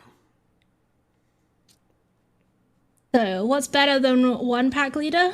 3 pack leaders. I mean, how many leaders can a pack really have? Maybe it's 3 different packs. Okay, all right. So it's like a convention. Oh yeah, the werewolf Maybe it's like convention. a leadership seminar. Oh. No, it's like all the packs have sent their leaders to go and learn like leadership skills. We appear to have walked into a werewolf head office as some of these pack leaders are learning how to correctly navigate their packs.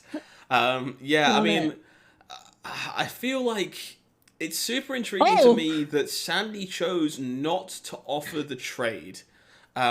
You'd think being on the play that attacking with your pack leader, your opponent blocking with theirs, well, that's got to be good for you, right? Because you already have access to another pack leader that you don't know they do. But in this spot, Sandy had access to both Halana if they found the land, and access to Thundering Rebuke if they didn't, which means they actually wanted to have a wider board the following turn, as opposed to making that trade early. It's really nice to see, though, that Sandy very much validated, because the opponent here taking that block that Sandy didn't have to take while pushing an extra bit of damage. It makes so much sense, and it just just love to see Sandy Dog taking everything into consideration because, you know, like when you're on the play, you're down a card, right? So getting to draw two cards with your pack leaders versus their pack leaders maybe not drawing any cards is a big swing. It's a big difference. And we're going to see those cards put into good effect, you know, potentially starting as early as this turn. Oh, right now. Tolliver going to get Thundering Rebuked to take off the table. I imagine we see yet another pack leader come down here, get juiced up by Halana to get some haste. And away we go, drawing two cards, pushing 2 figures worth of damage here. This is exactly how you draw it up, and this is Sandy being rewarded for not taking that trade on turn 2. They're now the one that's dominating the board with these pack leaders. They're so far ahead because these pack leaders have drawn so many more cards than their opponents, and they're in a fantastic position because of it. Yeah, and both of these players are at 4-1, so this is your winning in for the top 12. Nadal coming across with pack leader. There is a never-ending pile of pack leaders in this particular game. Yeah, but and that's before we even talk about Ascendant pack leader. There's more of them. The pretender to the throne. Yeah, the protege, if you like. Yes, Sandy here choosing to juice up Rahilda, give it haste. First striking 5/5. Definitely not time to turn your nose up on this board. Drawing yet 2 more cards in this spot. Just burying our opponent in card advantage. Yeah, this is looking very, very good. And, you know, if you think about it from Nadal's perspective, like, they didn't have a bad start. Right? They also had a lot of pack leaders. I would argue they had a good start. Both players had 2 werewolf pack leaders.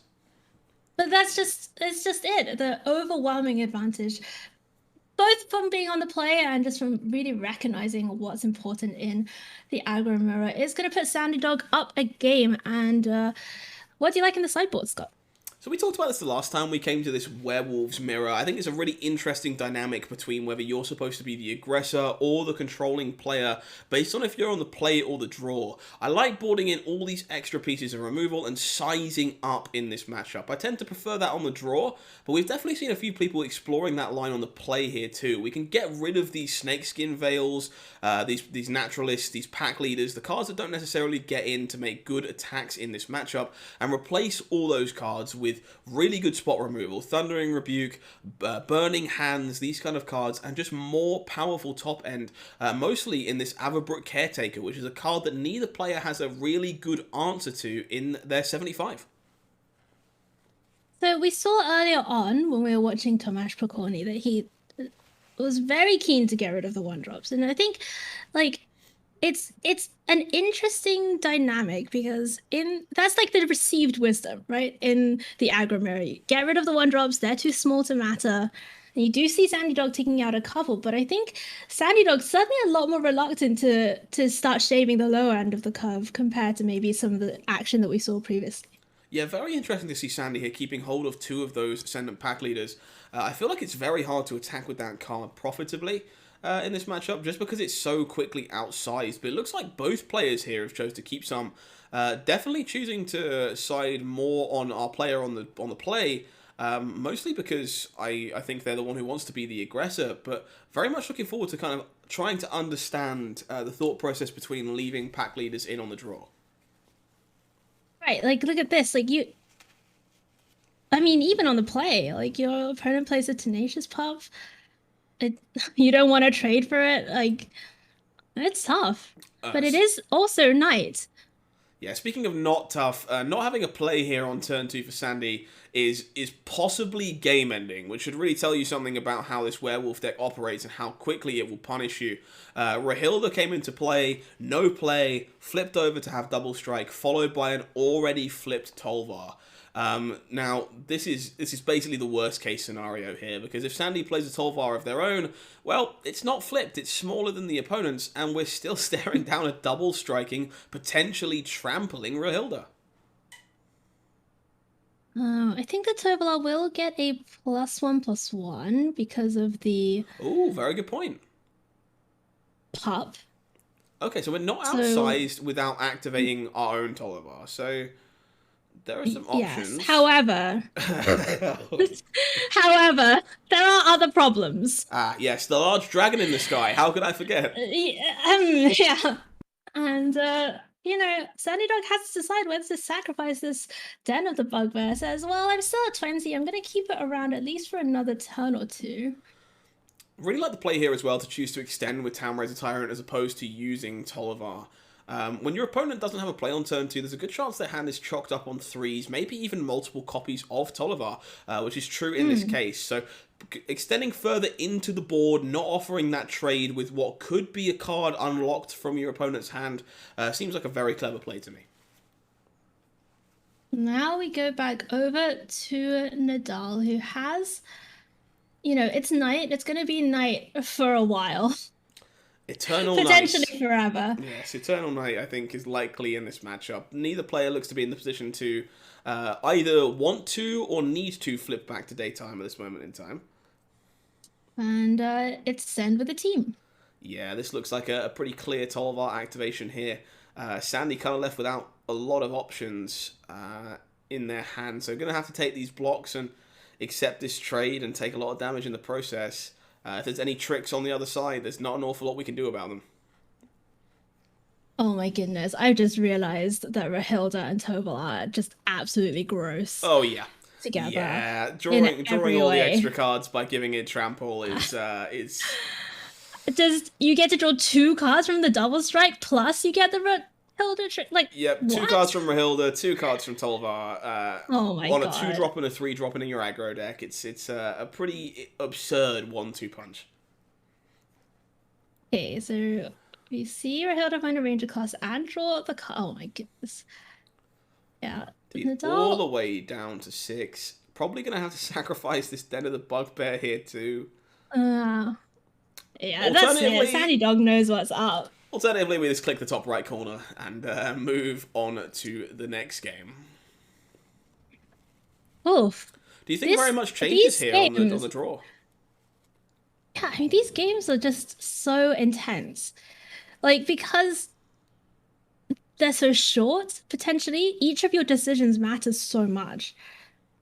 There's very little room for error. There's very little room to say, okay, or maybe I messed up something on turn 2, but later on I can make up for it.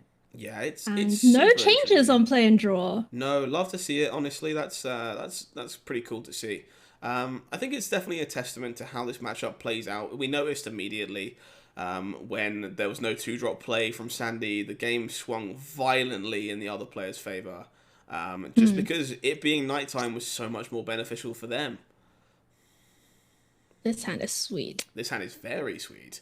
A little bit awkward to cast your spells, but you can't ask much better for a 6. You have both your colours. You have really good spells in the matchup. The question is, what do you put back? I think it's got to be Helana, right? Like, you only have 2 lands.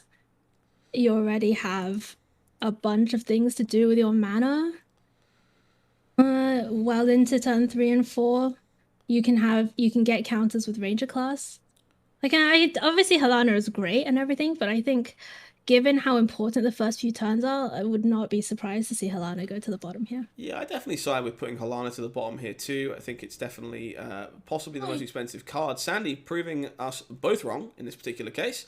Love it. I love being wrong. This is great. I actually like this a lot. Sandy recognizing their mana is exceptionally awkward in the way their hand plays.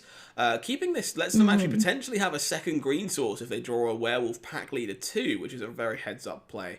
But choosing to not play the 1-drop, not look for the most aggressive start, and just keep the higher power level hand, which is actually very intriguing. Yeah, it's sweet. Just take notes. I'm just here, like, learning. Got my notepad out. Yeah. Got the spreadsheet open. Rahilda wanted Cutthroat facing down against Werewolf Pack Leader on the other side of the battlefield. Sandy Dog finds a Werewolf Pack Leader, but is going to prioritize, of course, removal. Yeah. And here comes Rahilda. So unfortunately no land here for Sandy, and I guess even more unfortunately, Rahilda, incapable of stealing lands from your opponent, it will always hit spells, so no way to spike a land drop like Robber of the Rich may have done. Thundering Rebuke here going to take care of Rahilda. We do have some backup threats available to us, but we really want to start hitting those land drops to make our way towards Helana, and eventually towards this Caretaker. So Tenacious Pup for Nadal, for Sandy Dog, Werewolf Pack Leader. If Sandy Dog can find a land, Alana and Elena definitely on the menu. But let's see what Nadal has. Still 5 cards in hand to work with. Reckless Stormseeker is really going to be a powerhouse in this game. Just getting down. It already has the vigilance. It has the trample, the +1/+1. Like just it's naturally bigger than the Werewolf Pack Leader, whereas normally it would not be. Yeah, once again, Tenacious Pup kind of showing you exactly why it's the perfect 1-drop for this deck. All of the 2-drops, all of the 3-drops just get significantly better with an extra point of power and toughness, and Reckless Stormseeker is no exception. We see Sandy Dog also with the kind of trying to find lands, but not quite finding lands, but managing to find some action. Question mark with Werewolf Pack Leader. So are we expecting Scott for Sandy Dog to kind of do the same thing that he did previously and just hold these pack leaders back to draw cards with? I think it's a super interesting decision here. I think letting this Stormseeker get out of hand could be exceptionally dangerous now that we have a Rangers class that could get it out of range of both of your pack leaders. If the trade gets offered here, I find it very hard to believe we can't take that and just hope to draw our lands. I think I like this attack a lot, actually. Choosing to prioritize pushing extra damage with the wolf, turning it into a 3/2, making it trade for pack leaders as well, making sure you guarantee damage even if they choose to trade for your Reckless Stormseeker. I think acknowledging here that Sandy's hand probably has to be pretty loaded with relevant spells. They kept a 6 that seemed like it had a very solid start, but they're missing lands, so definitely the aggressor this time round, and I think this attack kind of leans itself towards getting the game done and not giving Sandy the chance to find these lands. I just look at this. Nadal really scratching their head here. Is Ender gonna just send with the 4/3 in the end? Hold back the 3/4 to eat these werewolf pack leaders. So this is a very interesting attack. I like valuing the Stormseeker. Choosing not to block seems great here. This is the only way you guarantee yourself a card draw. I had to wonder if we blocked, if we even had to play around Snakeskin Veil. So love not blocking here, trying to guarantee yourself a card drawn from these pack leaders to score that 4th land. Burning Hands does indeed change up the math a little bit, though. Burning Hands is, surprisingly decent. Like, normally you think, okay, they have a 3/4 red creature, Burning Hands isn't doing a lot, but enabling this attack in and knowing that you can at the very least, use Burning Hands to clean up the Stormseeker afterwards is great. Yeah, I wonder if we have the same thought process here. Maybe we're just exceptionally scared of the fact Snakeskin Veil is still in the deck. Blocking with the Stormseeker here and having it get eaten by one of these pack leaders, suddenly the tempo of this game flips right on its head. Here's Ascendant Pack Leader. Sandy Dog finds the 4th land. There's a Ranger class available from the Rahilda zone, should we say? Well, that's about as telegraphed as possible. Yeah, not gonna play it. Wonder what's happening here.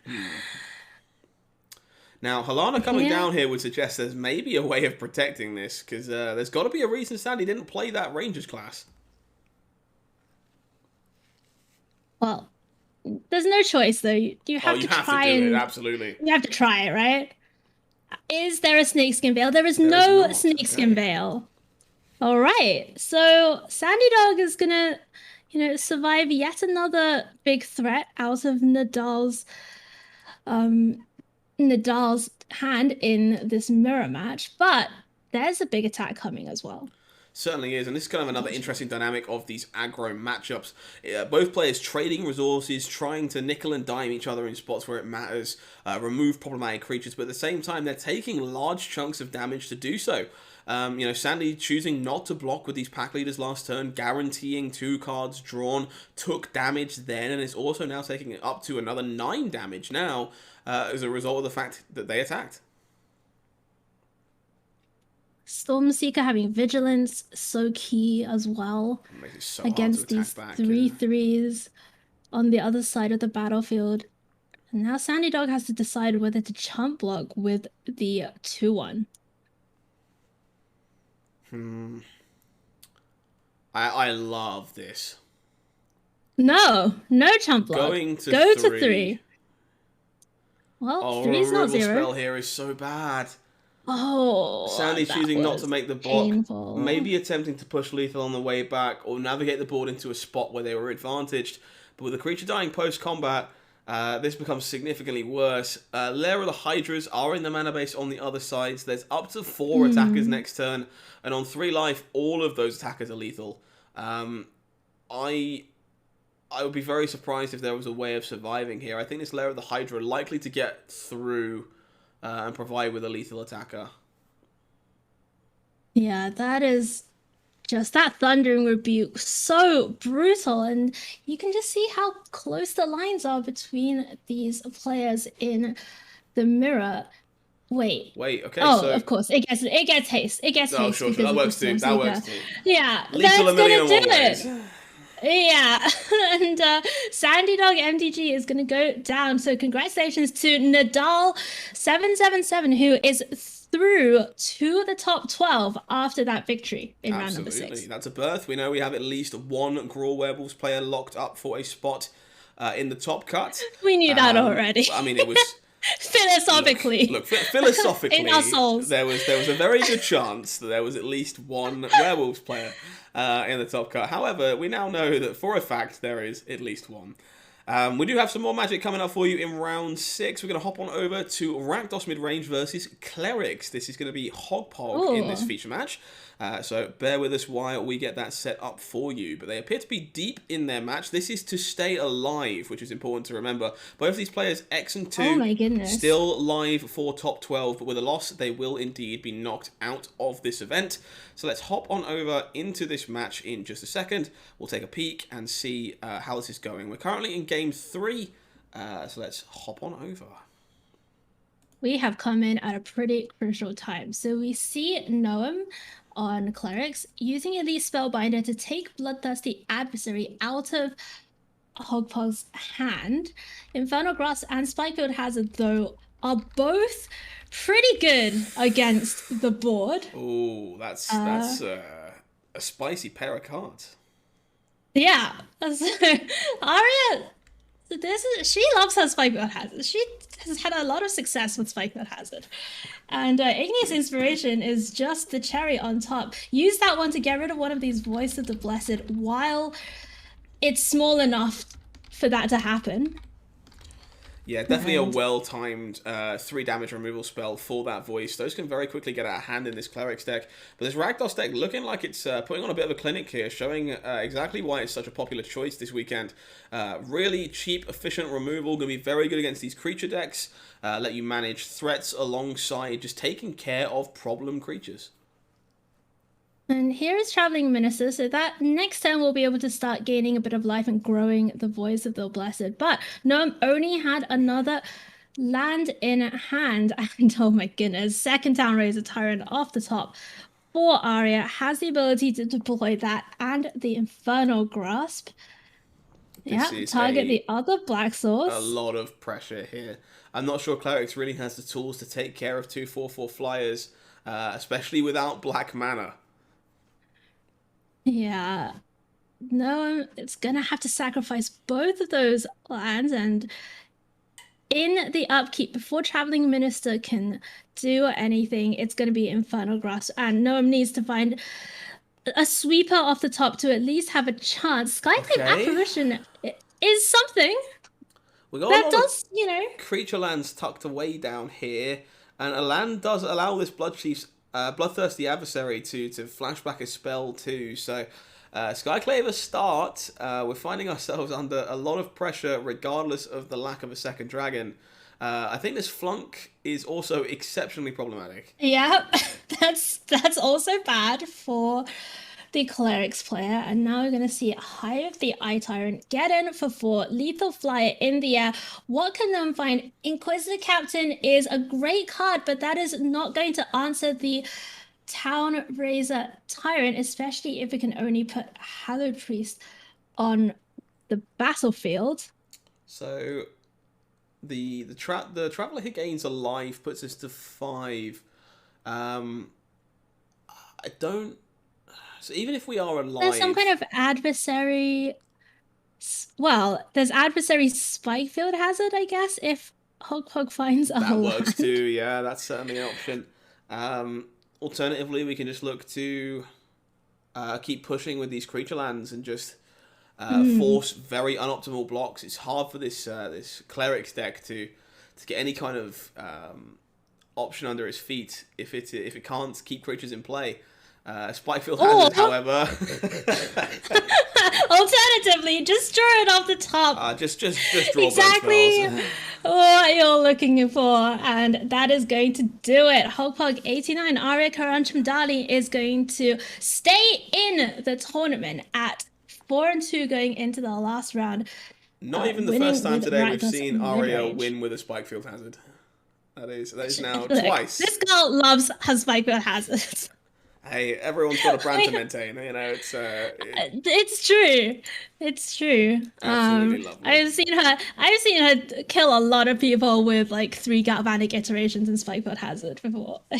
It's remarkable, and definitely kind of an upside to playing these Rakdos decks, right? You're kind of a removal pile at your core, but you do in fact just have the ability to burn people out, courtesy of Igneous Inspiration, Electrostatic Blast, these adversaries to flash those cards back. Surprising amount of reach in this deck. Absolutely. All right, let's see if there's any more magic going on here in the penultimate round of Swiss in the MTGAZone Championship Series Set Championship Qualifier. I think we do still have some magic being played, so let's see if we can get some of these matches into the feature match area. Let's take a peek. Still a handful of matches going. Yeah, let's see what we can do. I can see that Mono White Aggro, the deck that we saw earlier on, is still going against also mid-range, so that could be an interesting one. Julie Izette with Rakdos is still going against Daft and Direct, who we saw all the way back in round number 1 on Gruul Werewolves. Naya Ramp still playing against Azorius Controlled. I'm not sure that our Naya Ramp player Tanaka is still in. Oh no, still at 3-2, so still live. For Angel Fire Ignition fans. Angel Fire Ignition not out of the tournament just yet. We might have an end of a game we can cut to real quick, by the looks of it. So it's a Rakdos game, Rakdos versus Gruul, somewhat unsurprisingly. But it's a game we can cut to, so bear with me just a moment. We'll see if we can't get you a little bit more magic this round. So Rakdos against Gruul obviously has been the story of the day, right? We've seen, a few different decks here and there, Esper, Orzhov, Mono White, etc. But really, it's been whether you want to be Gruul Werewolves or whether you want to be Rakdos, as things stand in this tournament. Now, in the matchup between these two decks, what do you think? I mean, who do you think you're favoring?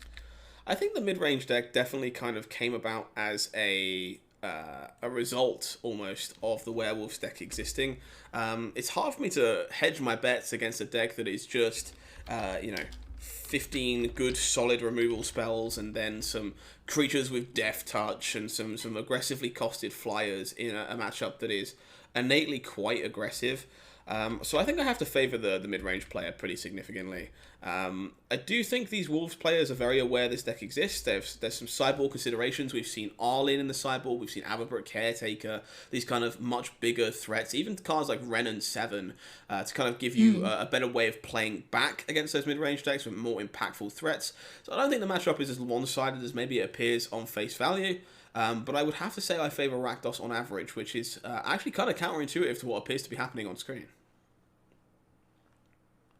So let's see if we can find some magic to show. Yeah, we got it up at the minute with this last tail end of this Rakdos versus Gruul game at this moment in time.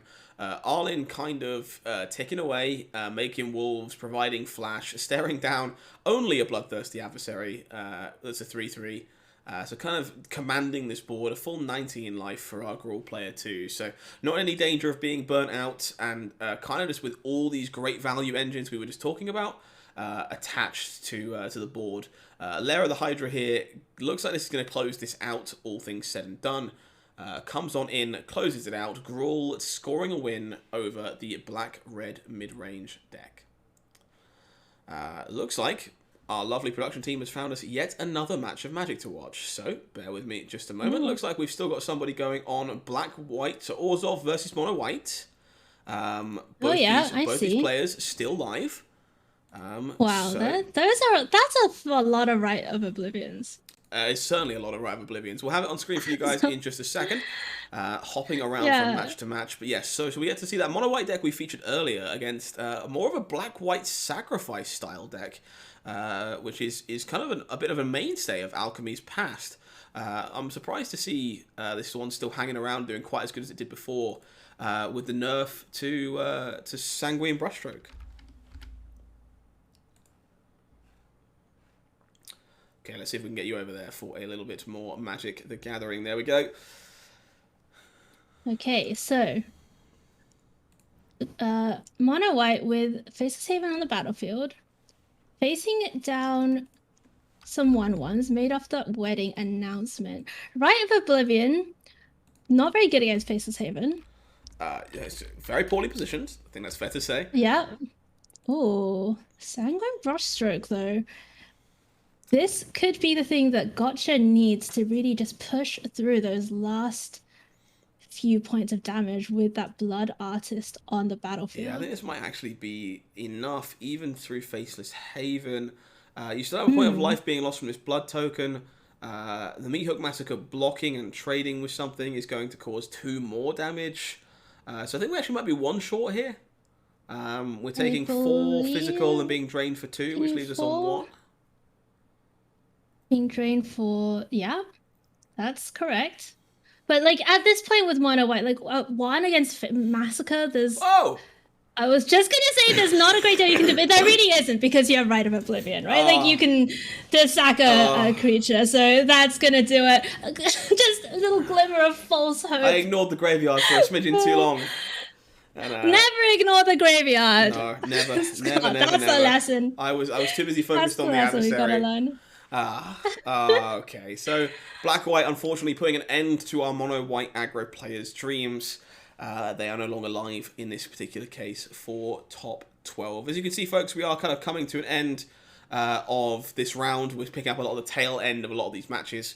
Not a ton left to go. Looking at making our way to kind of this final round before the top 12 cut. Yeah, we can go for the break. I believe. I'm just gonna say I believe that Naya Ramp is still going against Azorius, but I don't know whether we can get that up, whether it's possible or not. Okay, we'll see if we can get it. These 2 players probably engaged in the battle. I believe they are the last match still going in the round, so the chances of Cultivator Colossus taking the tournament down, not dead just yet. Not dead, still in the game. We get some Angel Fire Ignition action, hopefully a little more before this tournament is over. We're just going to see if we can acquire this game footage to see if we can. I'm reliably informed we're late into game 2. In this particular matchup, so hopefully we can pick it up. If not, and the players are obviously entrenched in their game and can't provide us with footage, we'll just find ourselves cutting to a small break before the start of round 7. Before we have that final round of everything .gg, we're looking forward to giving somebody an invite to a set championship, and we are now just 1 round away from our final 12. So it's looking like... Sorry, go ahead. While we wait, Scott, I mean, maybe we'll just give the players a minute just in case they get the notification to come in to the match.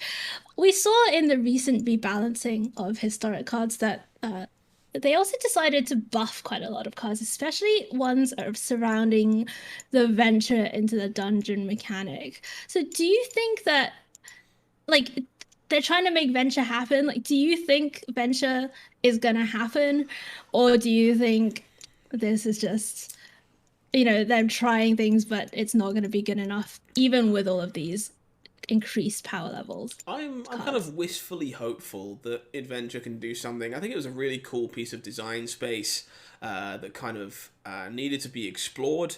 However, I think a lot of the fundamental problems with the Adventure deck are not necessarily the enablers, which are a lot of the stuff we saw get buffed. I think the problem is the Mm. actual dungeons themselves, which don't really offer enough bang Yeah, for your they're buck.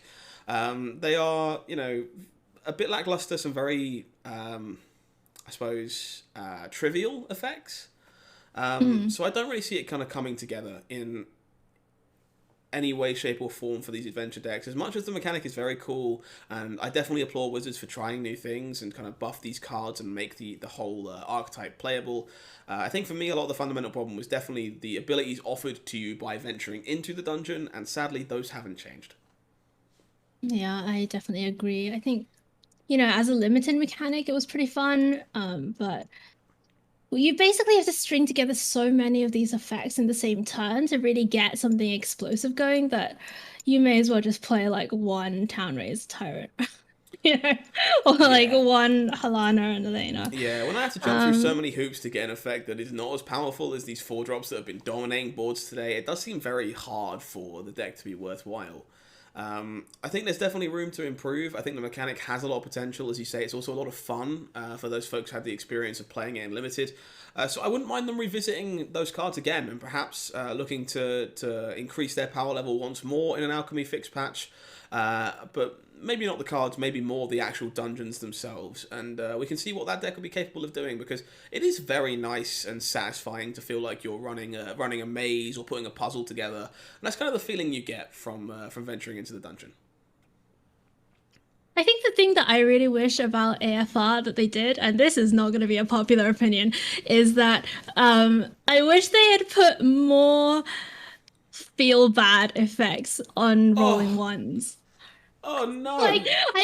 I really liked the die rolling, like the mechanic, because I thought it was super cool, right, for a D&D set to have the. But the whole point of D&D, the whole point of rolling a D20 is that you know that if you hit the one, something awful is going to happen, and Right. they leaned away from that a lot. Yeah, Um, I think there's an argument in for design. favoring player experience, but you do get to tell way less cool stories this way, right? Yeah, If we right. pander towards some really bad crit ones, then well, I'm sure some people probably wouldn't have the best of time, but there'd be some fantastic stories for how you lost an otherwise unlosable game, or your opponent lost one that your luck came in clutch. Which is pretty insane. So maybe we see a revisit. I know we have a return to the world of D&D in the form of Commander Legends in paper very soon. Oh, Because we're going, it's like okay. Baldur's Gate based. So not impossible that we see some more in terms of die roll cards, and maybe we can see a little bit more in the way of critical failures from your D20s. That would be kind of nice. So it looks like we are going to be able to get some more magic back on your screens shortly. And it's actually going to be the battle for the first seed. We're going all the way back to table one. Ooh. Uh, it is Gruul against Rakdos. They're still going, and we should be getting a bit of McLovin and Andre Santos up against Noam Gold. She's on Gruul, he is on Rakdos. We'll see whether we can get that feed up to you pretty soon because Yeah, um, absolutely. it's pretty important, right? Standings are important, even if you're logged, even if you've made it into the top 12 already. Presumably, you get to choose a play and draw if with the higher standing. Yeah, absolutely. And also that extra buy for top 4 worth quite a lot in this event too. Mm. So I can imagine Noam, she's going to be wanting to kind of play for that undefeated record. And of course, the black-red deck not going out without a fight and wanting to lock up that buy as well. So makes a lot of sense that both these players nickel and diming and trying to make sure they finish on the best record possible. Yeah, hoping to have some footage of this one. It's the last match still going in this round. We're just trying to kind of converse with our players. As you can imagine, it's a little difficult to do while they're mid-match. But this is kind of the nature of events like this with limited feature matches.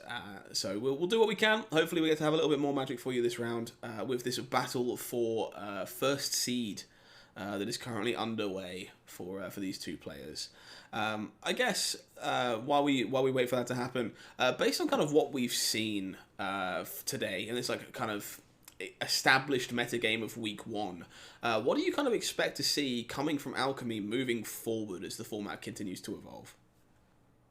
I think we are going to see control lists make some effort to get back into the metagame. I think once once the picture becomes clearer, once the dust settles, if the two decks you have to beat are just Gruul and Rakdos, you can probably build control in a way that has the right answers to those decks. Sure. So I think I would like to see the Esper, the Azorius control decks make use of Divine Purge, make use of some of those really powerful effects to come back in. Whether that's going to be based on Teferi, who slows the sunset and Key to the Archive, or whether that looks a bit more different, maybe veers towards Dimir, we'll see. And then otherwise, I think there's kind of just some unexplored space with the Orzhov lists. They're pretty powerful in standard right now, and I think maybe their popularity in standard will affect also people's willingness to try them out in alchemy too. Yeah, that makes a lot of sense to me. I think the Orzhov decks being popular in standard is also very appealing for people that are looking to play on Arena on a budget, because if a deck can be played in multiple formats, well, that's going to give you some flexibility in how much Magic you get to play and the kind of decks you get to play against. So we'd definitely like to see those explored a little more in Alchemy. The Sacrifice synergies, very sweet, and I look forward to seeing them explored more. I think Rite of Oblivion was a card that was definitely kind of slept on for a long time, and it's kind of like slowly coming to fruition. Yeah, it just came out of nowhere. Well, I mean, not out of nowhere, but you're right. Like, even 2 or 3 weeks ago, when before the bannings and before the changes, we were seeing a lot of Orzhov lists that were relying on Vanishing Verse more heavily, I think, than something like Rite of Oblivion. But now that the instant speed is less important because of, you know, the lack of Divide by Zero, the lack of like um uh these like Lier and basically creatures that want you to play at instant speed. Rite of Oblivion just provides so much value, and of course the sacrifice triggers as well. So unfortunately, it looks like actually that last match that we were talking about has just finished. So Scott and I, we are going to go away for a quick break. We are going to be setting up round number 7, the final round of Swiss. And when we come back, we will have for you Magic from that last round, and then we'll discuss who has made the top 12 and who's going to be battling it out for that set championship qualification. We'll see you in a few minutes. Stay tuned.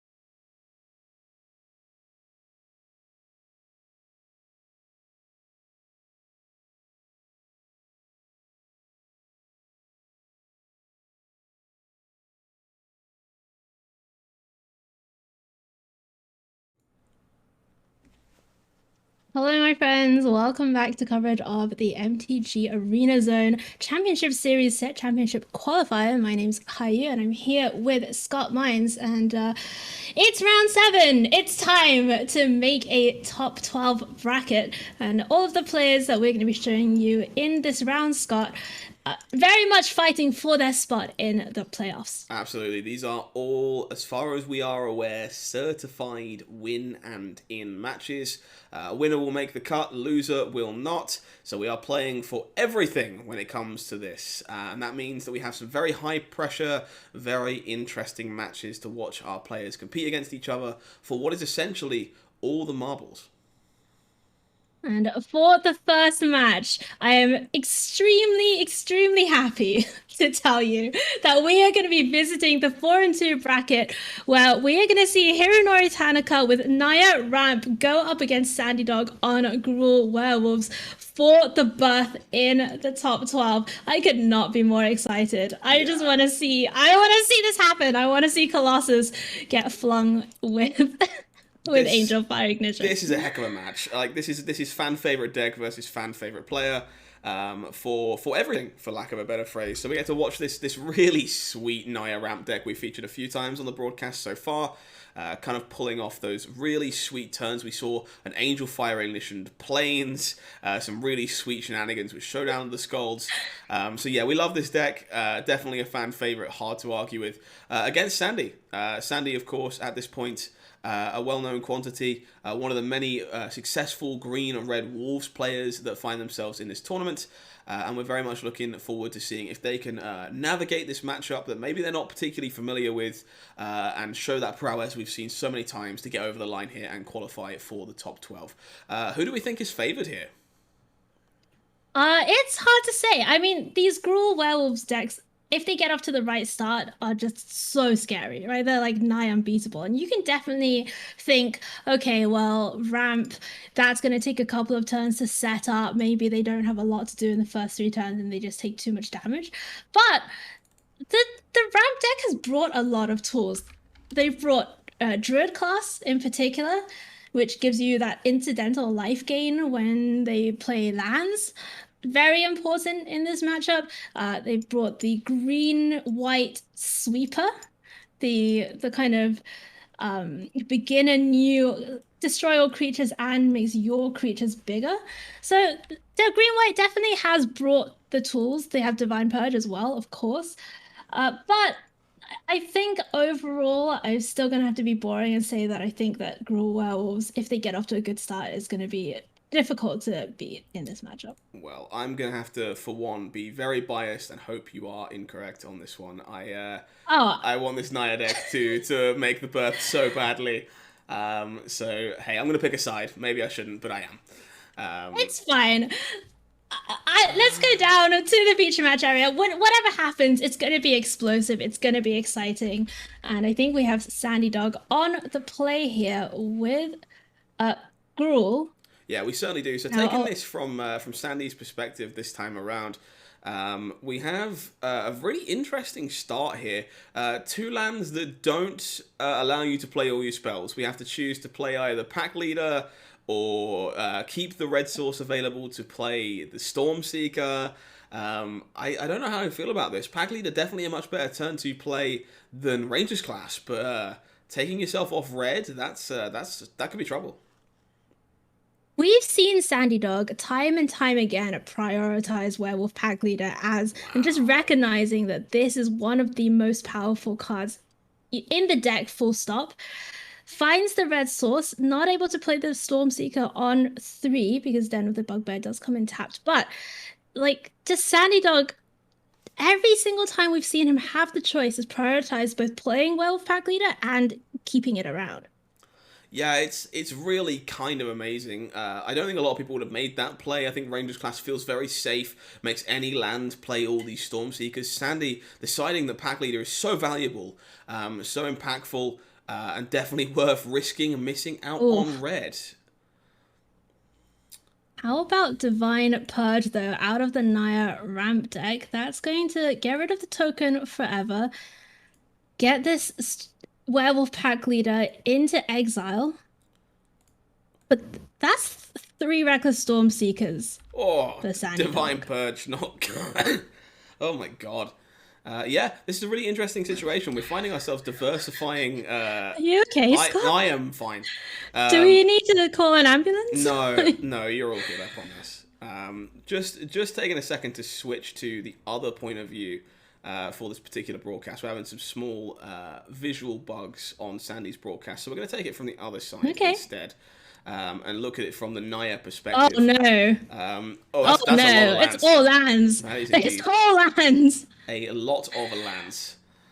Druid class is gonna pull some weight here, in fairness, and help us find some things to do. We do have some creature lands here tucked away. We've got the Cave of the Frost Giant, the Barrens as well.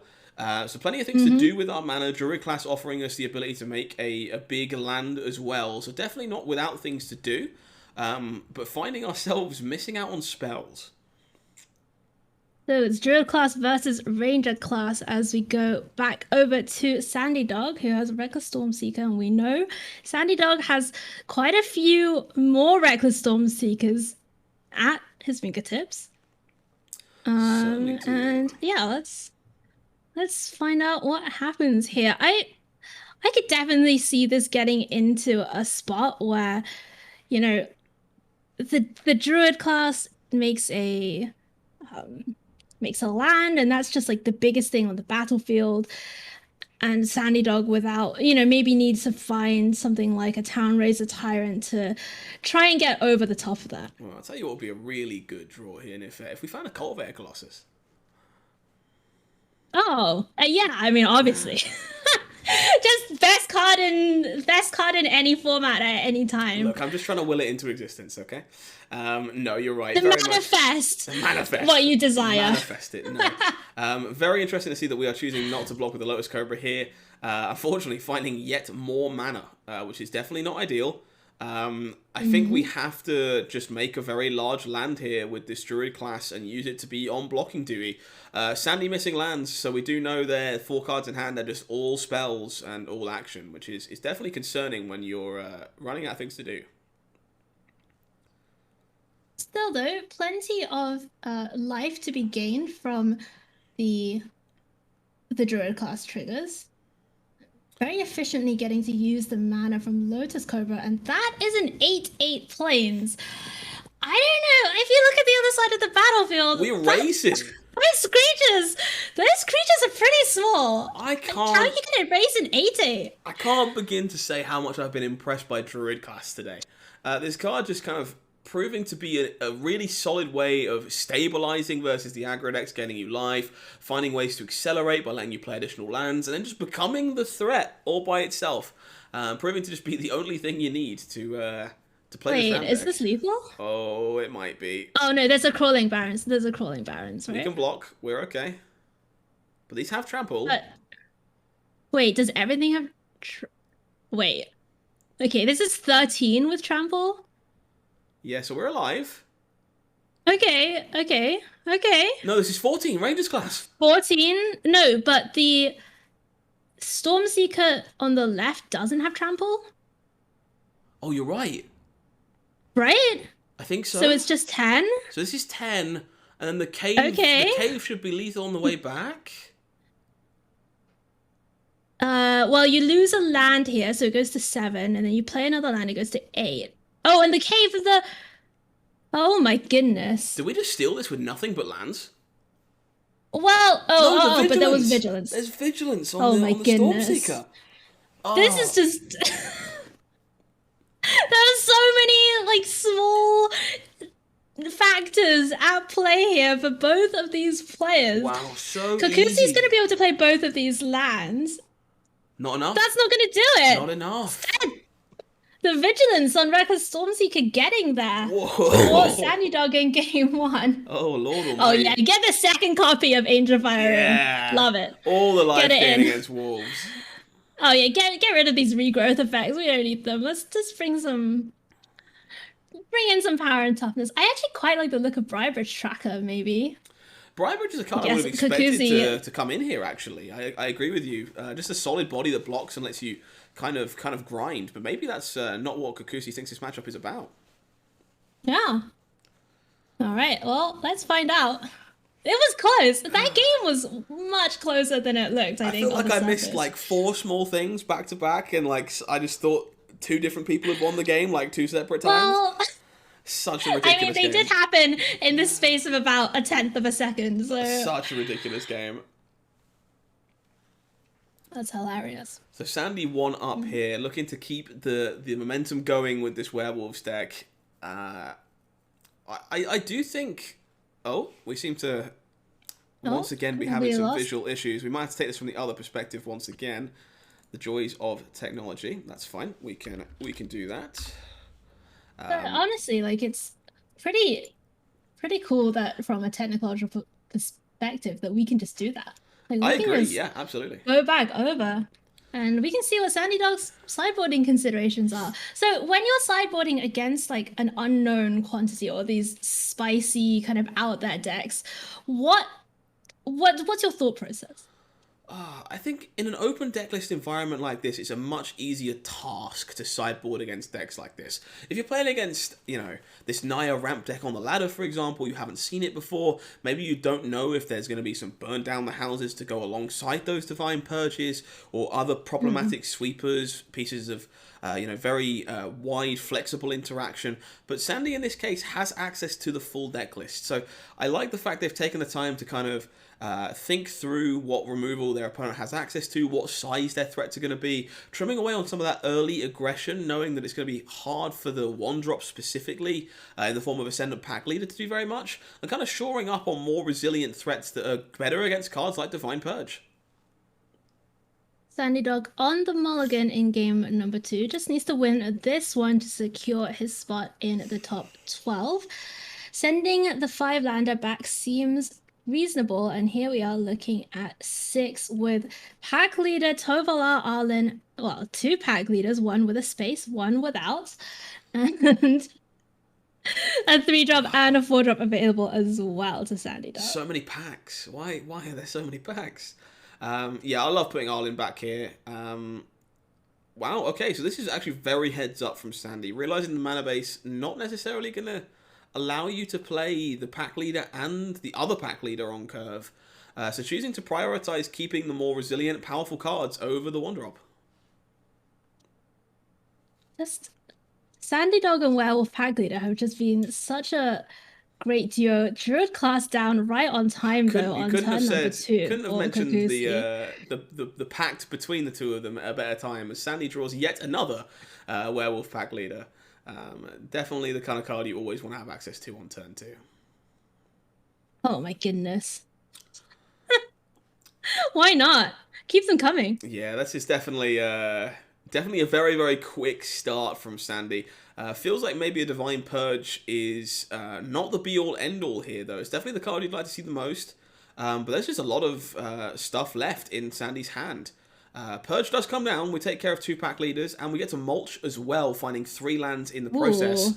A lot of life to be gained there, courtesy of Druid class here as well. And if Sandy doesn't find the land, this is a much worse turn.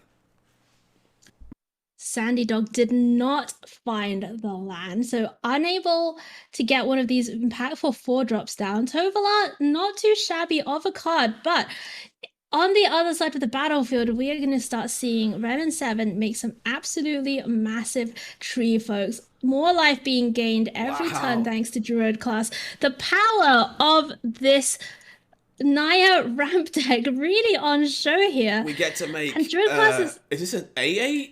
So we just made 2 Yeah. A8s this turn, and our opponent is on 3 lands. Yeah. This Burning Hands not looking so hot God, imagine your anymore burning for hands just Zaddy Dog. not being good enough.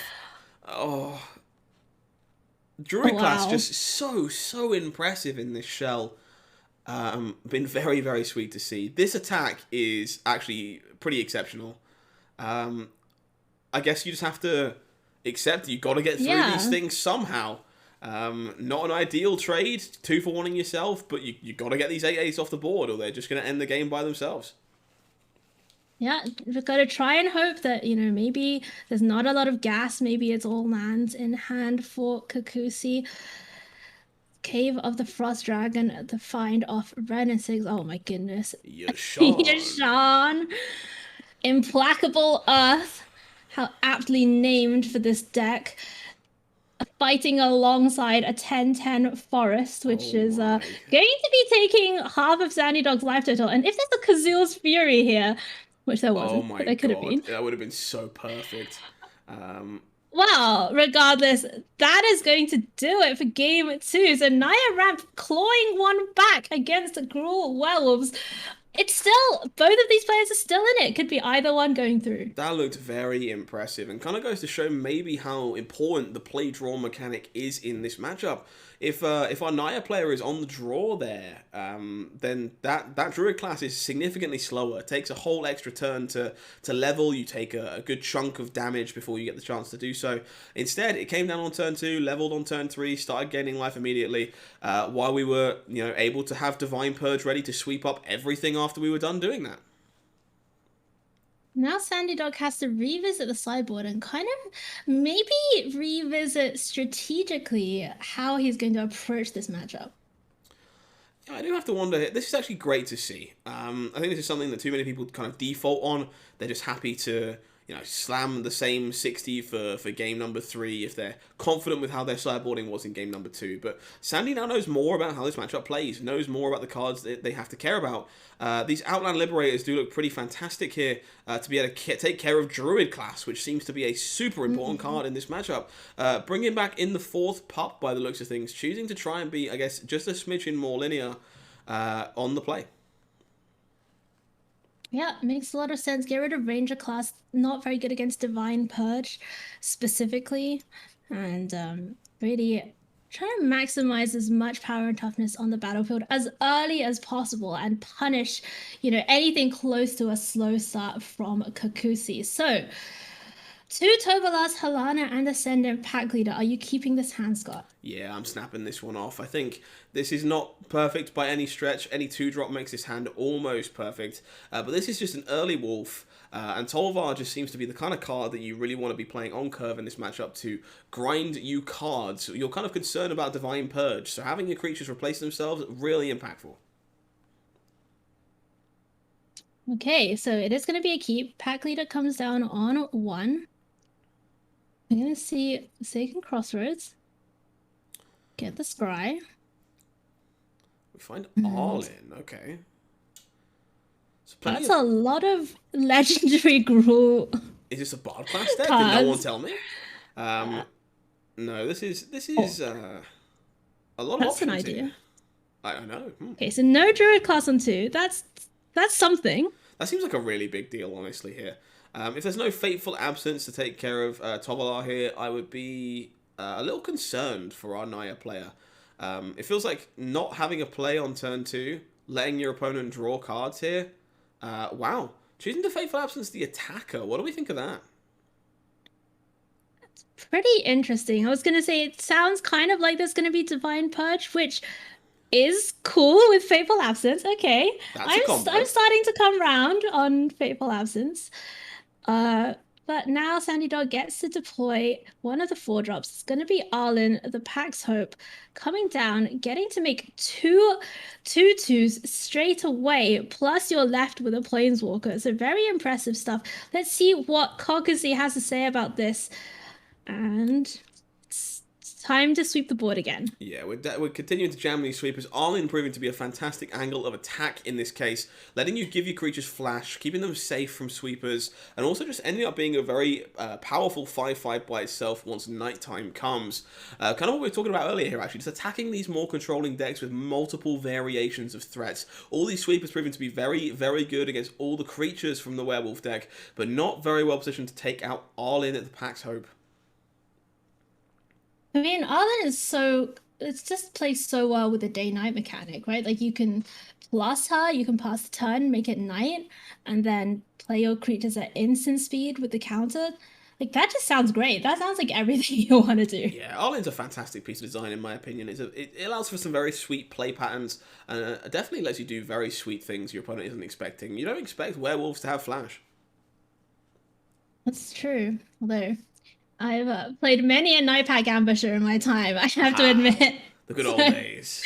So big fan of Rewind, Untap 4 lands. Oh, Like Nightmare Canvasser. I still have nightmares. Uh, this is interesting. There's an awful lot of damage to be presented here. This turn, courtesy of Halana and Elena, allowing this Tolvar to be larger than the Ren token. Arlen potentially able to attack as an indestructible 5/5/2. This is a lot of pressure. There is a lot of pressure indeed in this deciding game between Sandy Dog and Kokasi. This is to keep the dream alive, whereas the player who loses this one is out, at least of this month's set championship qualifier. This is 2 5/5s. One of them is going to become a 7/7. Do you just send both at face, or are you pressuring Ren here? I think I'm probably sending both at face, but it would appear that I am wrong. It looks like Arlen being indestructible gives you the perfect opportunity to attack Ren without losing much in the way of tempo. Happy to trade, or not even trade for this 5/5, just take it out of the way, get it gone, and still draw your card from Tolvar here. So I'm not really sure how our Naya player gets back into this. It feels like we need yet another sweeper and a way of handling Arlen, and that's a lot of cards. That is a lot of cards. So let's see whether Kokasi can at least find step 1, which is find another sweeper. I'm gonna go Ren and 7 first. Yashan goes into the graveyard, finding 3 lands. And just goes to show exactly how different the games with and without Druid class are. In game number 2, when Druid class came down on the second turn, Kokasi was just able to really leverage that life gain and extra mana. But that is going to do it, facing down way too much on the other side of the battlefield. And it is Sandy Dog MTG who is going to advance to the top 12 here in round number 7. Really impressive stuff from Sandy. Once again, navigating games in a way that a lot of people wouldn't. Really impressed by the choice there to, especially in game 1, to choose to play their pathway on green, prioritizing that pack leader, risking not having red mana, just showing a really fundamental understanding of what that matchup is about. So I think we do have more magic to bring you. We can go over to our backup feature, who is going to be Masahiro Moriyama, is that right? Against Philip Ma. I believe so. This is going to be Rakdos versus Orzhov matchup. Correct. Perfect. We'll get you over we are joining. Yeah, we are joining in game number 2. We have Masahiro Moriyama with Rakdos up 1 game already, and their opponent Gotcha down to 4 in game number 2, but is attempting to stabilize with Blood Artist and a vampire token from Sorin on the battlefield. Yeah, it looks like we hopped in at quite the interesting time here. Some incidental life gain left lying around might be good enough to stabilize from 1 life. Rite of Oblivion very capable of taking care of one of these threats, and the vampire very likely to be able to block the other. So looks like this game is firmly in the balance. So step 1, have to get rid of the soul charged slasher. Absolutely. Sacrifice the Blood Artist to do so. Gain a life, right? That's not irrelevant. Well, not when you're on 1, it all counts. Yeah, absolutely. And then you still have a 2/3 to answer the 2, so you could even attack here and ensure that you gain that life. Nobody wants to leave themselves dead to removal. Well,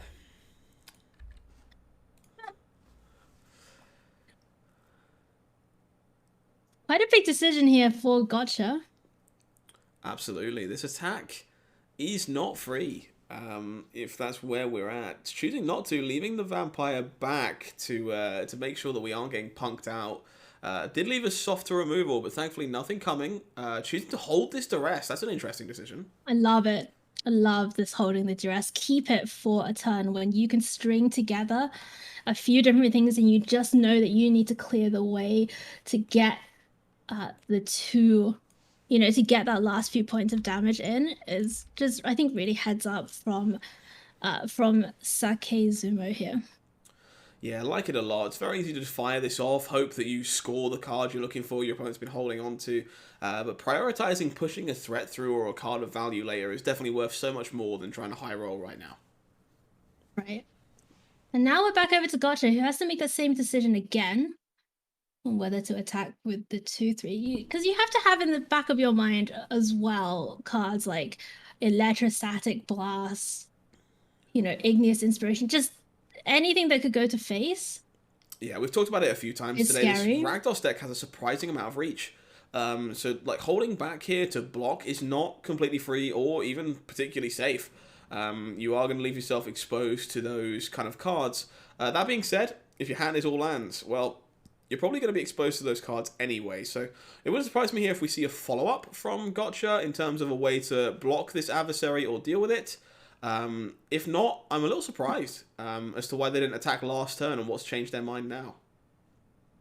Oh, Duress on Rite of Oblivion is okay, but not ideal. Yeah, duressing half a card is never great, and that's kind of what that amounts to. I also just want to say that Sake Izuma's pet is adorable. Yeah, I believe that's the brand new pet It's from gotta be the Kamigawa. new pet, right? Yeah, from Neon Dynasty. Oh my god. From your pre-order bundle on Arena, which you can order right now. right That is now. so cute. Yeah, it's adorable. It's so cute. I can't get over it. Look at its face. Oh my god.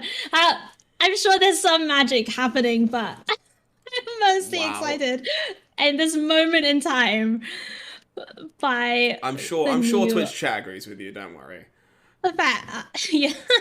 I can't handle it. That's all. I'm just staring at it. I look forward to seeing what it does when you click on it. All right, here we go. Gotcha, getting in again. Playing the Hive of the Eye Tyrant. Lolth, Spider Queen. That's a pretty darn good one. Presenting 3 lethal attackers. So nice. Oh, absolutely. Yeah. Yeah, Gotcha agrees. Yeah, that was in fact a nice one. For sure. Okay, so there's a Hive of the Eye Tyrant plus a Rite of Oblivion plus a 2/3. Sake Izumo in a great position though with the Lolth. Yeah, seemingly Spiders having Menace likely to be a real problem. Doesn't really give us many avenues to find a second blocker or anything of the sort to stabilize here, which is real bad news for our Orzhov player. The Gotcha really looking for Meat Hook Massacre. That would be absolutely huge here. At the least. Well, the attack being not blocked means Lolth is off the table, so a Meat Hook Massacre here actually leaves the vampire alive. No such luck by the looks of it. Going to cash this vampire out now to kill a spider. So we are alive here because Hive of the Eye Tyrant is on blocking duty for the 2/2. That's a basic mountain. So I love this attack.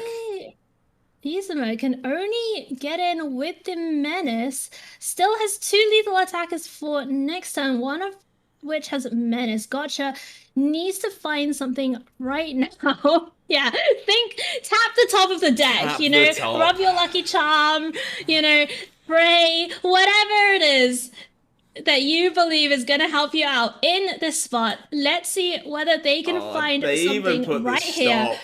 Right now. Stop. Even put the stop in the upkeep. Oh, no. It's good game indeed. Go Blank says, yeah, let's see what the last 2 cards you had to work with are. But it is going to be a 2/1 Spider with Menace that is getting through for lethal. And that is going to put Sake Izumo with Rakdos midrange into the top 12. Looks like it.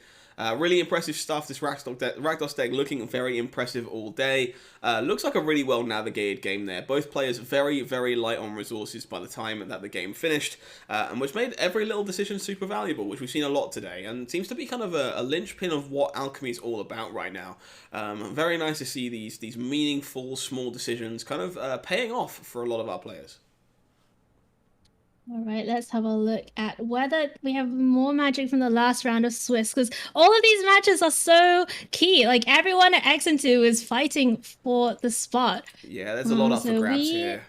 Looks like we have a handful of matches left. We'll see if we can get any more on screen for you. I think we have a Gruul Werewolves Mirror with Tomasz Pokorny and Gnome Gold, and a Rakdos midrange versus Gruul Werewolves.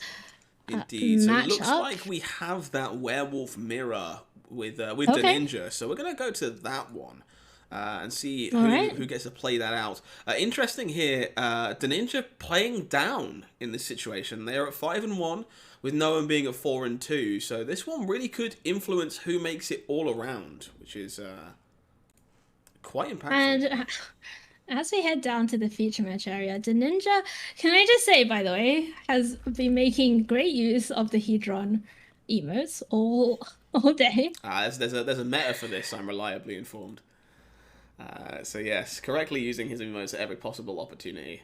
We tune in. Looks like a very interesting board state here. Yet more Harlan and Elena's looking to be carrying the board on their back. Well, I mean, they have two bags, right? So double the carrying capacity. Does make it a fair bit easier to carry when there are two of you, I suppose. Yeah. There, the Hydra is potentially up for being sacrificed. The Ninja not working with a lot in hand. A lot on the battlefield. Tovalar and Halana, both very impactful cards, but in hand, it's just a couple of crack round pathways. And thinking about whether to sacrifice this, and we have seen quite a lot of these Gruul players sacrificing the land in the mirror, really recognizing that every point of life matters. Yeah, I think it's something we've definitely seen a lot today, as you say. And it's definitely kind of a sweet piece of insight for folks who might be considering picking this deck up for themselves. These games just seem to come down to such close races on such a regular occasion, with every little point of damage mattering. So I really like the fact we've seen them aggressively sacrificing these lands when they have so much mana available, just not taking unnecessary damage, and just understanding what these races are all about. So for Gnome Gold on the other side, it is just a Town Razor Tyrant. Wow. Finding the Werewolf pack leader off the Tovalar trigger was so good for the Ninja here, getting it down as a 4/4 thanks to Tenacious Pup. And let's see what Gnome has to work with. She is just, currently just with the one Lonely Dragon. So she finds a Halana of her own, which is kind of intriguing here, but we don't outgrow this Tolivar here, which I can't help but feel like we're in chump block mode to not be losing this game. Yeah, no, already, down to 9 life. That is not a lot to work with when you're facing Gruul werewolves. Tovalar is going to flip it over to Knight. Choosing correctly not to transform our pack leader, of course. Of course. So what happens in this combat step? So this is a lot of trample courtesy of Tolivar. We can increase by 4 and grant trample. So if we make the pack leader into an 8/4, you take 2 here, chump block here, take 3 more. So I believe we can survive, but losing... No one would lose both of her creatures here to survive, if I'm doing my math correctly, which, I mean, that's never good.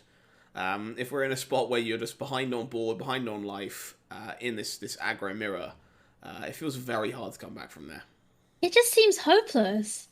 Like, especially on the draw, this Tovalar is massive. Like, what are you going to do? You're going to chump block and then chump block? Yeah, this can't be a good transaction. Tovalar's gonna just make it another 4 damage. So +1 from that trample, 5, 6, 7, 8. Yeah, I believe this is alive on 1 for Noam here. She's in a lot of trouble. And outside of, I mean, I can't think of a card that gets us back into this, honestly. Even a surprise burn down the house. No, well, math is just completely off. Oh. It turns out good. you can just activate Tolivar multiple times.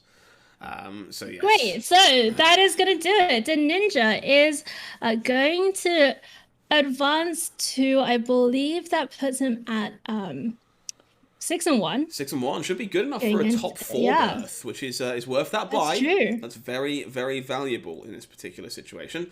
I'm told that was the last match we were watching. So Round 7 Okay. has ended. We're going to be collating that information, figuring out our top 12. I believe we're going to take a slightly longer break than normal here, just to give our competitors a chance to take the break. But before we do that, we can announce our top 12 to you, which is going to be Okay. very, very exciting. Would you like to take that one on? Well, why don't I get us started? So, Sure. at the top of the standings, our top four who get that bye in the first round, very important. It's going to be Andre Santos McLovin with Rakdos mid-range, perfect 7-0 record today.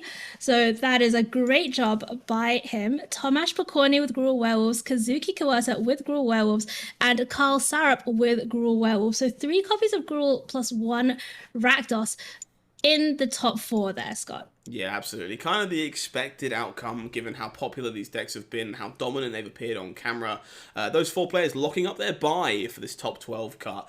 Super valuable to them, and congratulations to the play they've had. 5th place here, Laurent Delayed on Gruul Werewolves. Unsurprisingly, more of that making the cut. In 6th place, Sandy Dog, Brandon, also on Gruul Werewolves with a 5-2 record. In 7th place, we find Mashida Moriyama on Rakdos mid-range. Gives us our second Rakdos player making their way into the top cut. In 8th, Steven Schultz, more Gruul Werewolves making their way in on 8th at 4-3. So the top 8 players, all Gruul, all Rakdos. I think that's pretty telling. It is quite telling. 2 copies of Rakdos in the top 8, plus 6 copies of Gruul Werewolves. And then to round out the top 12, we have Noam Gold. She's on Gruul Werewolves. We saw her lose to Tomasz Pokorny in that last round, but still making the playoffs with Gruul Werewolves. Julie Izzet with Rakdos midrange. Arya Karantamdani with Rakdos midrange. So a pair of Rakdos midrange players, both getting through at 4-3, and then also Philip Meyer rounding out the top 12. The lone Orzhov midrange player, the lone non-Gruul or Rakdos player left in the field. Crazy, really. Yeah, it's clearly been a very one-way kind of day in terms of deck lists. Philip kind of being the outlier here, making the top cut with Orzhov mid-range. Will be really interesting to see if they can continue the streak. Clearly, they've played against a lot of Gruul and a lot of Rakdos today, and that's all that's left for them. So we'll have to see if they can keep making those matchups profitable for them. Yeah, so we're going to be taking a very short break here, folks. I shouldn't say short. It'll be slightly longer than normal this time around, while our top cut players have a short break after a few hours of play. We're going to have a short break ourselves and make sure we're ready to cast this top 12 for you. And words are hard. When we get back, we're going to be crowning somebody a winner of this event and offering a set championship invite. So make sure you're staying tuned. Don't go anywhere, and we'll be back very soon for more things Magic the Gathering.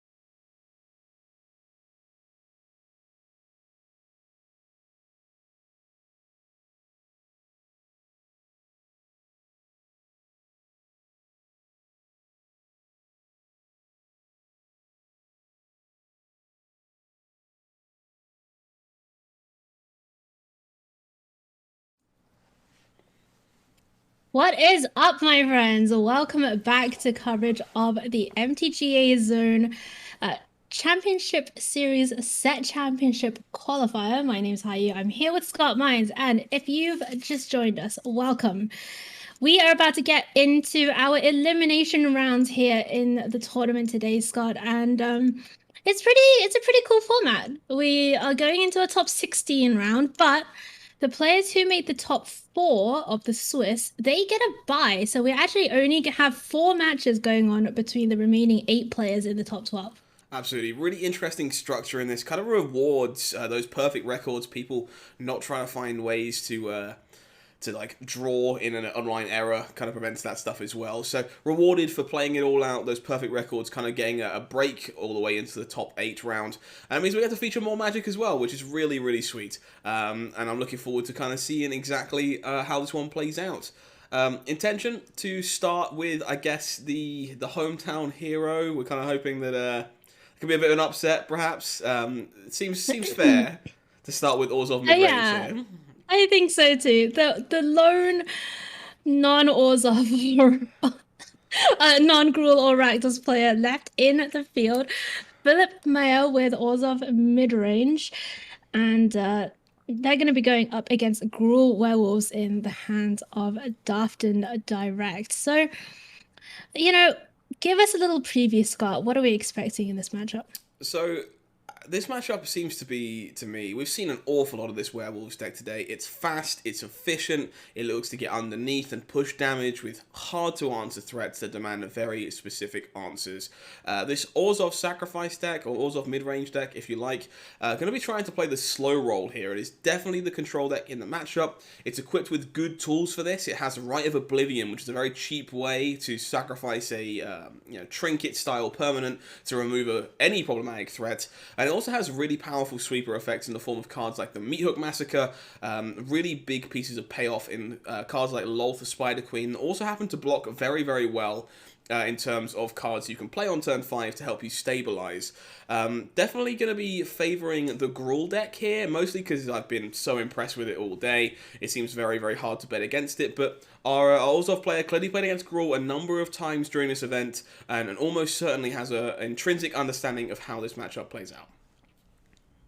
Yeah, that's for sure. As you say, plenty of tools for the matchup, plenty of sweeper effects, playing the full 4 right, the full 4 vanishing verse as well.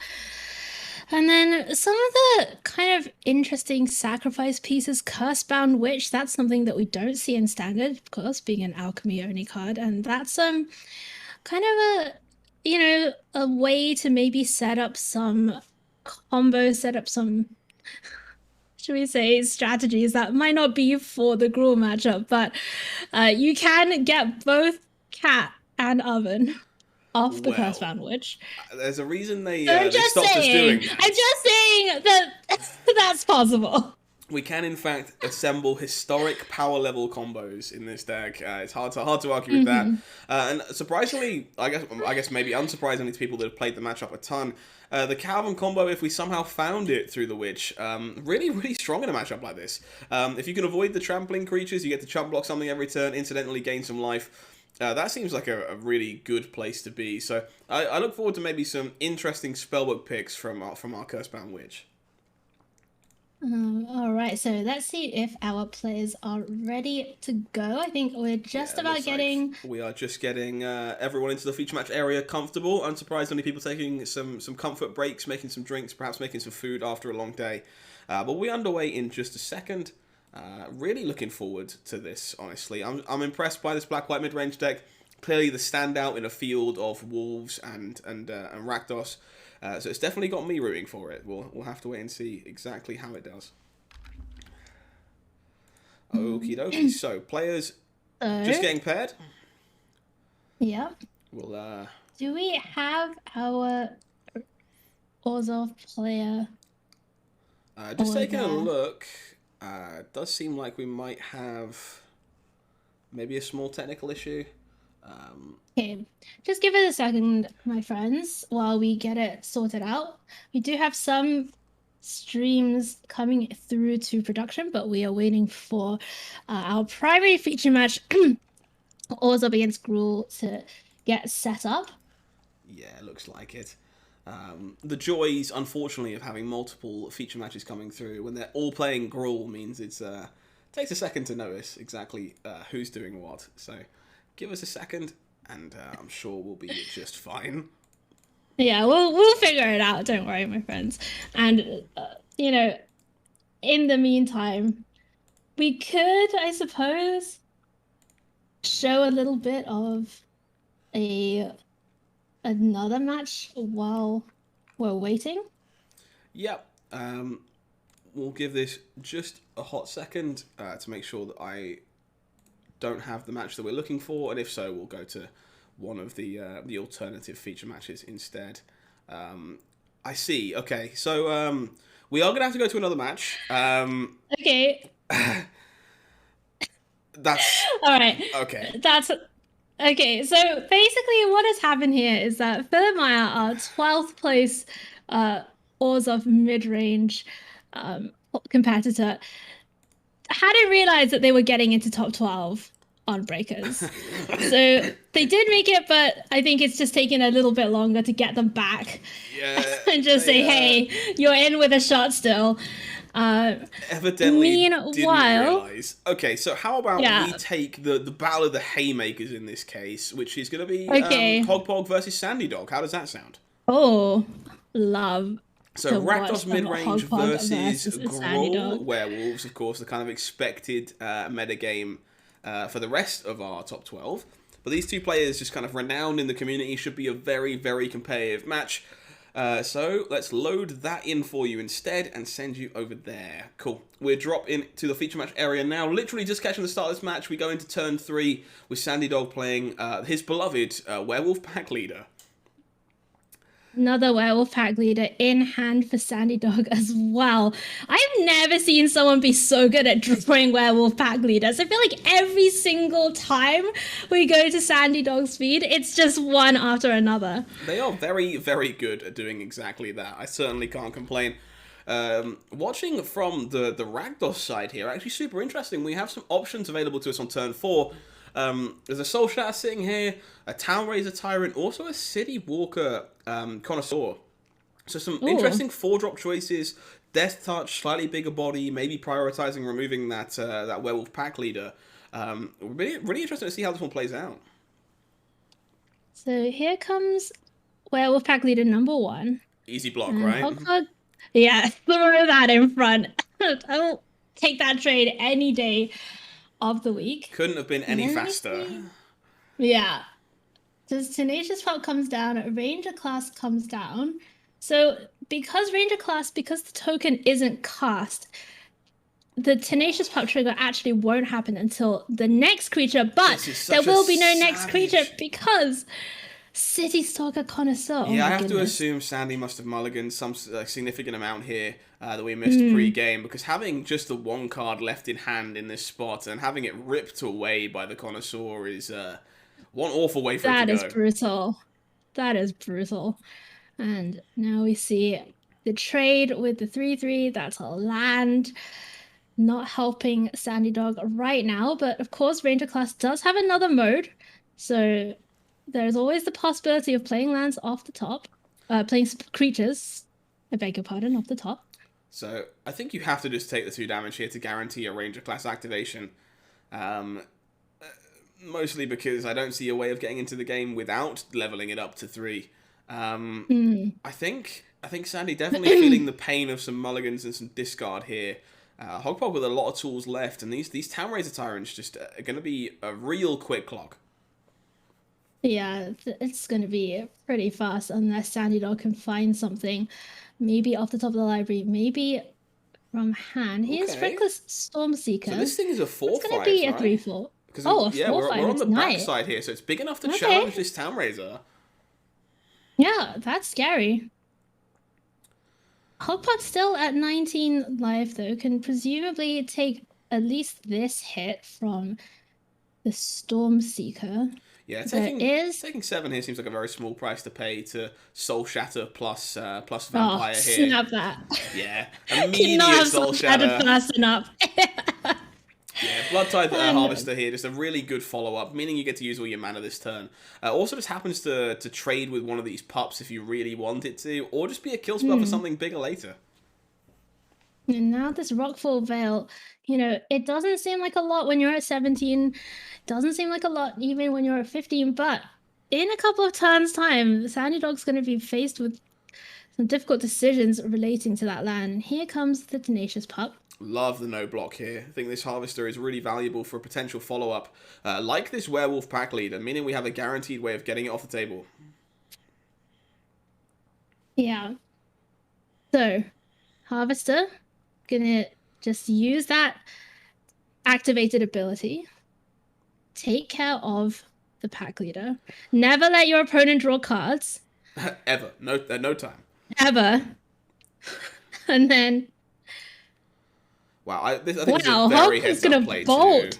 the land. Yeah, bolting here to sweet. put the foot down to try and get this game over. Playing out another proactive removal spell, another 4/4 body, getting to really put the pressure on here. Sadly, Town Razor Tyrant's nerf actually coming up here because there was only one land to target.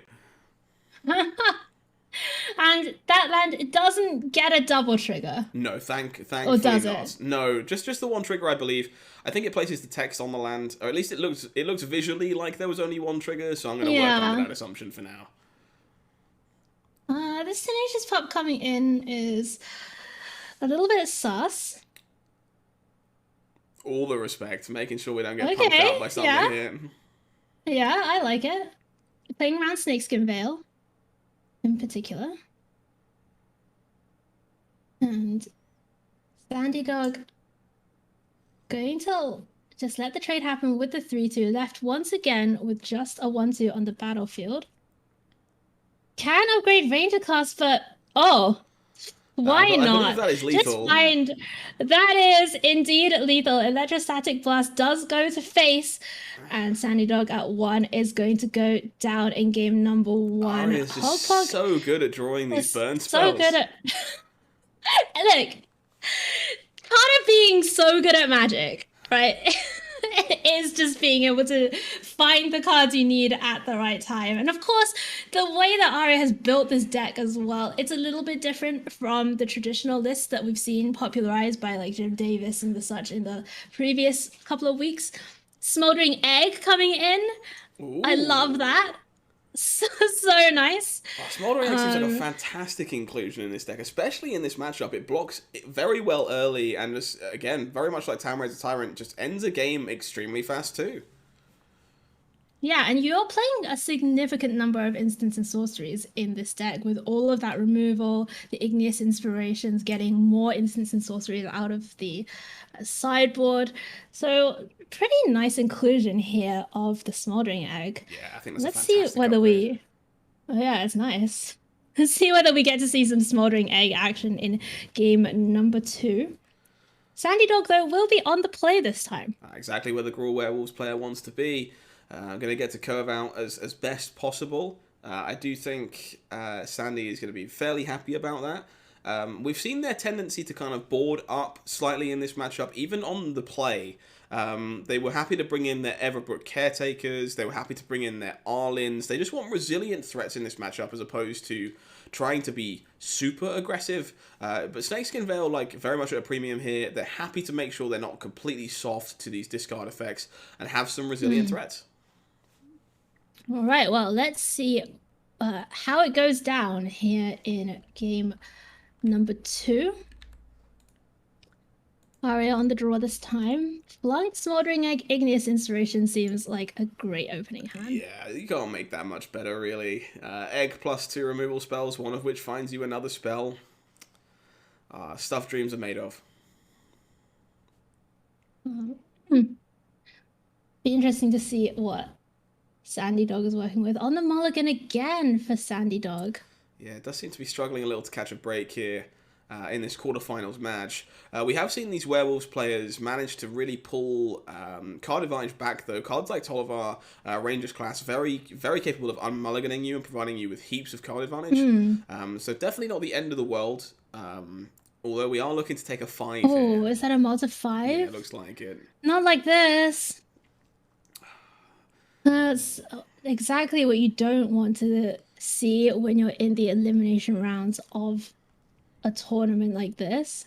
Yeah, definitely a sad Yeah. part of these kind of games, but especially against the Rakdos deck, you never really want to mulligan here because every card is just worth so much. It's really nice to see Sandy kind of understanding the matchup fundamentally and realizing the 7, as much as it's tempting to keep, just not good enough and just isn't going to win a game. So definitely very interesting to notice they're willing to mulligan regardless. Yeah, I mean, it's certainly one of the most important skills in these aggro decks.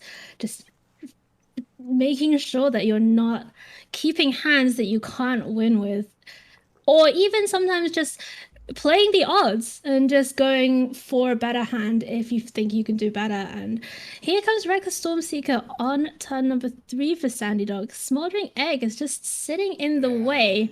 Getting brick walled by an egg. And flunk against a mulligan is Somehow a gross. better spell. Yeah, it's not very often that your cards get better when your opponent mulligans, but this one actually literally does. Yeah. Okay, so Sandy Dog needs to string together some really powerful 4-drops. Arlen the Pack's Hope is a good start. Absolutely. So this is going to leave some bodies behind, even if it gets taken out by Bloodchief's Thirst or Soul Shatter, which is a step in the right direction. Just need to get something on the board here to start pressuring Hogpog's life total.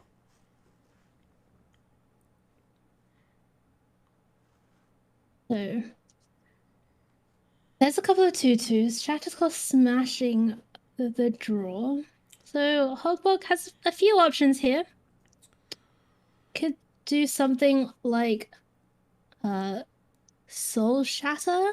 Does that take care of Planeswalkers? So am I right in thinking that the egg flips on 7 counters? I think that's the number, right? Correct. So in this case, we can potentially Environmental Sciences to gain 2 counters, Flunk or Wolf to gain 2 more, and attack with the dragon.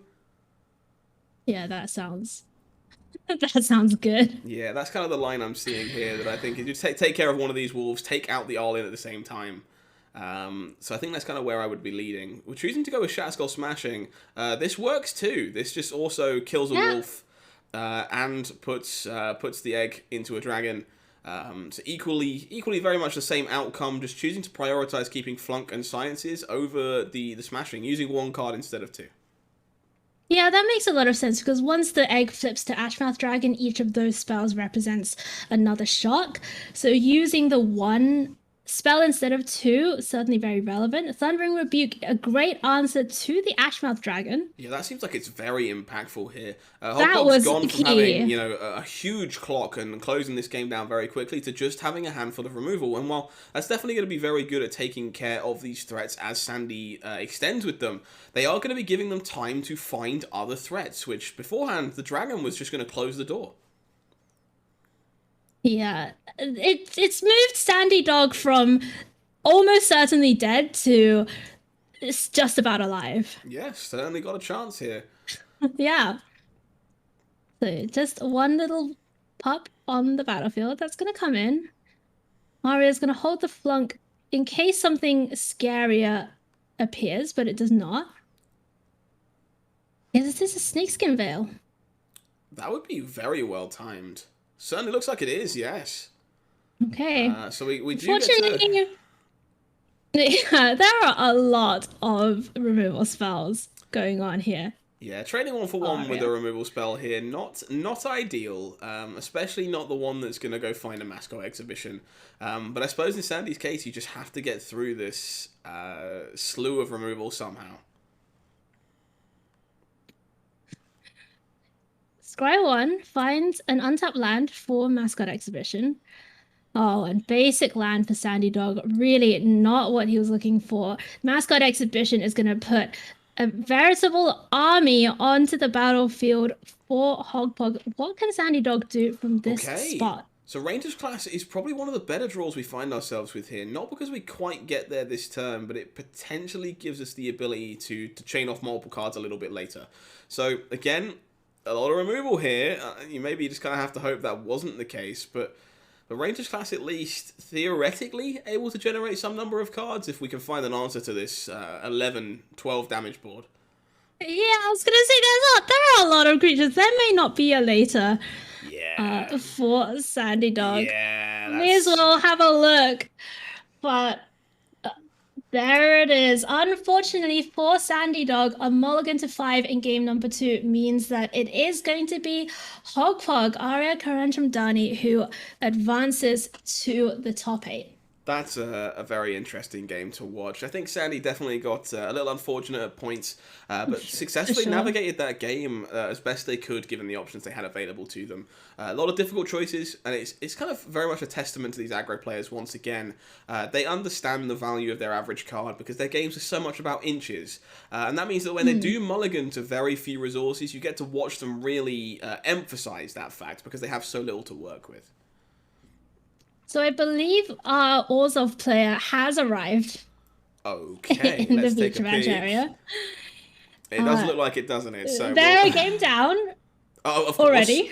All right, Of let's course. go give them some luck to try and stay alive in this one. Okay. Let's get that They've one set up. so they're a game down. We're into game number 2. We have Gotcha finding a Doomscar on the scry of a Forsaken Crossroads. Meat Hook Massacre in hand, Rite of Oblivion in the graveyard, but not a lot else to work with other than just a simple Shambling Ghast on the battlefield, along with Blood Artist and Sanguine Brushstroke. So this is a lot of removal here, but our Gruul player still has 5 cards in hand. We find ourselves looking at a game very similar to the last one we watched, actually, where it is this wall of removal against the world. Let's see if the outcome's ever so slightly different this time. So here's the Rite of Oblivion. And then Blood Artist is going to do its thing. A treasure is made off the Shambling Ghast being sacrificed. We go back over to Daft and Direct, who finds a 5th land. Oh, Volatile Arsonist is such a sweet card. The first time we've seen Arsonist, I think, in the feature match area today, but this 5-mana 4/4 with Menace and Haste comes down, pings a creature, planeswalker, and player for 1, and if it's night, actually shocks a creature, player, and planeswalker. So, pretty scary card here for Gotcha, and it's gonna have to use this Doomscar to just trade 1 for 1. Yeah, this is not good. We've still got 2 creature lands tucked away in the mana base of our Gruul deck, and also just a slew of cards in hand. Never-ending pressure, having to use the treasure here to take care of a threat, and it looks like, unfortunately, this one is all but done. Wow, and that is it for our lone non-Gruul or Rakdos player left in the field. Unfortunate there for Philip Meyer with Orzhov midrange going down to Gruul Werewolves. But congratulations to Daft and Direct, who is going through to the top 8. So let's see if we can find some more Magic, Scott, for our viewers. Certainly can. Looks like we have one of our many Gruul mirrors still on the go in this particular case, so we're going to look to head over there in just a second. I believe this is Noam, this match. It is. So we have Gnome Gold with Gruul Werewolves against Stefan Schutz, who we haven't actually seen yet today. So first time seeing Stefan today in the feature match area with the Gruul Werewolf Mirror. And it looks like it's a deciding game 3 here with Stefan, it looks like, Decidris on the play. And we'll see how this works out. We certainly shall. So a lot of moving pieces still here. I again seem to be a really big fan of these Town Razor Tyrants in this matchup. They seem to be the only threat that is a flyer. Definitely very impactful here, however, that the Stefan Schultz unable to make a play that stops these werewolves from flipping. So these Kessig Naturalists, well, they are Lords of the Ulvenwald, and these are very, very big wolves. You know, I think it's been rare for us to see a game of the mirror that the player on the draw looked like they were ahead. But I think that is kind of what we're seeing right now from Noam, who unfortunately was unable to make use of that extra mana created by the Lord of the Overworld. And here it is, Town Razor Tyrant. Yeah, this being a 5/5 here, courtesy of the pup, already challenging Gnome's mana base. She's going to need to find some more lands to I guess, cast the spells in her hand, because there was nothing left over to do from those Lord of the Oldenvolds. Really annoyingly sized, this Town Raiser Tyrant. We can't currently attack through it in any profitable manner. Hmm. Let's see what Gnome can find here off the top. It's a crucial game, game number 3. And the winner of this going through to the top 8, keeping their dream of making the set championship alive. How about this? This is Let's go. This is a great attack. I have to wonder if this is something like a Snakeskin Veil, a pump spell of some sort, or whether or not we perhaps have a 5-drop we desperately want to get into play here. Yeah, no, I'm not working with a lot of lands. No inscription in the list, so it's not that. It could be a Snakeskin Veil, could be a Brittle Blast, although you'd assume with Brittle Blast that it would have happened already before Yeah, blocks. that's the kind of thing that happens before blocks, right? I don't know, maybe this is just like a post-combat Volatile Arsonist, just to try and keep the pressure on and just thinks the attack is worthwhile, willing to trade with Town Raiser Tyrant to allow for that to come on down.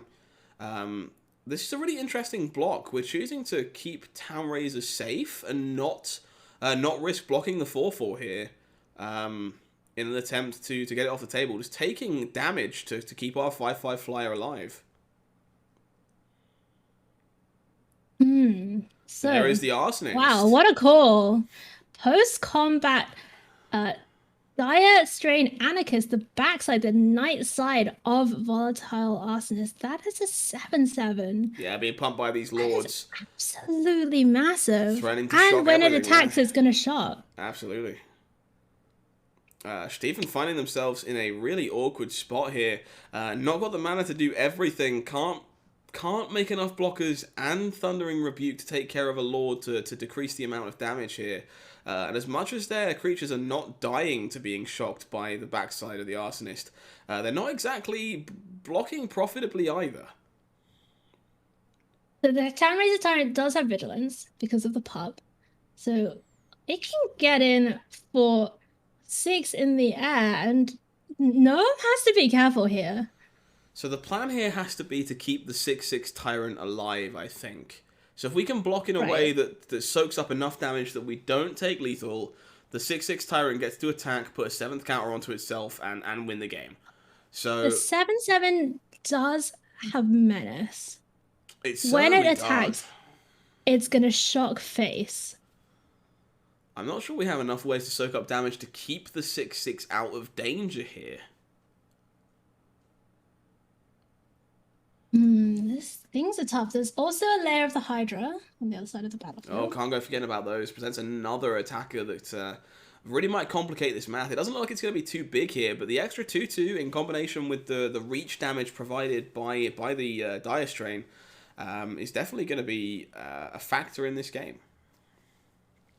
Okay, so the best thing you can do, presumably, is play the... I mean, I guess playing the Tyrant and playing Rebuke is the same, right? Like, both of them are trading with the 4/4. Tyrant technically turns off the lair of the Hydra, which might be relevant.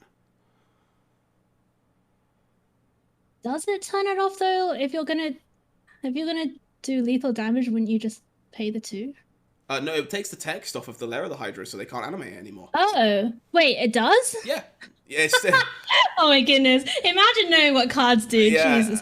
Okay. Yeah. Okay. Excellent. So we're choosing to go with the Rebuke. You're all good. Yeah, it's an easy line of text to miss, but it does other things than just burn their lands, which is great. But choosing to go with the Rebuke here, which is, I think, is actually very heads up. Removing the Lord here actually takes a lot of damage off of the table, and theoretically lets you.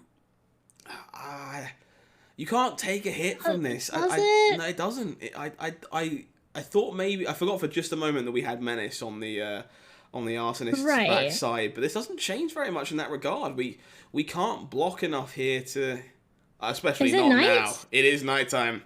This all-in is going to be a rather gruel-flavored lava axe. Yeah, that's not going to be survivable. Yeah, that looks. That's she's a 5/5 with indestructible and haste. And all Noam has to do Click attack is all. go to combat. Yeah, hit the big button. We're gonna see Noam potentially advance to the top 8 here with this big attack winning the deciding game on the draw here in the Gruul Mirror. And yeah, that's going to do it. Very, Wow, what a very impressive showing there start. from Noam's deck. Incredible. Absolutely. Noam definitely showing that the top end of this Gruul Werewolves deck definitely as dangerous as the early game. It's very capable of Scary. grinding, very capable of pumping out mass amounts of damage. Yeah, she really put on a show for us there. It was great to see. I believe that was, in fact, the last match remaining in the top 16. So we are going to have a very short break. Before we do, let's just remind everybody about MTG Arena Zone and .gg events, because you know, this is not the only set championship qualifier that we're putting on. There's going to be one every month, at least for the next couple of months. February, I believe it's later on in February that the qualifier weekend is going to happen. Am I correct, Scott? Yeah, last weekend of February for this event again. Most importantly for you folks at home, this time no qualification required. So if you are interested in playing in a set championship qualifier, you want your name on the big stage in the lights, you can come and play in February for nothing more than an entry fee, and maybe have your games featured on camera on .gg's premier tournament service. MTGAZone, another fantastic service we've talked about in detail a lot today. Brilliant website, host to all kinds of articles, all kinds of deck lists, and keep you up to date on everything MTGA and everything MTG in general. If you haven't checked out the website, I highly recommend you doing so. All right, so we'll go away for just a couple of minutes while we get the top 8 ready, bring back the top 4 fresh from their buys, and we'll crown a winner. Yeah, we'll see you in just a sec, guys. Don't go anywhere. Yeah, see you soon.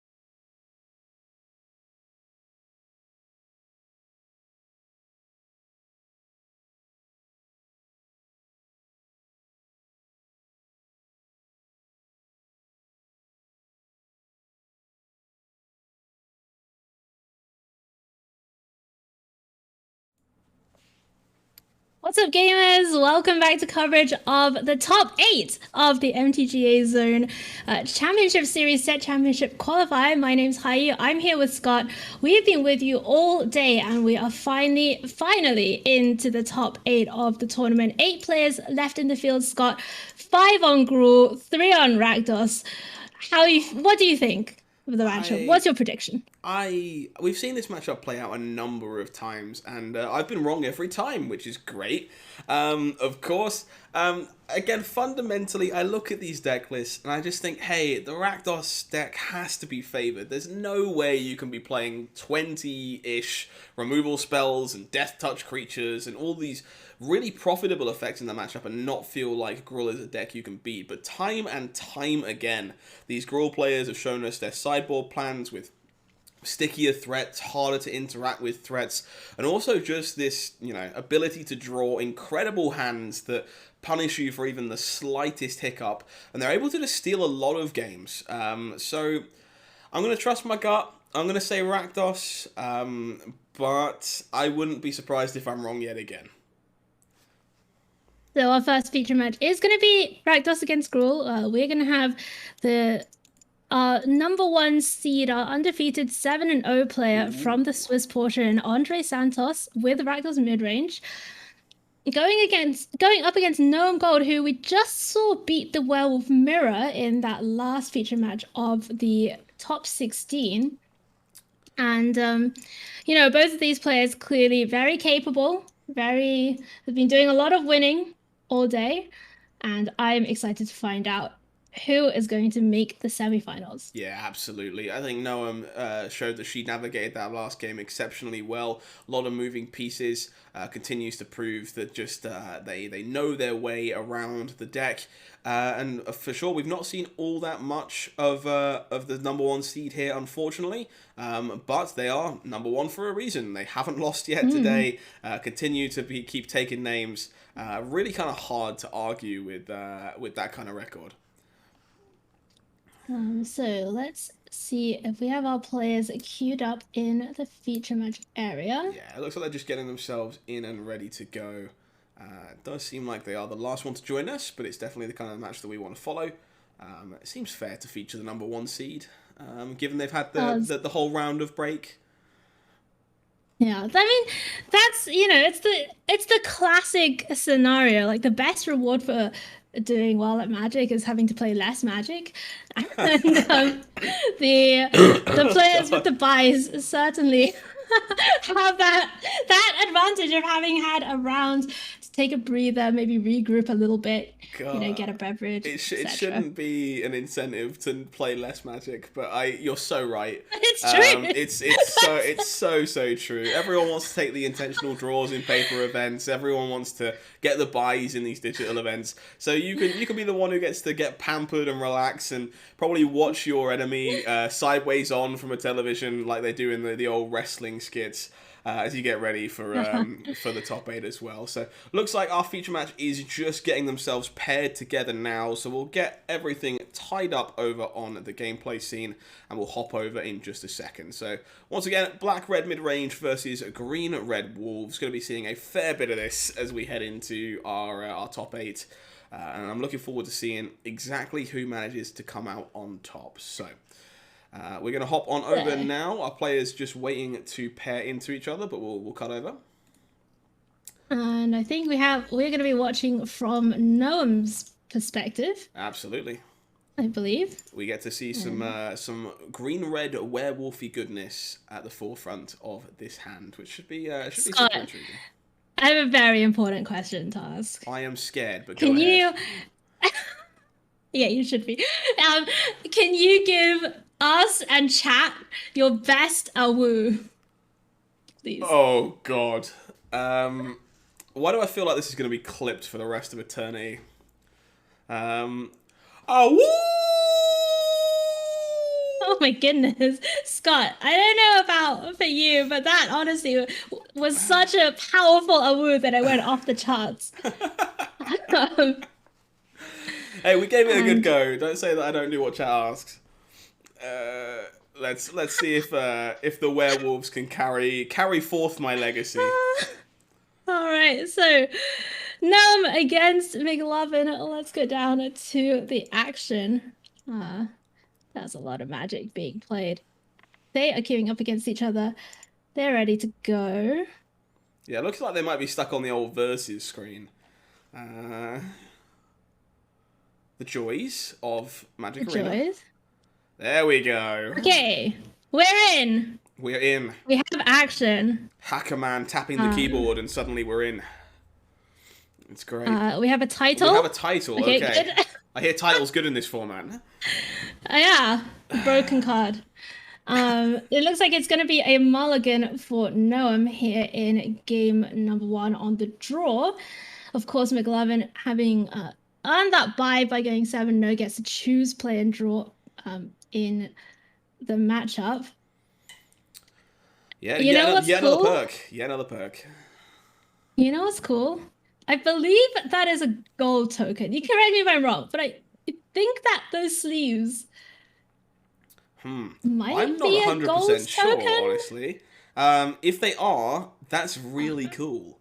That's really cool, right? I can't confirm whether or not that is a gold token, but if it is, that's like your styling on your opponents. And I love That's just great. That's just awesome. Noam clearly has some great one taste. drop. No one drop from Noam. And we'll see what McLovin does. It looks like it's going to be just a pass back. So there are quite a few 2-drops in the Rakdos deck, but most of them are removable. getting off. That's true. That is true. Perfectly on time, Tenacious Pup. It's actually not that bad here, honestly. We don't exactly have a 2-mana play, so the Pup is just fine. It's going to help bridge this gap in the curve for us, and it's going to make this this Tolvar or this Reckless Stormseeker a little bit bigger next turn.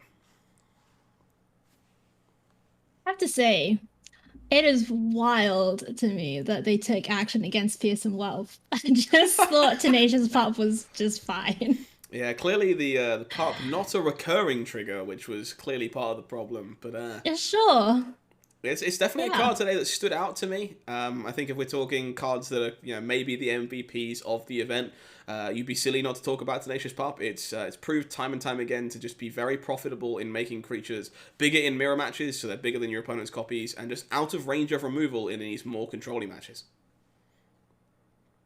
I have to agree with you there, Scott, as we see Graveyard Trespasser come down on the side for McLovin. Here's Tovalai. It's going to get a counter. Yeah, perfect example of Pup being the best here.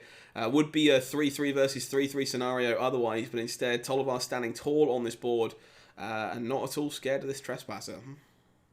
And Trample so key for Tovalar as well. Well, not if he's dead. Well, sure. Can't do anything if he's dead. No, Thundering Rebuke going to deal with that problem real quick. Electrostatic Blast drawing some cards in the process, which is very, very nice. And finding a land, probably a welcome sight here for McLovin, as the Graveyard Trespasser comes swinging on in and starts to eat away at the graveyard. Absolutely, gets that extra ding on the way out. Land here kind of huge, lets us play yet another 4-4, going to be larger than this Trespasser, and also take the text off of this Hive of the Eye Tyrant, which is a pretty big deal here potentially as well.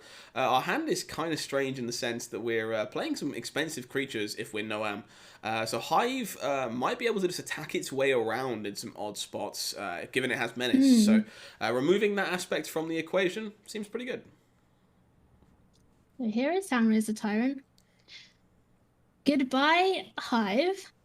We'll see whether McLovin chooses to keep it around, and does choose to keep it around. So maybe that gives us a little bit of a clue as to what the hand is looking like here for McLovin. Absolutely. Soul Shatter is going to make quick work of the Tyrant, though. I don't remember the last time I saw a creature survive against Rakdos mid-range. It's weird. No, it is just like, they're just so ephemeral, their existence. They just turn up and then a turn later they're in the bin. Bop in for a cup of tea, and then after that's done, off they go. Yeah, truly indicative of what this deck is all about. Just removing those creatures proactively and making sure that you're pressuring the opponent while you do so. Love that. Hop in for a cup of tea. Ah, It's funny because we're on a 10-minute delay, so we have no idea what chat's saying. But I would be sad if there were not a little bit of recognition of the Brits taking over the stream today on NTGAZone I in the apologize. booth. Don't apologize. Never apologize. I can't. It sounds silly to say, but I've got a channel point redemption on my channel for people to make me wear a monocle and top hat, so I embrace it. Oh my I goodness. am very British, and there's very little I can do about it. Oh, no, it's actually great. So I moved over. I live in Canada now, and in North America, Scott, British accent privilege is a real thing. Like, it's a real tangible effect. People think that anything you say sounds smart to them. We're gonna have It's to have great. a conversation about cost of living later on.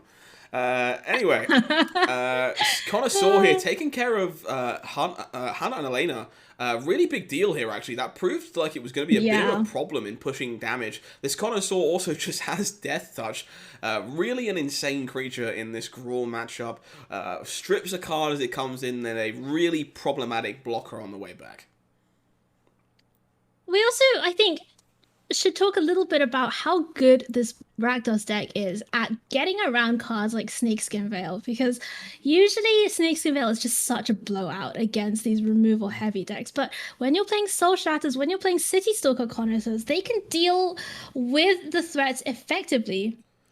Definitely seems like a Without very conscious really, choice. yeah, without really like running into Snakeskin Veil all that much. Yeah, you tend to find Snakeskin Veil is a one-of in the main board of a lot of these Werewolves decks. Sometimes the second copy finds itself in the sideboard for matchups like this, but we're finding that's the case increasingly less. A lot of these Gruul pilots realizing that Snakeskin Veil not quite as good as it used to be in matchups like this one. Still gonna do some work here, of course, to protect against Thundering Rebuke.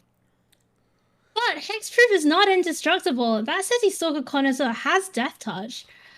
Certainly does. So, you know, are you gonna go down to 5? I think you might Yeah. have to here. This is not a profitable exchange. It's not great. You don't want to use your Snakeskin Veil to protect your creature just so it can trade with a City Stalker Connoisseur. Forest not the Basic best option Forest. here either. Wouldn't be surprised to see us attacking here and using Lair of the Hydra to try and keep ourselves alive. That line, admittedly, very soft to a removal spell, but I'm not entirely sure we're beating many more of those anyway. You do, you know, that is a fair point. I can definitely see maybe just attacking with the one Yeah, Stormseeker. attacking one is definitely correct here. We're going to put the pumps onto one, mostly because we have to be able to beat Den of the Bugbear as well. Which Right. is yet another thing. So choosing not to attack in this case, I can't say I'm a fan of this. I just don't see how this is ever winning the game. Yeah, being dead to a removal spell is terrible. And definitely would have Oh got my me killed goodness. in this exact spot. Definitely would have gotten you Which would killed. have got me killed, which is that's the reason I'm in the booth. But yeah, I just don't think this draw as things stand is likely to be beating very many removal spells with only 5 life left to play with anyway. So I think we have to start pressuring in some capacity and just kind of hope their hand is like lands somehow. I mean, the Graveyard Glutton can just start eating creatures as well. So if there are 2 creatures in the graveyard, which it looks like there's at least one, this could just be lethal Yeah, straight this is away. looking really problematic. Not often is flipping to nighttime a bad thing for the werewolf player, but in this particular case, Graveyard Trespasser gaining its bonus abilities, courtesy of it being nighttime, which if there is 2 creatures tucked away down there, which I believe there are, that presents a significant increase in damage, even though it is only just the 1 point. Okay, well, here comes the team. We're going to find out if there are 2 creatures to eat. There's at least Reckless Stormseeker for... No, I believe there are not 2 creatures because that other card is a Snakeskin Veil. So we only get to ping for the single point here. But still, there's no way, I think, to block 4 damage given that there's that 1/1 made by Den of the Yeah. Bugbear as well. And that is going to do it for game number 1, going to McLuffin on the Rakdos midrange deck. Yeah, definitely kind of indicative of my beliefs of this matchup, but I do think this gets better for the Gruul player post-board. I think if the Gruul deck is able to steal game one in this matchup, it's a really, really big deal.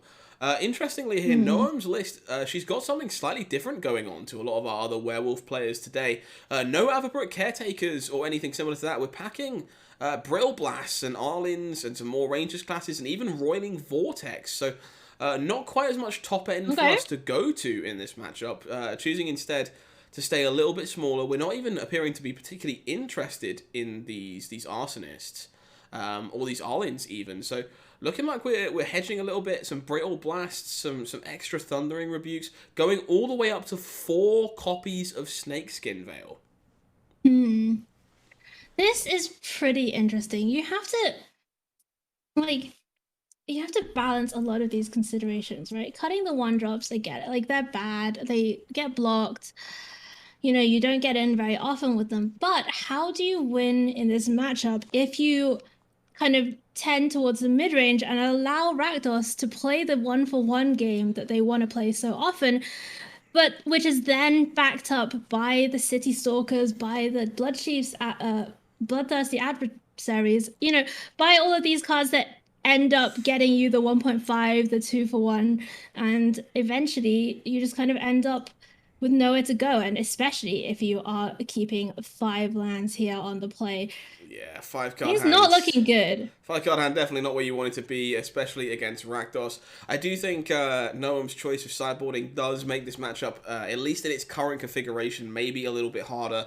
I think Snakeskin Veil can often be the best card in your deck in this matchup, but as we kind of mentioned earlier on, a number of these Rakdos decks moving away from the targeted removal, playing more cards like Soul Shatter to kind of invalidate that card, where you'd much rather just have these Avabrook Caretakers and like Arlins that we've seen from other players today, just to have more threat density as opposed to trying to protect the threats that you do have. Either way, 5 card hand, probably not the best of starts. So let's see what McLovin, our Rakdos player, is working with. And when you're playing against somebody that went 7-0 today in this field, you know that A, they played Gruul Werewolves a lot. Like that's unavoidable. Yeah, it's And B, they've beaten Gruul Werewolves. So it's a scary prospect, but no, I'm getting off to uh, a Ranger class on turn number 2, so that's going to be able to provide some power and toughness and this maybe some value later on. this is about as good as a start, really, as you can expect on a 5 card hand. And I actually really like the decision to not lead on Rahilda here. Obviously, the Smouldering Egg would have got in the way either way, but I do think the Rahilda was, up until the point where we drew the pack leader, the more valuable card. So holding on to it to potentially pair alongside Snakeskin Veil seemed really Hmm. valuable. You would much rather lose the Wolf from this Ranger's class to a removal spell than your Rahilda. That's changed a little, given that we have seen the Smouldering Egg come down. Sadly, we do miss a land drop, so I do actually really like leveling Ranger's class here. Yeah, leveling Ranger class is pretty smart because, if your opponent has a piece of removal for the wolf, fine. But if they don't have that piece of removal for the wolf, like if they just play like a 3 drop, a 3/3 for 3, of which the deck is full, you can pretty, happily get that wolf to be bigger on the next attack. As things stand, though, McLovin does have the Igneous Inspiration, 4 copies in the deck, finds Environmental Sciences. There's a third land for Noam. Yeah, I think this was a very, very well sequenced by Noam. Identifying that they need something to go right for them to win this game, needed to draw the land to be able to pair alongside Snakeskin Veil, maybe needed to fade the removal spell to make their wolf get out of range. I think these are really hard choices to make when you are behind, having mulliganed and lost a lot of resources. You have to take chances, you have to figure out what winning this game looks like, and sometimes that is taking risks and making what appear to be somewhat unoptimal plays. But in this case, they give you that option to get back in the door. So McLovin, we know, has Environmental Sciences. We certainly do. So at least 5 counters on this egg in theory. I think this is a fantastic inclusion to this Rakdos mid-range deck. I haven't actually seen much of Smoldering Egg prior to this weekend in this archetype, and the more I think about it as a sideboard card, the more I really, really like it, especially in this matchup. Fantastic early blocker, plays exceptionally well with all this cheap interaction, ends a game very quickly. Seems like a great sideboard choice. Yeah, really nice. And Townraiser Tyrant of McLovin's own. Rename this deck Rakdos Dragons because it's all up in the air for McLovin. Bunch of 4/4 flyers. Interesting. Wow. So aggressively Snakeskin veiling the Rahilda here? This allows you to attack what does this with it. achieve? So we have an active Rangers class. So this lets us attack for 4 with a first striking creature, which is pretty valuable here. We do choose to take the hit to potentially play out Townraiser, getting rewarded by drawing a 1-mana spell we can pair alongside our stuff. This could be huge. This could actually be an incredible blowout if there's any kind of block made here. We have first strike anyway. But no doubt this Smoldering Egg is going to try and get itself to a point where it can challenge these werewolves. Maybe a removal spell tries to take care of Rahilda, and now we have a way of preventing that from happening. Wow. Rahilda not being able to find lands has a couple of times we've discovered been a little bit suboptimal. Like sometimes you just want to find a land off your opponent's deck. Absolutely. I think it's actually a very cute and somewhat innocuous part of Rahilda's design, and it's fair to say very deliberate too. The wording is very specific. I love the fact it's always going to find you cards to play when you're looking for spells in the late game, but it does mean in spots like this you don't get to make land drops in spots where you were never going to make land drops. Alright, so back over to McLovin. Could potentially flip the egg with a series of spells this turn. Could just attack with the Tyrant. Could make no attacks at all, depending on what's going on. Oh my goodness. This is a really good Snakeskin Veil. This egg is flipping, however. We might be in race mode. The Snakeskin Veil is forced. You have to save your Rahilda here. Oh, absolutely.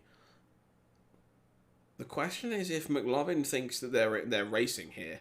Wow, this Spikefield Hazard is huge. This is taking Spikefield Hazard is a bolt, just straight up lightning bolt on the Werewolf Pack Leader, thanks to Ashrath Dragon.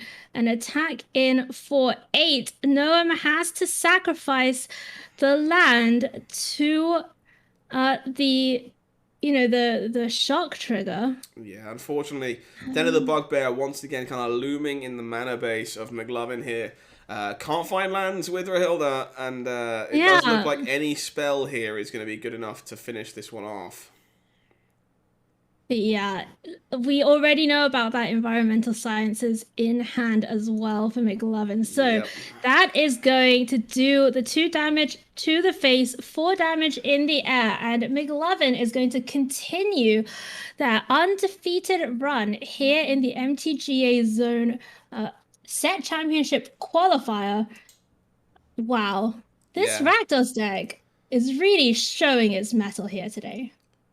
I think so. It's very clear to me that this Rakdos deck has been tailored to this expected environment. A lot of sideboard choices, lots of removal being chosen because of how good it is in the face of Gruul Werewolves, in the face of Snakeskin Veil, and the people that have kind of put the work in to figuring that out are being rewarded for their time and their dedication in doing so. So, looks like we still have some more magic going. Looks like we have the ability to hop on over to a Gruul Werewolves Mirror. This is Daft and Direct versus Terabad at this moment in time. Looks like they are in game number 3. Looks like game 3 to me. So we'll get you over to that one in just a second for a little more of that Werewolves Mirror. Let's do that. So it looks like Terabad on the offensive here, coming across with Rahilda and Reckless Stormseeker. This attack is pretty insane. Attacking the 2/3 into the 3/3, almost just bluffing a snakeskin veil here. Got to admire the confidence. It's really hard to call this I bluff. love it. I love it so much. Just get in. They're not going to trade their pack leader for a snakeskin veil. I'm never going to block here. Never. And you know, you kind of get it, right? Like Terrapad only the one card in hand. Oh yeah. Oh, Take yeah. a Taking a screenshot. Love it. screenshot. Oh. The one card in hand. Just Dart and Direct is like, what could this be? Like, it's obviously the Telegraph is the snakeskin veil, but do you call here if you're Dart and Direct and risk losing your only creature on board to a snakeskin veil? And the answer is no. Oh, what an incredible attack, honestly. Nice. Pretty much explains itself when you see the Terrabad decides to screenshot that moment. Yeah, truly So good. a line that a lot of people just will never see. And yeah, but as you push in all this extra damage, which time and time again we've seen this incidental damage to be super important in this mirror match. Dart and Direct, though, does have the 4th land, so can deploy 2 spells this turn. It's going to be another Werewolf Pack Leader, followed by Ranger class. And now we go back over to Terrabad, and it's just hilarious. Like, Dart Do and you commit Direct. to the bluff again? Well, this time it's a little tough. So if we Thundering Right? Rebuke one of these pack leaders and attack with Rahilda and Stormseeker again. But this time you can double block with the pack I leader. guess and the that's werewolf. true, yeah. There is 2 more bodies in the way now. I'm just a sucker Right. for sweet attacks, fine. I I know. guess we can't. And this is actually also an interesting spot if you're on the other side of the battlefield, because if Terrabad, you know, represents the snakeskin veil again, do you continue believing it? Or at what point do you have to say, well, I just have to call this bluff? It'll be super intriguing to me if we fire off this Thundering Rebuke and don't play the land. Oh my lord. They're going for it again. The Rahilda here has Oh my first goodness. strike, just continuing to represent the blowout I love potential from this, which is great. Yeah, this is a really smooth attack, and also guarantees you a Reckless Stormseeker by the looks of it. Is it a blowout if you, just throw everything. I love this. Dart and Direct says, you know what? Because everybody, I don't want to figure this out. whole team, if you have something, go ahead and do it. I'm going to make sure that the Snakeskin Veil does not blow me out. Yes, Yeah, there we and go. okay, so Terrabad at least does get to play that free Reckless Stormseeker. I think this was actually a very good exchange. We got to kind of one for half here. We got to take a free card from Rahilda while trading for a pack leader. And this game is pretty face up at this point. Both players very limited amounts of resources, so those trades all matter. And importantly, for Terrabad, Dart and Direct once again does not get to draw a card off Werewolf Pack Leader.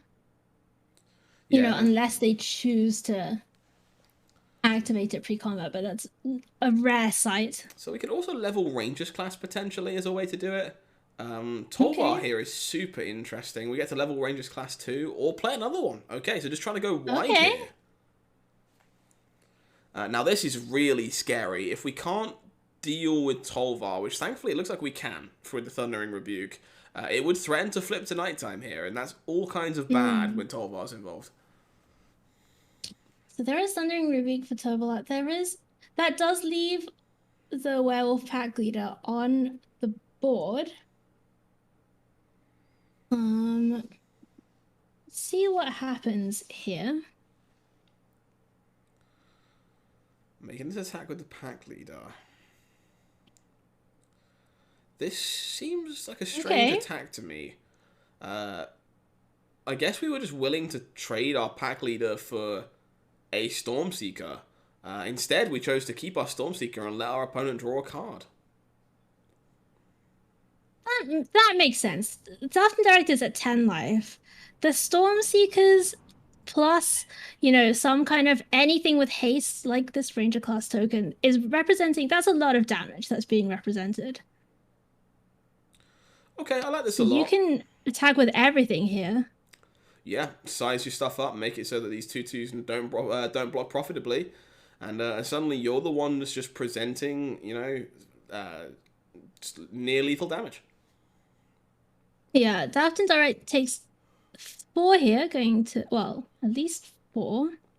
I like this block quite a lot. It's a little risky to take this much damage, but Interesting. being able to You keep a like this wolf over alive. trading for the 2?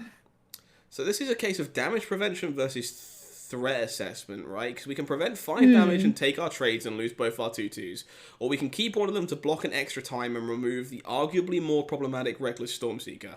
And that's really close when you're on 10 life. I think if we maybe were on 12 or 13, the block on the Stormseeker is a lot easier. But taking 5 life Yeah. here is very, very dangerous, and you can see that it's causing a lot of indecisiveness here. Well, it's more than 5, right? Like it's like 7. So if we traded for the Like that's 3/2 and the a 2/2, we'd have prevented 5 at least. right. Sorry. Yeah, I meant if you're double blocking the Stormseeker, you're taking 7, and that's a lot. Yeah, of course. Um, 70% of your life total. And Yeah, it's interesting, right? Because this 2/2 that survives gets to block again, which arguably prevents more damage in the future, equaling about the same amount total, while getting rid of a Stormseeker instead. That being said, that's not free. Again, that block is a lot easier to make if you've got a little bit more life to play with. Going to 3 is exceptionally dangerous. what a great turn though for Dafton Direct. Gets to play a Thundering Rebuke, take out the remaining Stormseeker. Finds Yeah. Rahilda, able to level up one of the ranger classes as well. Terabad And getting now kind of punished Terabad here, actually, because their crossroads super is on punished. red. They can't level and play a pack Oh, leader. oh my goodness. That's so unfortunate here in the key stages of game number 3, the deciding game here in the quarterfinals between Terabad and Dafton Direct. Rahilda is another problem on the other side of the Oh, this battlefield. would be so much better if we could do both things. I'm kind of leaning towards forcing a block with the werewolf pack leader on our 2/2 and just presenting lethal, because I feel like if we're casting another pack leader and our opponent is going to gets to go at the top of their deck with Rangers class, that they're just going to find way more action than us. Yeah, I mean, there are a lot of considerations as well because your opponent is at 3, so maybe there's some shot that in the future, like on a future turn, you can string together enough small things. You have a layer of the Hydra, like maybe there's just enough bits and pieces of damage here and there to get through before these ranger classes can really, the 2 ranger classes on the other side of the battlefield can start to take over the game. Yeah, so I think it's very likely we spend 4 mana this turn leveling the Rangers class that's already leveled and taking a peek at the top card of our library, but there is an argument perhaps to spending that mana instead to activate your Werewolf Pack Leader. That's going to guarantee you a card drawn from the attack, while also guaranteeing some amount of damage. I think the long-term play is better here. Leveling Rangers class just gives you a lot more options in your future turns without being quite as mana intensive later. But definitely a consideration to guaranteeing the card draw from attacking with a pack leader too. There's also some thought to maybe just attacking with Rahilda. Interesting. That's You're going to be very a right, 3/3 yeah. with first strike.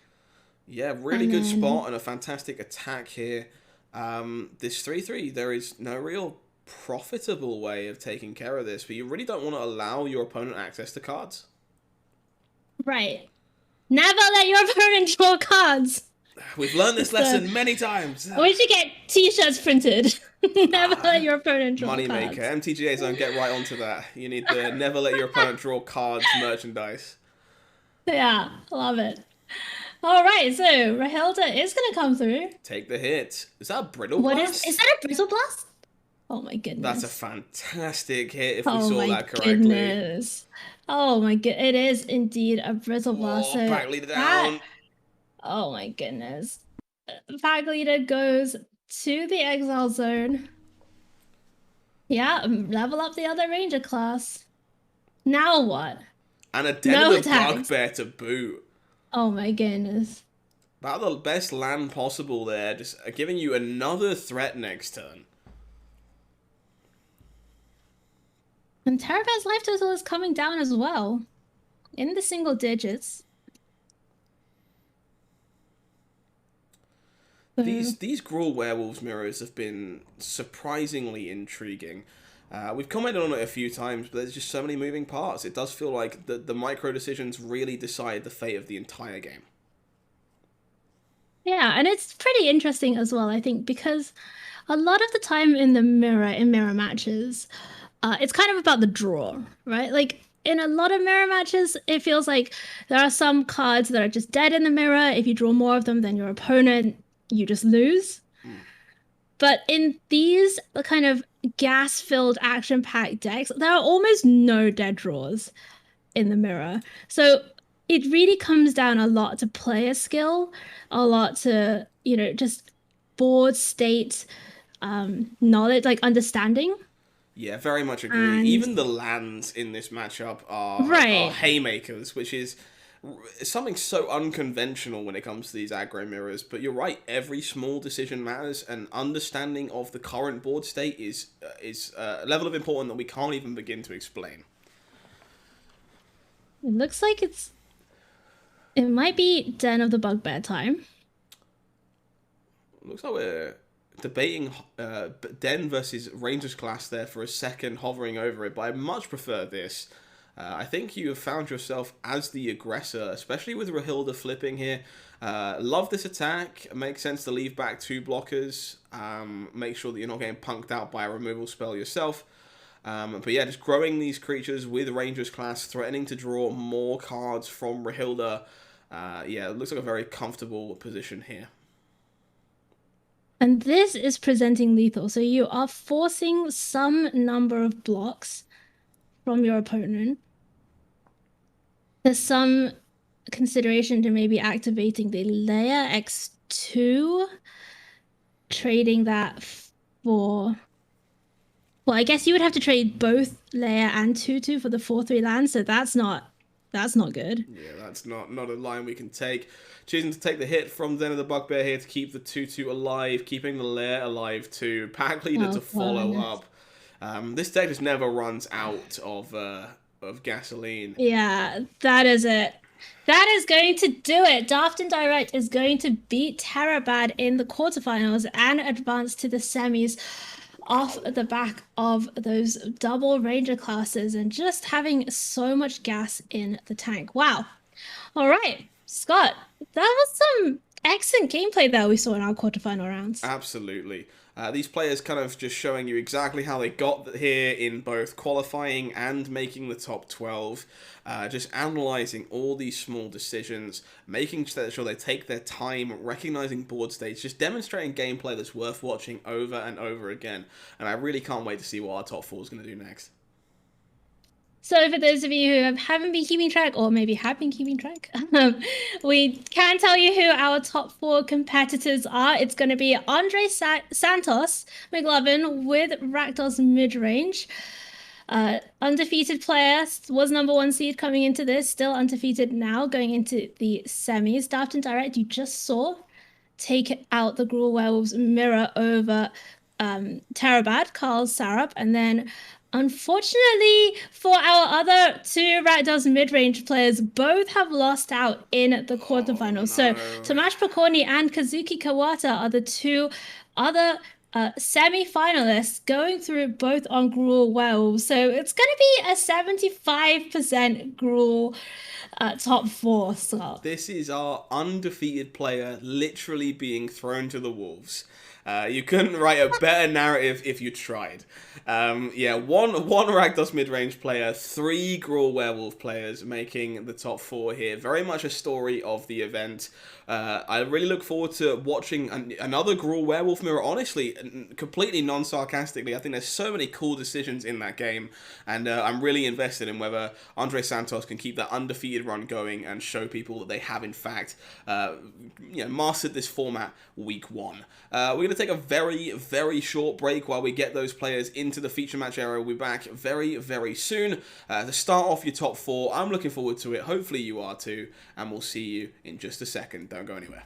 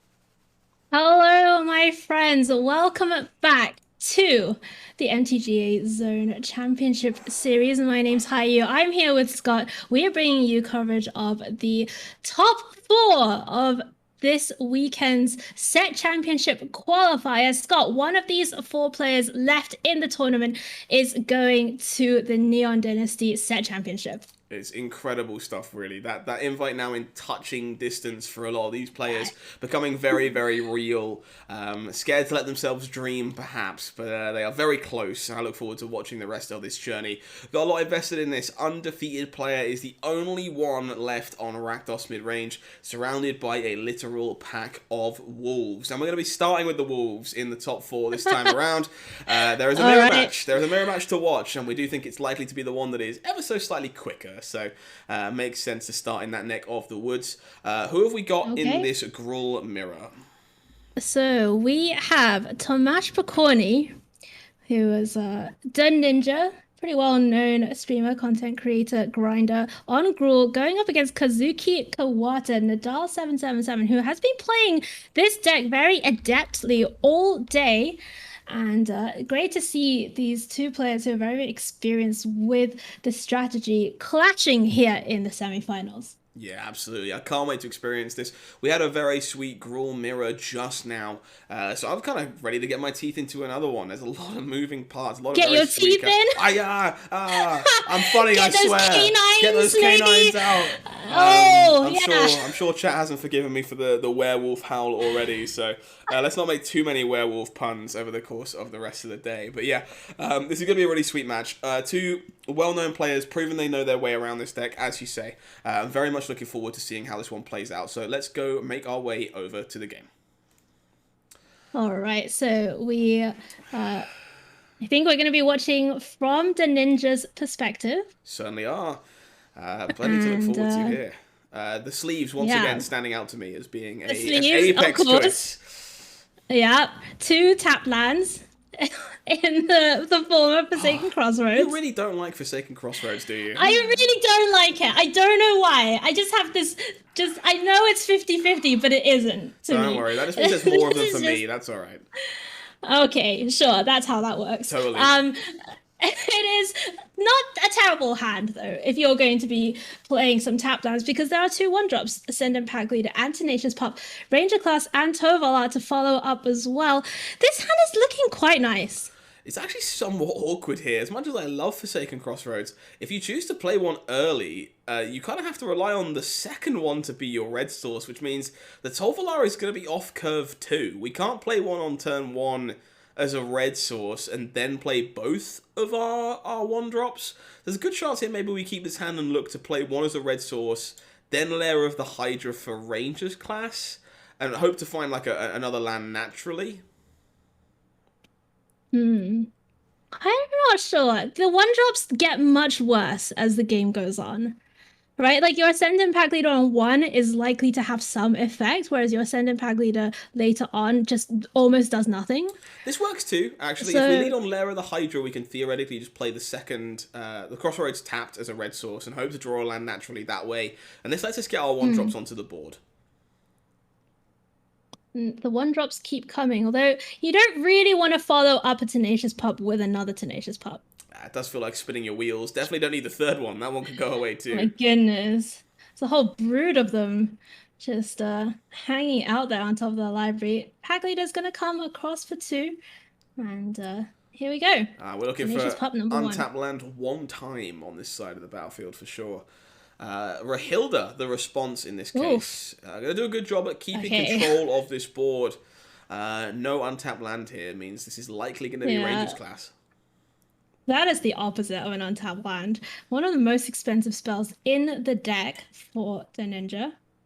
Pretty impactful later on, though. Absolutely. Finding the 4th land on top of the scry means we are a lot closer to that Arsonist, too. And no attacks available. Rahilda does have first strike even when it's day. So gotta love the little double check there for a second. Hover over the Rahilda. Just make sure it's still got first strike. You gotta make sure, okay? They haven't altered this card while we've been playing, no? Okay, good. Stranger things have happened. There are always, those urban myths of tournaments going on while a card's being banned halfway through a tournament. The live rebalance. My deck's no longer legal after round 4. Yeah. So land really solid here. This gives us the option of like Pup into Tolvar, or I guess probably just Tolvar into Pup, honestly. To have that static ability still looming for the Arsonist. Right. Yeah, it makes a lot of sense. I think you definitely want that the Tovola into the pub. If Tenacious Pub a cast trigger or is it an ETB trigger? That is a very good question. It's an ETB trigger, right? Yeah. I think So, so. okay, Scott, hear me out. Okay, you've What got me. if what if you Coco into two pubs and then cast the thing, and then you get, I guess you get double trample and double vigilance. That's how magic I've works, heard right? double trample is pretty good. That's definitely a keyword that stacks. Yeah, love it. Good stuff. Yeah, Deninja here definitely agreeing with us, choosing to play the pup out after their Tollivar. It does mean that the Hmm. Tollivar was the biggest creature on the board up until this Town Raiser Tyrant. Yeah, that is a big dragon. Dragon. Definitely one of my favourite cards from the Alchemy drop. Really big fan of Town Raiser Tyrant. Just feeling your Daenerys Targaryen like mood. I've been called worse. And it is night. It is now. Tollivar forcing in the issue. Oh, that is Yeah, no, unfortunately. we agree. We Yeah. agree. I'm Oh, so if sorry, that Tomas. were, oh my goodness, if that were an untapped land, we would see the Dire Strain Anarchist side of Volatile Awesomeness come down, shoot Rahilda, and question mark, profit. But Yeah, something to that effect. Yeah. like, Oh, I've never seen such a frustrating layer of the Hydra, and it clearly was the Ninja so agreeing with us. annoying. Yeah. May have to just level up Ranger class. This is a reasonable attack, right? You're gonna trade Tovola probably for their Tyrant, maybe for their Tovola. Interesting. I'd be interested to see whether or not this is a situation where Tollivar's trade. I feel like the one that is staring next to a flyer is probably less likely to be able to draw cards. So I think I would lean towards taking the trade here myself if it's offered. Yeah, it makes sense because your opponent has so many wolves.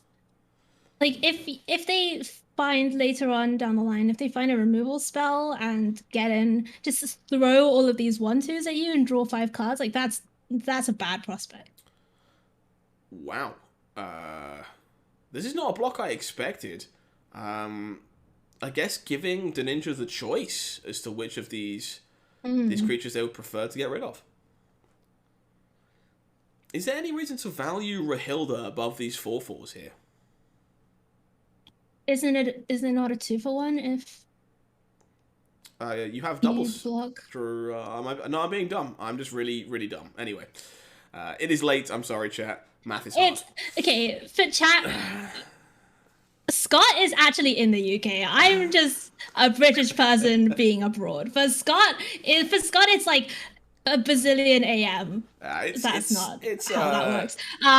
It's like it's pushing it's a late towards 1 a.m. shift. at this point. It's definitely a late shift. So the fact I Okay, failed to do yeah. 4+2, not lost on me. Enjoy. But we got there. We figured it out. So it is the double block. What are you killing here? This is really a tough one. I think I like this. I don't think you can afford to trade your Tollivar without taking theirs. I Right. don't mind leaving the flyer alive, given that we're at 20. It's less likely to be a problem that we take too much damage we can't stomach. I think leaving our opponent with the ability to give Rahilda trample when it's got double strike, probably way more problematic. Yeah, I agree. I think taking the trade there definitely the right approach, but that is going to leave the way open for Nadal to come through with Town Raiser Tyrant. And I will say, Nadal's namesake, the Spanish tennis player, has also just won the Australian Open this weekend.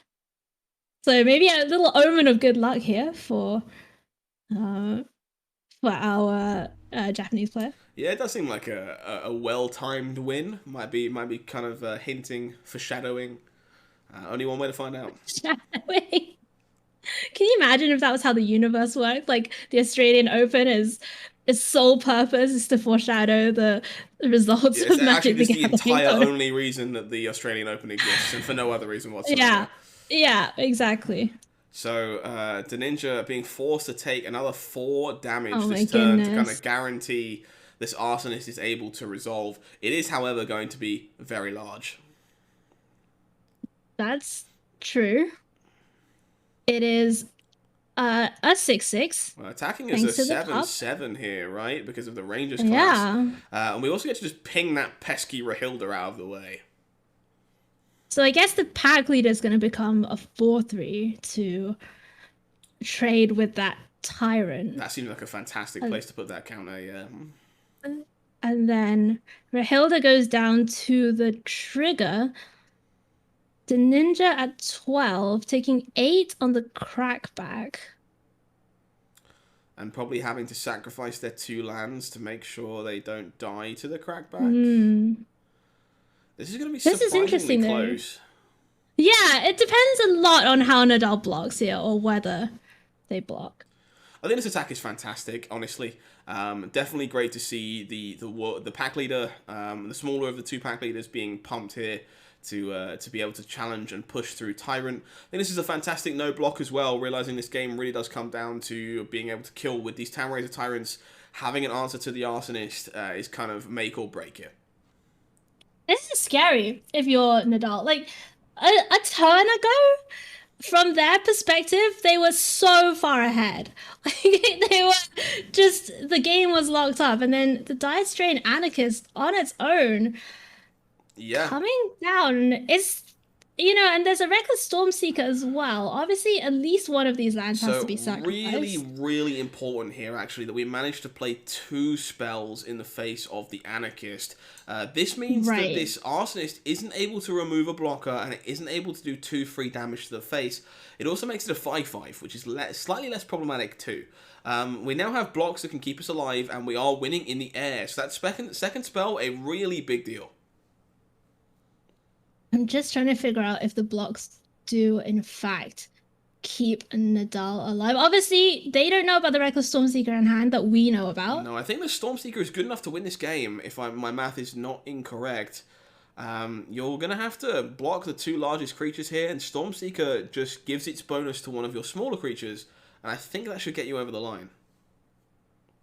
Yeah, the 4/3 gets blocked. The 5/5 has Menace as well, so that can't get blocked.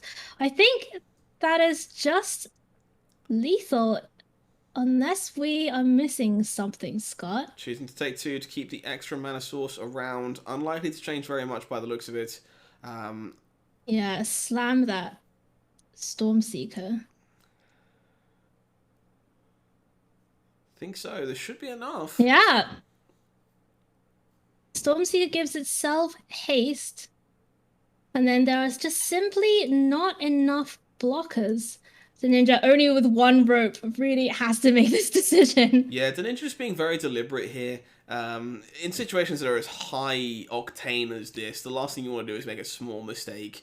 It's so easy to forget that your Arsonist has Menace and not attack. So just definitely take the time to kind of just double check everything in these spots that look to be very game winning. I love this as well. Put the counter on the menace creature. Yeah, And this locks it up real tight. wow. Really Wow, sweet game. what a game. What a game. Very from well the navigated, ninja. honestly, by both players. Yeah. Amazingly, that Tollivar trade spot ended up being super important. Made sure to offer card denial in the face of the opposite, basically being given piles of card advantage.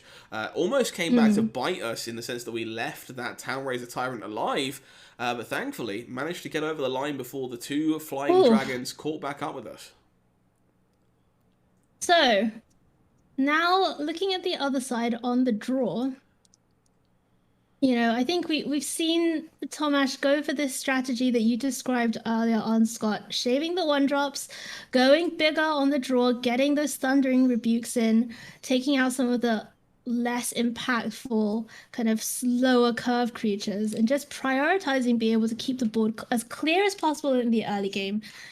and then finishing off with a big 5 or 6 drop. Yeah, 100%. I think this is definitely the way to navigate this matchup. It's been proven by a lot of our players today. Just remove those creatures that are unable to get in profitable attacks at any point during the game. The Ascendant Pack Leaders and the Kessig Naturalists are definitely the worst offenders for this. They're just never going to profitably be able to push damage in the mirror match. Replace those cards with more expensive, stickier, harder to handle threats and cheap, efficient removal. That's where you want to be. Thinking about the cut, Ranger class candidate for going. Looks like we're deciding between it and the Arsonist. I'm actually kind of seeing it's like surprised to see Rangers class prioritized over the Arsonist here, but it makes a number of some amount of sense. Rangers class is going to provide you with the ability to funnel your draws in a long game, perhaps find you multiple threats, which does seem like it's going to be more important in a world where your opponent is also bringing in more removal. That you can expect them to be bringing in their own Brittle Blast, their own Thundering Rebuke. So the Arsonist all alone, fantastic card, pushes a lot of damage, but very susceptible to those cards. So keeping the card in our deck that lets us perhaps grind and avoid some of that removal and find replacements seems like it's probably correct. And, you know, as we were talking about, if you're expecting your opponent in the mirror to have a similar outlook on it compared with your outlook, you can also expect them to be cutting their 1-drops, cutting the smaller creatures that Volatile Arsonist isn't as good against if those X1s and X2s aren't in the deck. Yeah, couldn't agree more. Really heads up sideboarding here by Ninja. This hand, however, this poses some similar questions to Sandy Dog's hand earlier on. Can you keep this if you accept the Crossroads is just a tapped forest? Oh, we'll see. We'll see whether Ninja loves the Werewolf Pack Leader, prioritizes it as much as Sandy Dog. We know what Sandy Dog would do here. So, well, let's find out. I'm excited. Like that's another fantastic merchandise ideal there. We need some "What would Sandy Dog do" bracelets. Oh, 100%. I actually have for my control decks, I have the opposite. I have "What would Waffa Taffa do?" I'm just an absolute huge fan of. It's a way of life. Yeah, Waffo, definitely the pinnacle of control magic, and definitely a role model to many young mages. I will say that this, I think, has been the first tournament for quite some time that has been so dominated by these aggro decks and so little about counterspells and about control. So it's nice. It's a nice change of pace, Scott, to be able to cover this event. 100%. It's very telling of a week one environment. Lots of new changes, lots of cards playing differently. Makes sense that the aggressive shells that didn't have any cards changed are kind of flourishing here. They're the ones who get to benefit from the fact that you know, you're an aggro deck punishing people, messing around and missing hand drops. And instead, you get to be the one putting the pressure on. Speaking of pressure... Yeah, the Ninja really mourning the fact that this Rahilda came down with the +1/+1 counter from the pup, because that Burning Hands was ready to take out, you know, any 2-drop. If it was Werewolf Pack Leader, it could have taken it out. But the exact card Rahilda. Yeah, this is actually with the counter on. A pretty incredible punish, because the Ninja made the choice to play that Crossroads as a red land, meaning that their own pack leader here just isn't an option. They assumed they were going to be playing a Burning Hands on turn 2 in response to the 2-drop, and their opponent happened to play the only 2-drop. They couldn't Burning Hands. And now we're going to see Rahilda start to do some work. Found a Ranger class. That's a 2-drop that can be played this turn.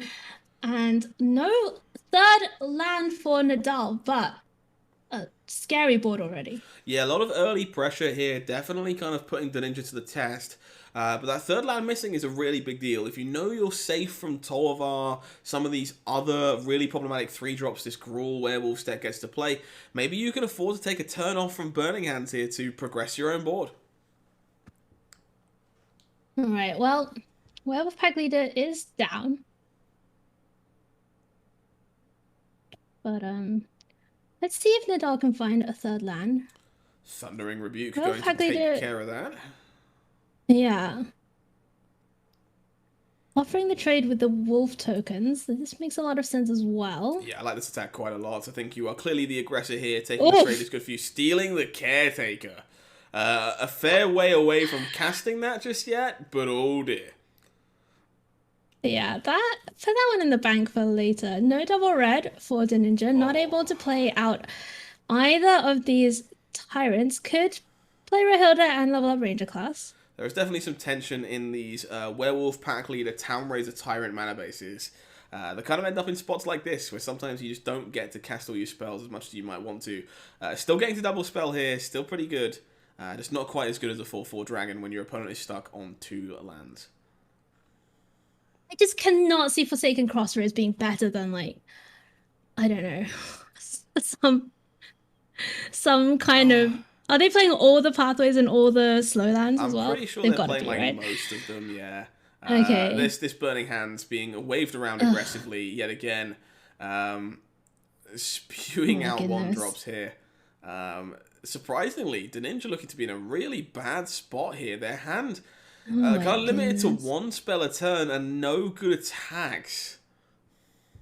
Just every draw has been so awkward. No double red for the Tyrants. No 5th land for Ren and 7, which would have been a decent play here to, you know, hold down the board with like a 5/5. No ability to use both Thundering Rebuke and Burning Hands. Holds Rahilda back on the blocks.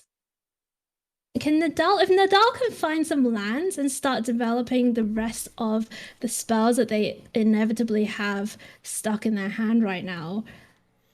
Oh my goodness. Yeah, see, I do actually like leaving this Rahilda back quite a bit. I sympathise with the sad Hedron here. But I think trying to get yourself to a position where you can cast these spells in your hand is where you want to be.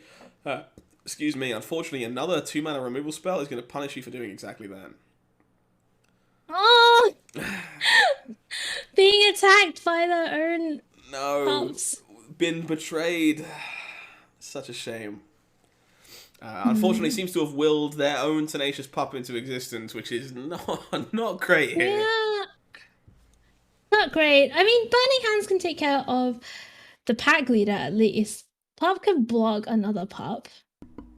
The things, you know, and your opponent is stuck on lands. But the problem with this situation is, you know that when your opponent finds those lands, it's just all gas. Yeah, this is kind of the stereotypical story of you know, Flood versus Screw. In this case, just kind of like Color Screw versus Screw. You know your opponent's hand is just going to be chock full of all the best cards in the matchup. They took a chance on the hand for a reason. So when they do finally unlock it, well, you are going to be in a lot of trouble. So this is potentially taking 4. The Ninja can use Burning Hands to take out the 3/2, but then, you know, Tovola remains alive. We also draw. Do you beat? We also draw cards this way. If we Burning Hands the Tovola, we stop that, but we take more damage, which I'm not sure we can afford to do here. I'm not sure the Ninja can either. I think you just have to bite the bullet. Stop trying. Try not to die. Unfortunately. Take notes, chat. Try not certainly, to die. Yeah, try not to die. Certainly between a rock and a hard place here. Yeah, absolutely. None of these decisions feel particularly good. I think the margin of error is likely to be mostly irrelevant, but these are the kind of choices that do decide games sometimes, especially if we draw like a red land here. It opens up a lot of avenues. So there is a fair bit to think about here. You don't want a small decision that you overthought or underthought to cost you this game.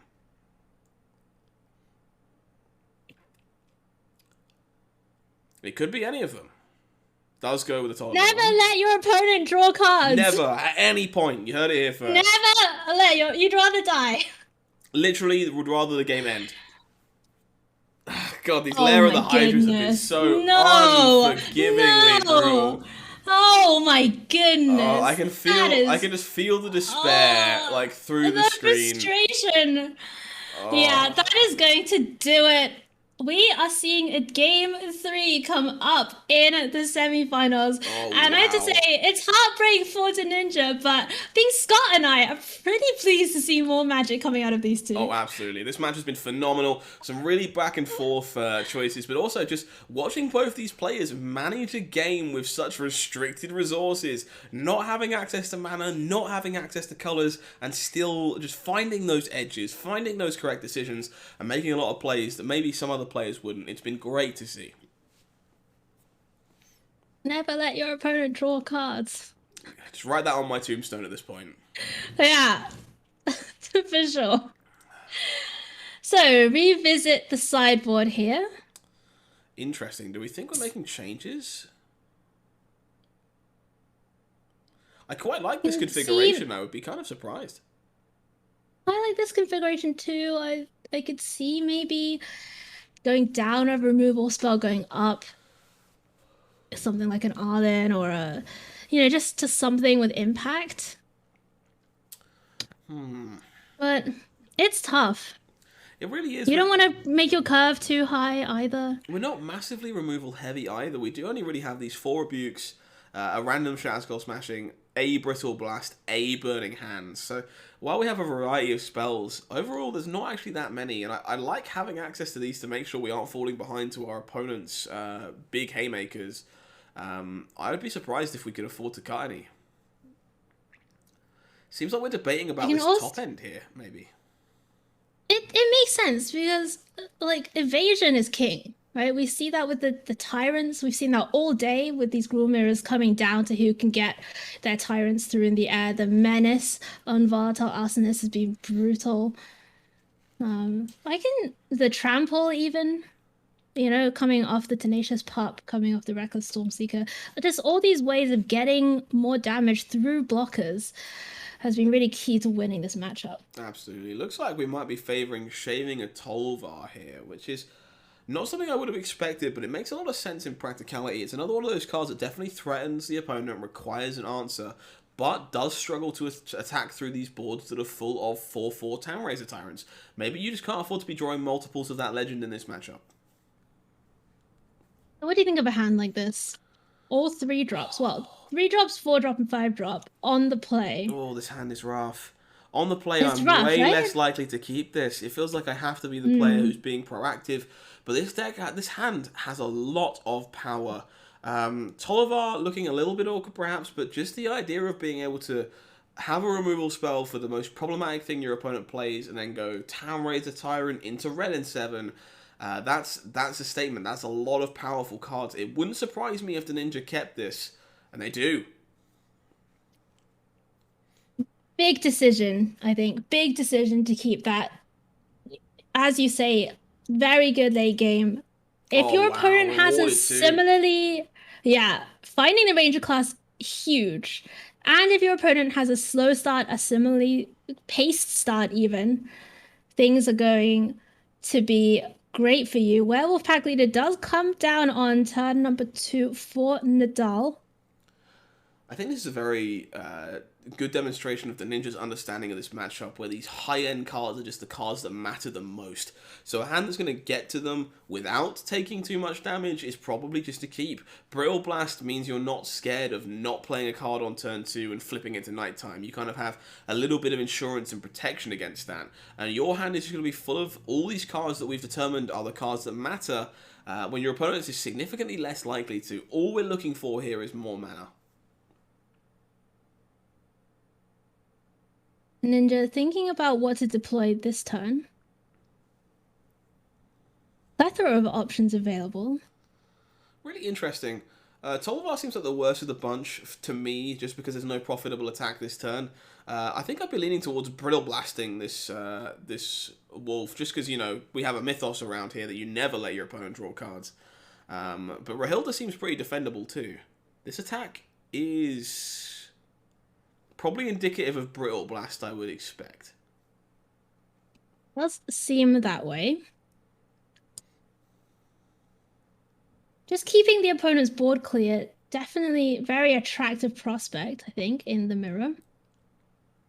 I Hmm. love this. This is brilliant. So Deninja here, understanding that not only they had the option to Brittle Blast this Werewolf pack leader, but the fact they demonstrated to their opponent they were considering attacking puts all kinds of other information in their opponent's head. We have to think about Okay. cards like Snakeskin Veil. We have to think about all these other kind of tricks that would make that combat step not profitable for this Werewolf pack leader. So although we didn't end up making the attack, we insinuated there was a reason why we might. Okay, all right. Love the mind games, love the leveling. And that is just something that you only Oh, really see. God, this mana That base. unfortunately, oh my Oh, we goodness. played the pathway. We No, played the pathway as a red source. no. Oh my goodness. There were so many considerations last turn for the Ninja. Had that double red Town Razor Tyrant in hand. Cannot blame them one bit for playing it on red, but punished with the pack leader. And now just has to play a Hilda this turn or level up the Ranger class. Am I crazy for wanting to still kill this pack Wow. leader? I kind of want to Brittle No. Blast this pack leader and just take some of the pressure off. Give me some time to find But if another you green but if source. they have Snakeskin Veil, that is just awful. It's Right? Like atrocious, it's right? just you just die. So I suppose this is whether Probably. or not you consider Snakeskin Veil a card you should be keeping in this matchup, and it wouldn't surprise me if it was just the kind of card that doesn't make the cut in the sideboard games. That's fair. That is definitely fair. You could definitely see, you look at your opponent's list, they have 6 removal spells, you think, I'll take my chances. Again, really close Okay. decision making here for the Ninja. This Brittle Blast looking super tempting to take the Wolf off the table, but also very tempting to progress your own board here with Rahilda. I definitely agree that Pack Leader would be the play if only it were possible. It's tough as well because if you use Brittle Blast, you open up double spelling next turn if you find the green source.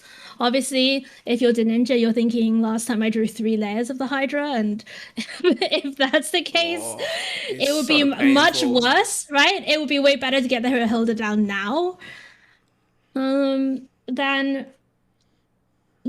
to take a turn off, It's as it incredible were. to me. There are so many small decisions in these mirror matches that seem like they are just like game winning or game losing. It's been so incredible to watch players of this caliber just like writhe and panic under those decisions. Sorry, just that little pause.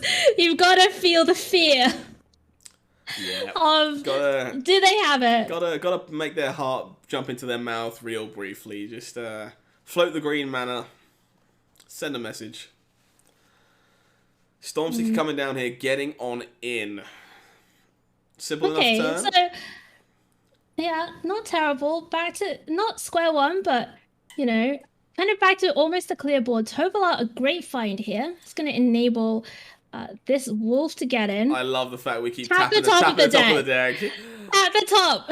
Playing What up are for we the going to find? camera. Is We'll it going to take be a a green land? source. That does it. That's fine. Okay, you know what? This time, Lair of the Hydra is fine. We will It's just tap the top, and a fine. tap land is fine. I accept the terms of engagement. Oh my goodness. So, for the ninja fans out there, things could potentially be turning around. Though, oh, Thundering Rebuke into Tovola. Oh my goodness. What a turn for Nadal. Guess we'll draw Drawing 2 two. more cards. Yeah. This Oh is my this is gonna goodness. be hard to stomach. There's like the lack of Ren and 7 here means that basically anything we extend is very susceptible to opposing removal.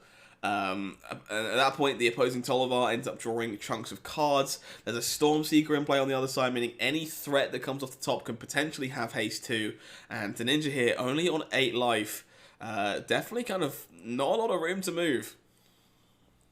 Yeah, this 2-2 not blocking anything. Werewolf Pack Leader plus Rahilda, maybe you can hope they don't have any more threats. You can, get some double blocks going. But Looking like we are going with a double spell route here to try and, I guess, block off Tollivar. This is looking a little rough. so, if Nadal has a Town Razor Tyrant, a Halana, so any big impactful 4-drop, Oh, you had to say it, didn't you? I mean, that's just how these decks are. Yeah, it certainly is. How they are. Town Razor, possibly the best possible here. Gonna likely Stone Rain Ninja here in their upkeep, pushing 5 damage in the air. This is a clock that is very hard to come back from. You're kind of forced into this block. Trade your Hilda off for the Tovola. You hope. You hope.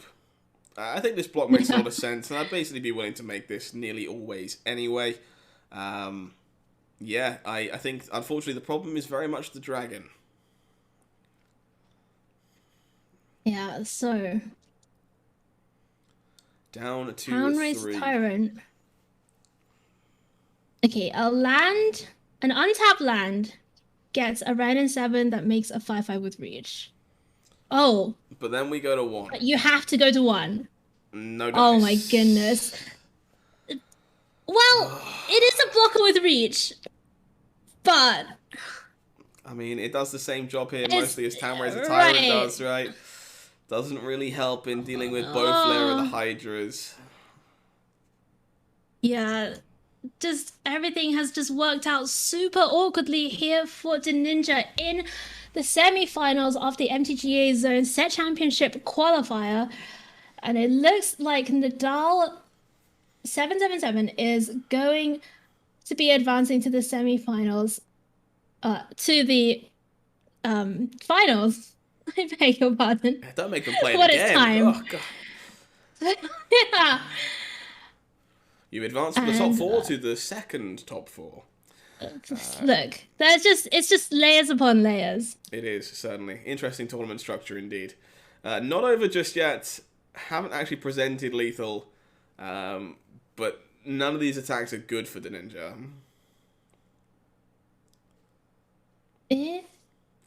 We were wavering between the nice and the good game. Oh, yeah, the trample on the Tovola. Should do it here, right? Because we can't block. Should do it. Two things profitably. Should squeak in that at final 1 point. life. Yeah. That is not going to do it. Oh my goodness. There it is.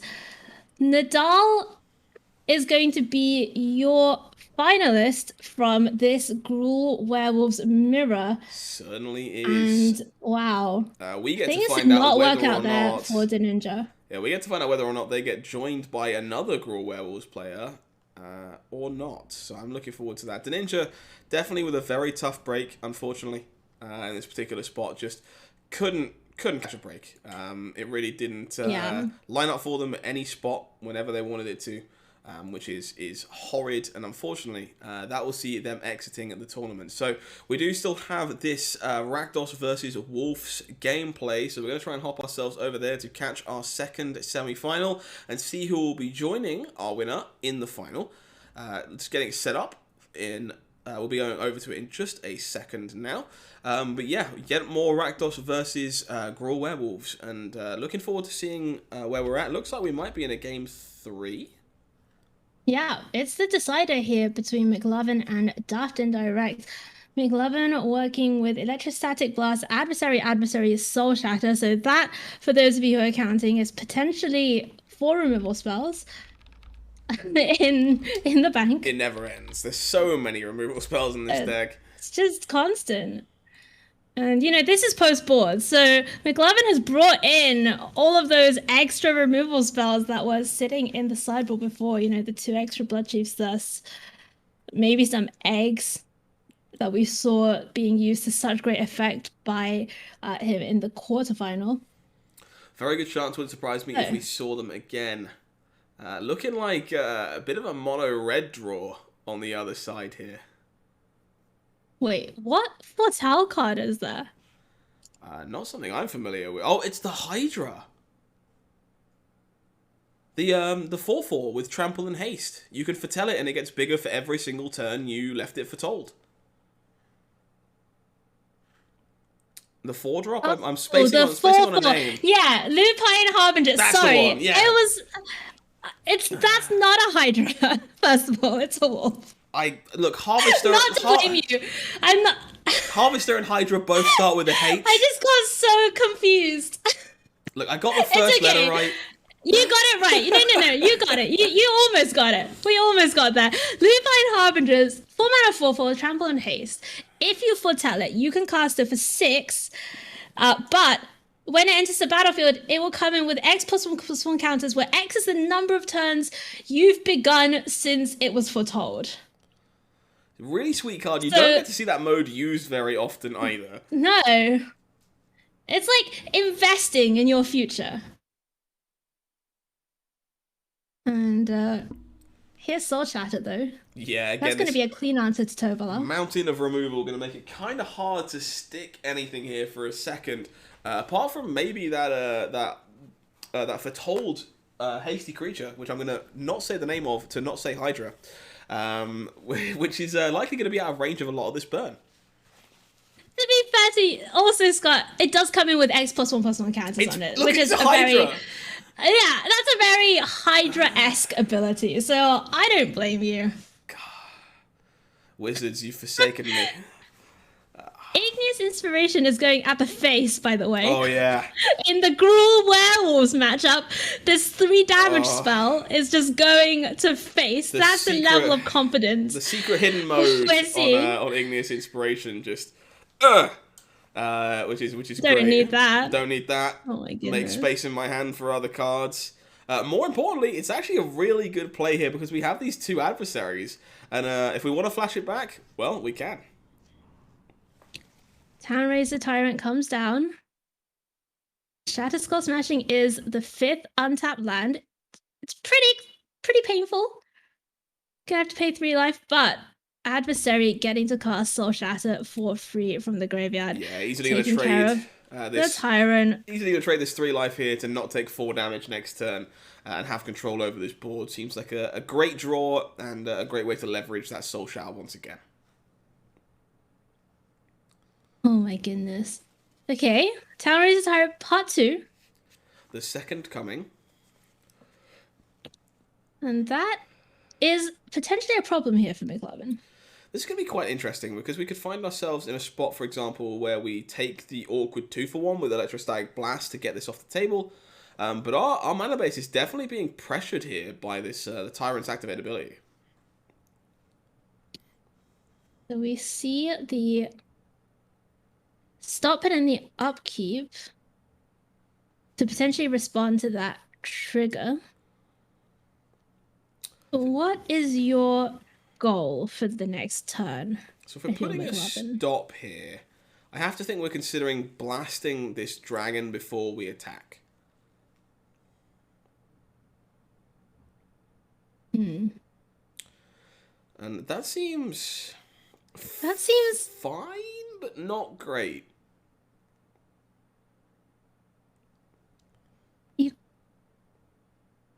Because you can't then play Sciences and get another removal spell this turn, right? I mean, you could maybe find... So this pays I guess off you could if you Sciences... draw Igneous Inspiration, but it looks like we might be going face here. Okay. I think McLovin's just trying to work out what the likelihood is of drawing any of those spells, because there's one Abrade, so that would combo with going to Dragon. But there are 3 Soul Shatters. There's also 2 Thundering Rebukes for Igneous Inspiration. So I guess the consideration here is that McLovin's more likely to find something like a Thundering Rebuke. So keeping one of those lands, choosing to get rid of the others, getting kind of punished here by drawing Connoisseur. But not right. massively. But then your Sciences is going to look at 3 cards, right? With It certainly is. So we're really looking for... Well, we're not... What are we looking for here? Abrade doesn't do anything now. Flunk? We're really looking for Thundering Rebuke. Flunk? Is that it? It does, right? Opponent has 3 cards in hand. That's an incredible find. Wow. There you go. Some incredible sequencing from McLovin. Reason they are kind of just cracking away with this Rakdos deck and taking names. Successfully realizes they need to use their mana in their upkeep. Finds an answer to Townraiser Tyrant because of the Electrostatic Blast. Allowing them to make an attack they just wouldn't have been able to make otherwise. And the perfect time to find Flunk as well, with the opponent having just the 3 cards in hand, so Flunk exactly big enough to kill the Town Raiser Tyrant. Just great. That was a great sequence of plays from McLaren. It's just good deck building. Good deck building, good piloting. Absolutely. Really impressive stuff. Now the winner, we do have to remind you, the winner of this game is going through to the final. This is the decider. It certainly is. This one's super, super tense. Definitely looking like Rakdos with a slight lead here for the moment. We know that that big old foretold, not Hydra but Harvester, is kind of sitting there tucking away in the Banish Zone. That thing is very, very large at this point in time, and we don't have a good removal spell for it as the Rakdos player currently. If we do make it to 6 mana, that really could be a problem. That is true. It's gonna be yeah. If that manages to come down, then the board state will be very different indeed. As things stand, though, Bloodthirsty Adversary is gonna get to come down, recast either Flunk or Igneous Inspiration, most likely from the graveyard. Is there ever the thought to Inspiration the face here to push lethal? I guess you then just trade one of your adversaries for a wolf and they go to 3. Yeah, that's probably just worse in a lot of ways than just killing a wolf. I actually kind of like the blast. So the blast... If you're gonna... If you only need to shock anyway, maybe looking at 3 cards is better next turn than getting... I suppose the blast kind of prices you into using a spell in some capacity to find your card, and that's okay when you have a Spikefield Hazard. That might not be the worst. I suppose it depends on whether you want a guaranteed card, if you think Pest Summoning is a good enough card, or whether you kind of wanted to high roll something from your deck with Blast and kind of price yourself into playing the Spikefield Hazard. Pretty clean attacks here. Tough. It's a pretty tough spot here for Daft and Direct as well. Like, you have to choose to chump block one of these, or go to 3 against a deck with 4 Igneous Inspiration in it. Yeah, I feel like a chump block is kind of necessary here. I feel like if there's any way we win this game, it's by getting to 6 mana and being alive in the process. So I feel like we have to have something in hand to deal with these attackers. There's also another Hive of the Eye Tyrant lurking down there and make land drops, but I don't think we can do those two things at the same time. So it is going to be the chump block. Daft and Direct down to 6. McLovin in a great spot to be looking like they're going to be joining Nadal in our grand finals in the next round. But we'll see what Daft and Direct can find. A 5th land is a good sign. You know, there's some... Like, if Daft and Direct goes something like Werewolf Pack Leader Tovola, or something that puts out enough blockers to deal with everything. This is also good. Thundering Rebuke on absolutely one of them. Okay, so we're alive here. There is a Hive of the Eye Tyrant to contest. I'm pretty sure you just activate it here and force the block on Tolivar, but I've got to be honest, I haven't kept track of the turn count. So I'm not actually sure how big this Harvester is. No idea. It's no one knows. It can't be known. It could be any number. It could even be 13. So we're going to see that black mana be used to activate the other Hive before the first Hive gets Yeah, this is a really heads up play. It gives you access to the Spikefield Hazard as well. Oh, getting punished. Oh, getting punished, but not massively. That's still just guaranteed lethal next turn. So it's fine. Don't die, basically. Avoid death, win games. Simple. Yeah, one of the best possible here. Gonna put this our opponent down to 3 in this situation. Just have lethal burn damage in hand, so don't take 13 damage, and we're looking pretty good. So, opponent down to 3. Spikefield Hazard. Yeah, 2. that's it. Send a message. Yeah. You are now in electrostatic blast range. And Daft and Direct not really in a spot to even block that Hive of the Eye Tyrant that has Menace on the battlefield. And Yeah, it's starting to you feel like this gotta one's a feel bit for of a them. lost cause. I mean, if they happen to find something like an instant speed piece of removal, then maybe they're representing, okay, I can if you activate the Hive, Yeah, did you find Counterspell off your key to the archive? Because if not, this inspiration is likely lethal. Yeah. there it is. So, Wow. McLovin joining us in the final on a Rakdos mid-range, and after all of that, all is said and done, with so many wolves in the surrounding area, our final comes down to the match of the tournament. It will be Rakdos mid-range versus Gruul Werewolves. One final time for all the marbles, a set championship invite up for grabs. Yeah. I mean, what can you say? That's the matchup of the tournament. It's the story of the weekend in terms of alchemy post rebalancing, and I think Scott, we just need a couple of minutes just to get the players sorted out, get the finalists in line. Yeah, sounds Are like a we gonna plan. take a break or will we just run straight through? No, we'll give them just a minute or two to grab themselves a beverage, get ready for the final crusade. Probably make sure that we're ready to give it all the grandeur it deserves as well. So, chat, don't go anywhere. We'll be gone for just a minute, and we'll be back very, very shortly for your grand final of this .gg Set Championship qualifier.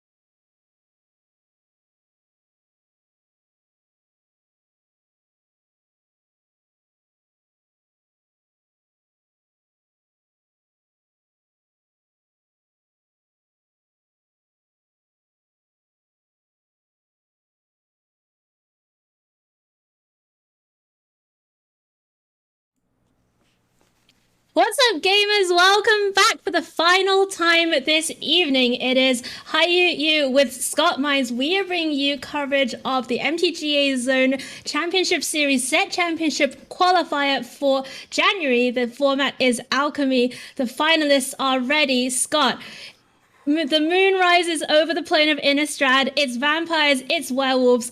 Who do you have to pick for the championship title? Gotta stay with my gut. Said it a few times today. I think this Rakdos deck is extremely well positioned. People have kind of refined it to be good against this green-red werewolves deck. Our player here just crashing through these werewolf players all day. No one stopped them. And I really do think that it's the deck to beat in this match. Do you agree or disagree? I'm gonna have to agree with you there, Scott. This list has looked just incredible against the werewolves. The menace of the werewolf aggro deck. So many removal spells, so much recursion of those removal spells. City Stalker Connoisseur being as good, it turns out, against werewolves as it is against control decks. And McLovin himself has just been playing incredibly all day. Just every single decision has looked so well thought out, undefeated player through the Swiss here in the finals. And I think I'm going to have to agree with you, Scott. If I had to bet, it would be on the Rakdos deck. But, we have to play Magic to find out who's going to win. We certainly do. And it's on the other side of the battlefield, Gruul Werewolves. Yeah, it's a strange one. Every time I bet against this deck, I find myself being wrong. There's so many players today that have shown just how intricate this Gruul this Gruul deck is. I continue to be super impressed just by finding out the nickel and dime moments, the small features that come with playing this deck. A lot of very corner case decisions, and I will bet against them, but maybe I shouldn't. So. Okay. All right. Well, on the other side of the battlefield, we have Kazuki Kawata, no slouch themselves, played a lot of these tournaments, great finishes in a lot of these set championship qualifiers throughout the last couple of years. It's definitely a familiar name, should we say, in the MTG melee grinding scene, and has been extremely good with this Gruul Werewolves deck today. We've seen them beat the mirror quite a few times and just really show that they know all the ins and outs, all the corners of the deck. Yeah, absolutely. You don't make a final of an event with this kind of level of prestige, this kind of player pool, without knowing how to navigate those matchups. And this this event has definitely been a tale of two decks, with this Rakdos deck and the Gruul deck. And this Gruul player definitely time and time again just demonstrating they know how to take out Gruul, they know how to take out Rakdos. And I look forward to seeing if they're capable of doing it one more time. So our players are just getting themselves ready. We do have perspectives available, but of course it's been a long day for them, so they are just getting themselves paired up and ready to go, playing for all the marbles. It's worth noting here that this is not just about the set championship invite either. There is cash up for grabs, which is something that we maybe haven't talked about enough in an event like today. This match is for approximately $100, all said and done. Oh. Second place going to be picking up a February qualifier weekend invite and $200 in their back pocket for a day's work. And first place, of course, that Kamigawa Neon Dynasty Set Championship invite and $300. So there is a non-trivial amount of cash up for grabs on this one match of Magic 2. I'd love to see it. And I have to say, Scott, before we get down into the action, just how great this new era of arena-based, third-party organized championship qualifiers have been.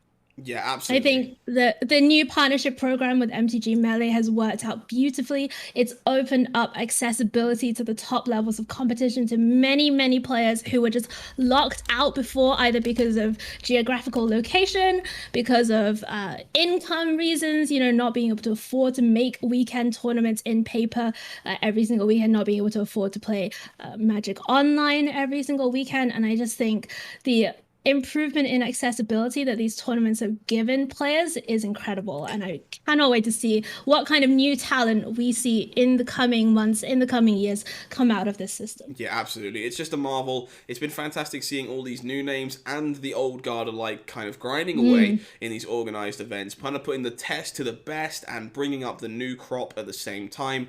And if you find yourself wanting to get involved in these events, you want to hop onto the platform, come and just challenge the best that the game has to offer, and maybe score yourself a Set Championship invite in the process. Make sure you are keeping your eyes on not only .gg's events, but all of those events on MTG Melee, where you can now find the home of everything Premier Online Magic. So make sure you are staying tuned, come and get involved, and play against the best. I really look forward to seeing my fair share of you there.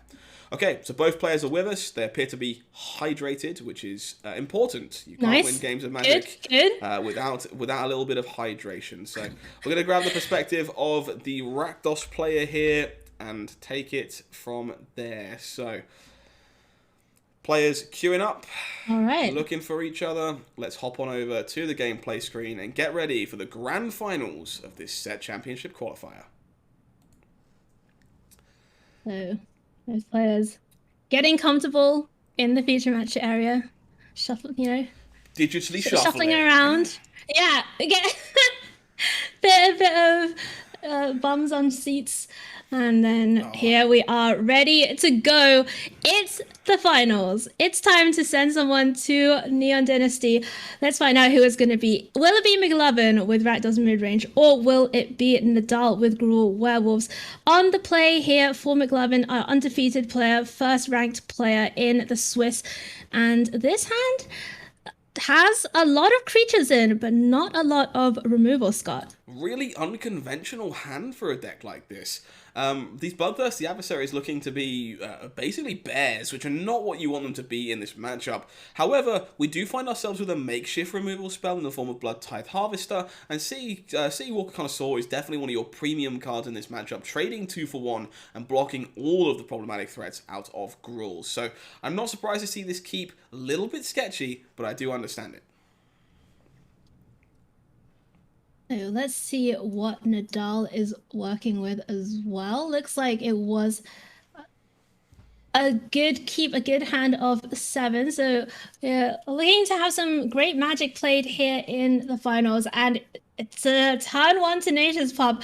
Pretty scary if you're on this side of the field. Tale as old as time. Yeah, been plenty of Tenacious Pups on turn 1 today, and not going anywhere anytime soon. Looking to have the pinnacle follow-up here of Rahilda. No Rahilda, just the Thundering Rebuke. Okay. So Thundering Rebuke takes care of the Harvester. McLovin finds a third land. It is a tapped land in the form of Den of the Bugbear. Could use the Blast this turn. Could play out an adversary as a bear. Neither of those choices seeming very attractive right now. No, can't say I'm impressed by this. Part of me wouldn't hate passing the turn here after playing Den of the Bugbear. I think it gives you some flexibility to Electrostatic Blast if you find the need to, but also lets you maybe crack this blood token and try and find land 4 for the Connoisseur. That's a very good point. Reckless Stormseeker is a great 3-drop here for Nadal. Getting the counter from Tenacious Pup, getting Vigilance as well is very nice when you look at what's going on for McLovin. A bunch of 2/2s and 3/3s in hand. And we have seen this combo all day long. Tenacious Pup into Reckless Stormseeker. 3/4, weirdly a relevant size in the current metagame. Absolutely, can't say it enough. Tenacious Pup just proving to be one of the cards of the event, continuing to break mirror matches, make creatures bigger than your opponents, and also just push all of your creatures out of range of all of these premium removal spells. Definitely one of the 1-drops that is kind of like at the forefront of this format. Yeah, we're going to see that blood being cracked. Adversary going away. McLovin finds a Trespasser. Okay, we find land 4. And a 4th land. That's a really big deal here. Stripping a card away and being able to block this this Reckless Stormseeker definitely pulls us right back into this. Yeah, that was a huge find. Helena goes to the graveyard. Connoisseur comes down. That's ready to trade with the Stormseeker. Oh my goodness. Townraiser You Tyrant, know a what it really doesn't good one trade here. with? Yeah, doesn't trade with a big old dragon. Oh my goodness. And that dragon is going to be a 5/4. It is going to have haste. It's going to make one of these lands very painful to keep around.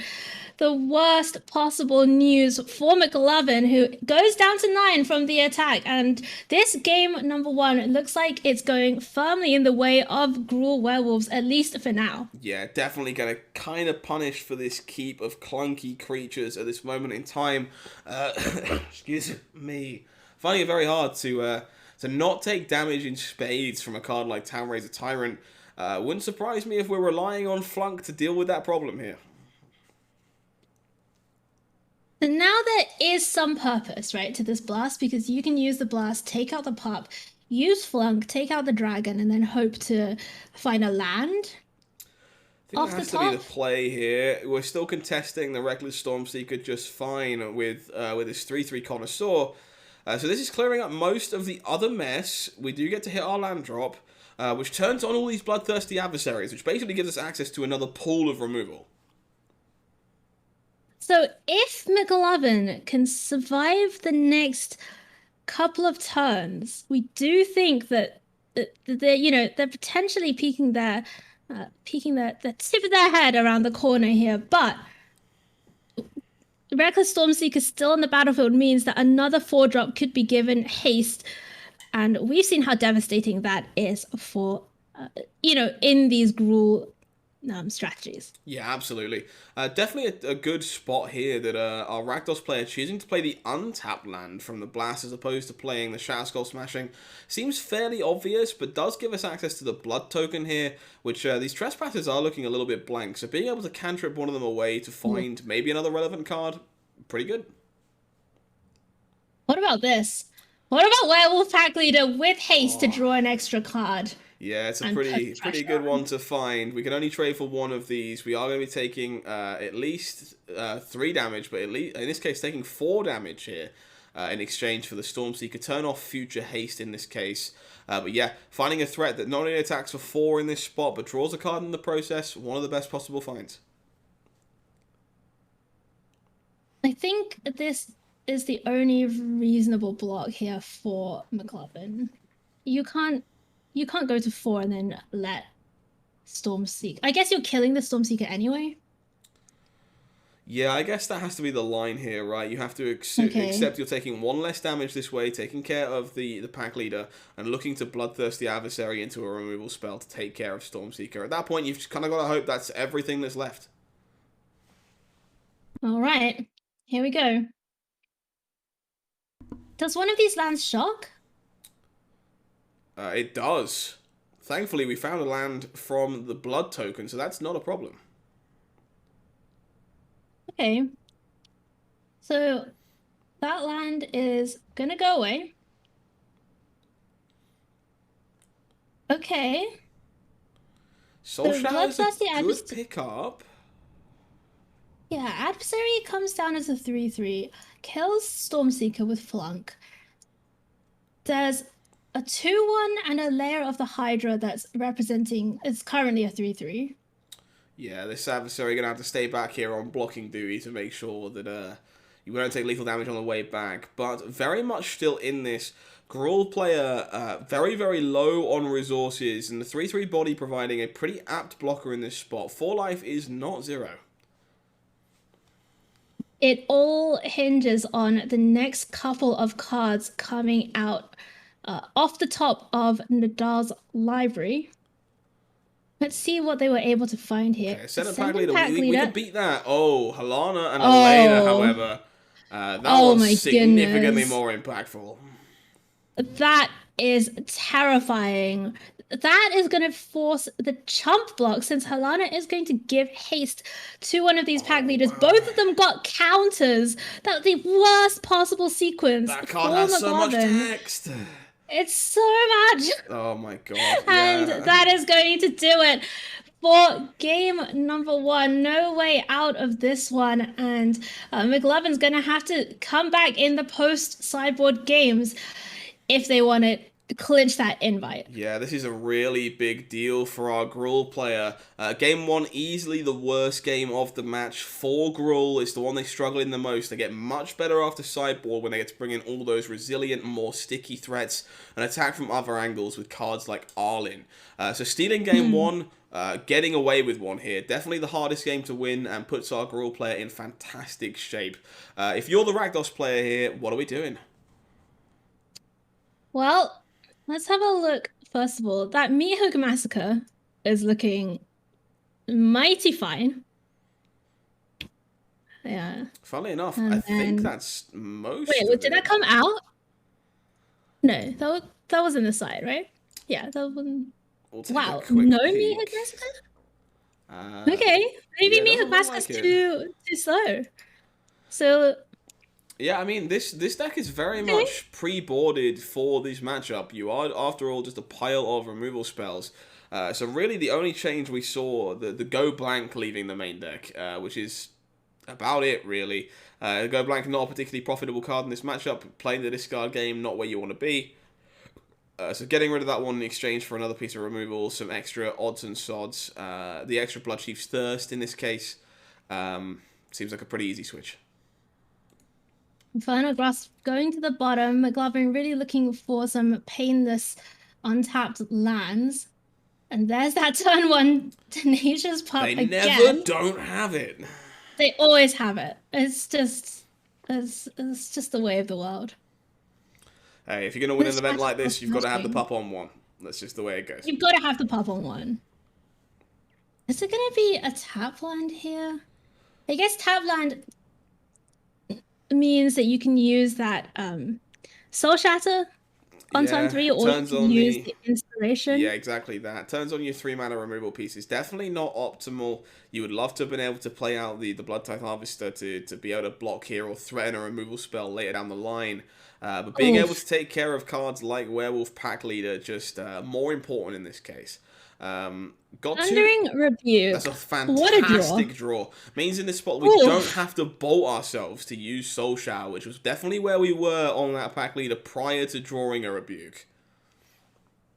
Okay, so, McLovin keeping the board as clear as possible. Reckless Stormseeker does have haste, so going down to 15 from this attack. No 4th land, but Inspiration can at least deal with Stormseeker, find an Environmental Sciences. Yeah, we got a land here with Suspend 1, if you like, finding the Sciences off of the Igneous Inspiration. Going to help us hit those land drops in the long term, take care of the Stormseeker in the process, buying us all the time we hopefully need to get to this chunk of more expensive spells. And speaking of chunk of spells, Ranger class plus pack leader for Nadal, and our Gruul Werewolves player is looking like they are in a great spot to take down this final. The 3/3 just representing such a problem here for this hand with that really wants to play the Electrostatic Blast plus the Sciences this turn. Yeah, definitely making for a somewhat suboptimal curve in this case. Looks like we're going to have to take a hit from this pack leader. Thankfully, not likely to be drawing cards in the process, but there's a lot of incidental damage coming from the Gruul player here. Once again, a testament to exactly how resilient this Gruul deck is. Engines in place, Lair of the Hydra going to help you circumvent removal. The ability to level Rangers class going to help you circumvent removal. And you only need to worry about those things once your opponent has actually dealt with your board. Gives you a lot of options as this Gruul player. Oh my goodness. More hasty threats off the top for Nadal. That's a Reckless Stormseeker. It's a 3/3. Ranger class put to level 2. So one of these threats is growing as well. And even get to draw the card now. We're down to 8 as the Rakdos player. Once again, this Gruul deck is showing you these draws that you can have that you just have to not miss a beat. If your removal is clunky, if your lands are awkward, it's too late, it's too slow, and they can put you to the test. And that's exactly what we see happening here. Yeah, Lair of the Hydra is a massive problem. McLovin could do something like Blood Tithe Harvester plus Soul Shatter or Bloodthirsty Adversary as a 3/3 cast, Igneous Inspiration, maybe out of the graveyard. I feel like Does there's that even do I it? feel like there's a world here where we maybe have to town raise a tyrant to turn off this lair of the Hydra being a relevant creature land. It profitably Oh, blocks something, and then we take a small amount of damage either side. Look to get some kind of body in yeah. play to stabilize. It looks like we might be going with the adversary line here, though. This is risky. But I guess you kind of have to take the risk at this point, right? Like you can't not go for it. Yeah, I very much agree. This is a game where you're very, very far behind, and the only way you get to win these games is by taking these chances, understanding what gets you back in the door, and a card like Adversary here, taking this risk, accepting that sometimes you will fall behind, is going to give you that chance. Oh Oh my goodness. no. A thundering rebuke is heartbreak here for McLovin. And Tovola means that this is going to be Drawing two cards two drawn. more cards. Oh All the my mana being used goodness. every turn, grinding through this card advantage. Even Wow. even the And pack both leader to of us, follow up. Scott, are going to be proved so wrong because Nadal with Gruul Werewolves looking like they're just making it look so easy here against They McLovin certainly are. in the grand Never bet finals. against the Werewolves player. Looks like Never our bet prophecy of against the the Werewolves Australian player. Open winner foreshadowing the winner of this event Oh my might goodness. very well come true. The concede button gets pressed, and our winner for today, Nadal 777, your pilot on Gruul Werewolves, taking home multiple hundreds of dollars in cash and an invite to the Kamigawa Neon Dynasty Set Championships. What an achievement. I mean, just huge congratulations to Kazuki Kawata qualifying for the set championships, one of the biggest events that you can play in our game, the pinnacle of competitive Magic, doing it here with Gruul Werewolves in Alchemy on, new format weekend. And you've got to give it to him. What a great achievement. Yeah, you really can't ask for an awful lot more. Played out exactly the way they hoped it did. Just kind of put the opponent to the test, showed you the resiliency this deck is capable of offering. Yeah, all round a fantastic show, and congratulations once again to Nadal. Yeah, congratulations indeed. Well, Scott, it's happened. We sent someone to the We championships. certainly did.